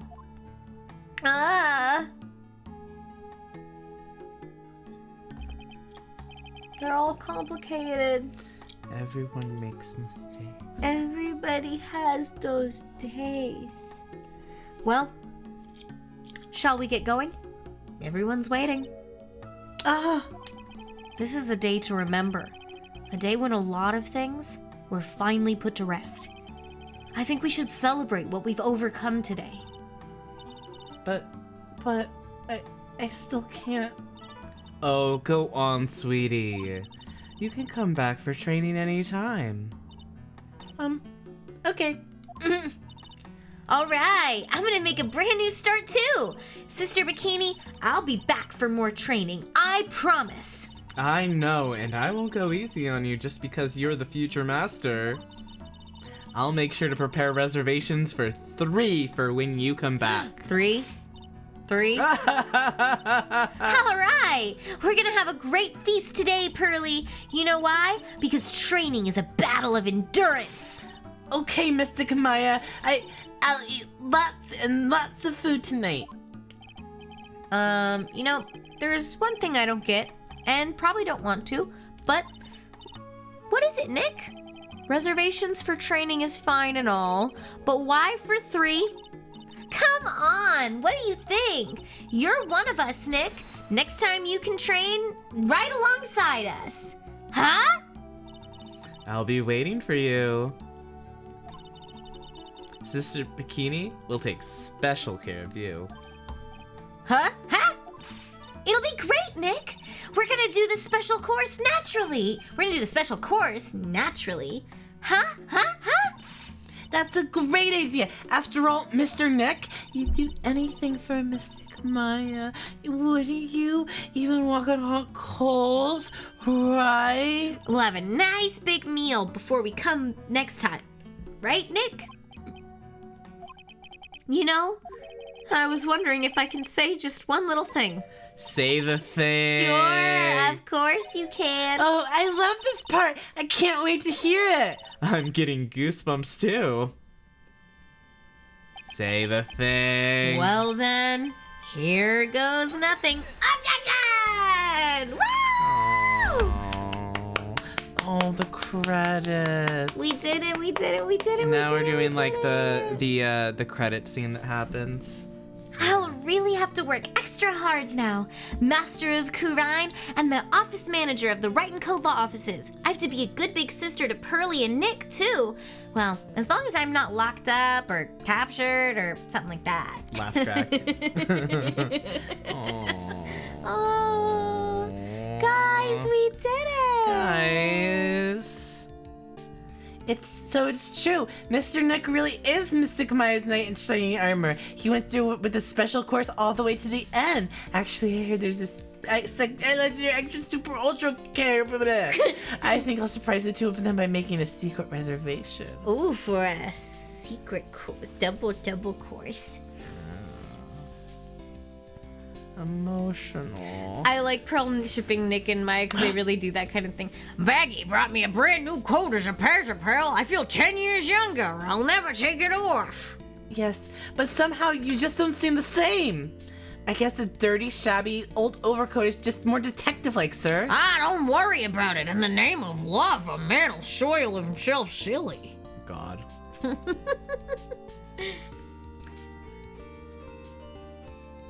Do we get to see Armando? Do we get to see him?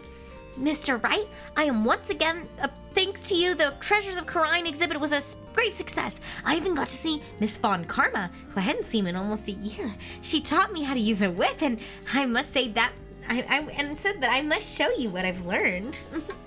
Well, that's another ship. That's another ship. Oh my god, good night. Good Thank you night, so much sir. for staying with us. Thanks for being here. Thank you. We'll see you in the Discord. Destiny and I started a company called Mask to Mask Consulting. We're dedicated to stopping the evil plans of all the criminals in the city. Our motto is cut it out, please! Pretty cute, huh? Well, we also sell plans to criminals as kind of a side business. I wonder if that's okay. Sometimes I think we're the worst criminals. Maya, Francisca, Adrian, OT3. Ooh.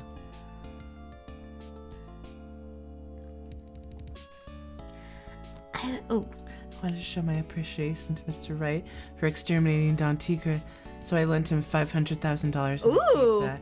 A nice thick tea, one I mixed with my own 2 hands. I bet he's drinking it now. Win through compromise. I love that she gave him $500,000. Yeah, what the fuck? That's awesome. That's awesome. Great. Go for you. Go off, Phoenix. I'm just an old and in the way, a wrinkly, grumpy, clown-nosed waste of flesh. At least that's what I thought. But my grandkids had a birthday party for me the other day. Talk about embarrassing. 69 years old and I cried like a baby with a dirty diaper. Nice.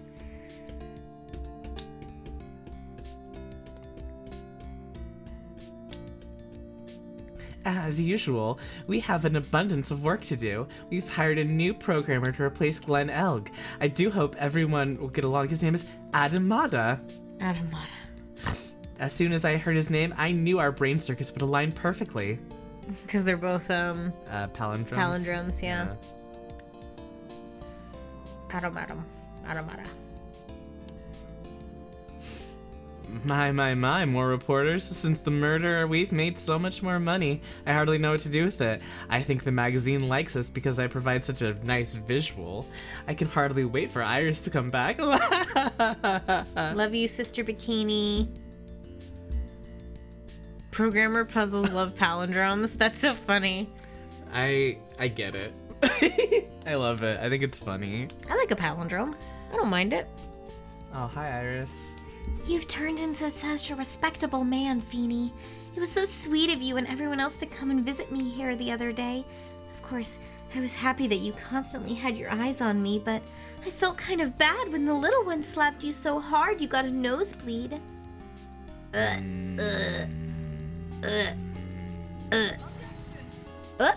Objection! I was not staring at you.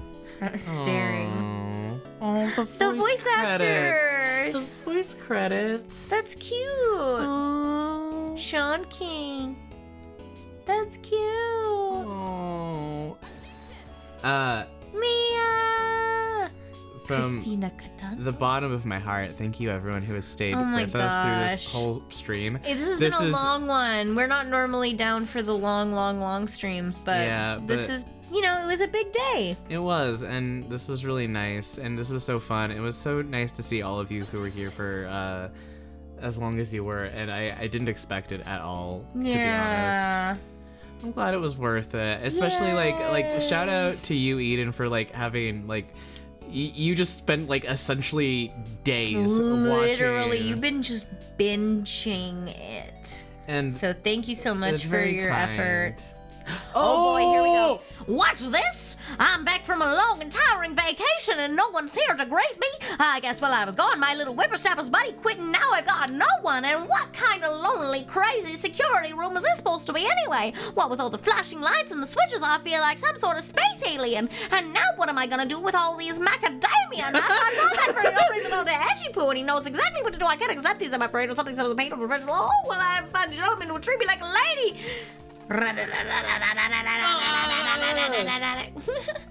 that's funny. I love that she's just like making an appearance at the very end. Oh, old bag. Oh, and straight I Larry. finally found something I love to do. Franzie's whippity whip trip is gonna turn the art world on its head. I should have realized it sooner. Self-centered, lazy, antisocial. I'm an artist, a really good portrait artist. I'm not a loser after all. Larry, you didn't have to call He him might be out. Lorice. But Lori's. Oh, he Larry, drew did you do that? that. That's beautiful. That's beautiful, Laurice. And the complicated ones. I wish he made. This is The crass of me. anti-heroes. I wish he made Mia's boobs like 10 times bigger. I but think I'm he glad made them plenty. He did make them. You think for Larry's character? For Larry's character. Yeah. It would be funny if they credited the character artist right after that. That would have been really funny. Oh. Oh. I have like. We did it! Oh That's my it! That's the God. whole game, guys! I have so much like thoughts, and I think that so much of this is like so beautifully done and really interesting, and like there's so many decisions that they made. Like that case is such an accumulation of everything up until that point in the entire series in such an interesting way. Like it's a really Totally. good end of this game, but it's also like so good for so many other things too. Yeah. I'm glad Edward's there. I'm glad that like It really puts everything from the previous two all together. You got Francisca and Edgeworth, and the culmination of Edgeworth and Maya's trauma reaching like a boiling point and reaching a certain resolution. Yeah. It's great. I want to continue talking about it, but I think that my brain We've been power, here for a bit. Yeah, and I want you guys to be able to like leave and go and sleep and do something else. But we can talk about Ace Attorney in the Discord or any old time. Yes. We're still trying to figure out what we're gonna do as far as like doing more Ace Attorney. It might be that we do a little hiatus for Ace Attorney and come back to doing Apollo like in August, but I don't know. We might do it sooner, we might do it later. For anyone who's not in our Discord, what we had said is that we are going to have to take a hiatus like in August around-ish, and we are wondering whether or not we should start Apollo next week or if we should wait until after our hiatus to start Apollo. We're still, as Sky said, we're still thinking about it. We're not sure. You'd say rest. Apollo's trilogy is quite separate. We would only be doing Apollo justice. It would be nice. It would be nice to do like a little rest, just so it felt like, oh, Phoenix got older because we spent so much time away from him. Yeah. You know, so we could do some other things. We should wait. There's a lot. I'm seeing a lot of opinions towards wait. Okay. That's interesting. I think I like the idea of it being like no, let's like let that steep. Let's talk about it. Yeah. If you want to talk about Ace Attorney we love Ace Attorney in our Discord, and you're in our Discord, we would love to like chat about it as we all like rest from it for the next while. I'm going to probably like work on getting this whole stream uploaded on this weekend, so it won't be up on YouTube for a few days, but yeah. Okay. Thank you so much, guys. It's been so much fun to play this with you, and we hope you have a nice night. We'll see you on Wednesday for Sonic. Yeah, please catch up on our VODs if you want to watch our VODs. Please watch Sonic if you want to watch Sonic. Just thanks for being here in general. Like, no matter what more you watch of us, this is just, like, really delightful. Yeah. And I hope you have a good rest of the night. Yeah, have a good night. Love you. Sleep well. Yeah. Appreciate you. Bye. Thank you. Pew, pew, pew, pew, pew, pew. And goodbye.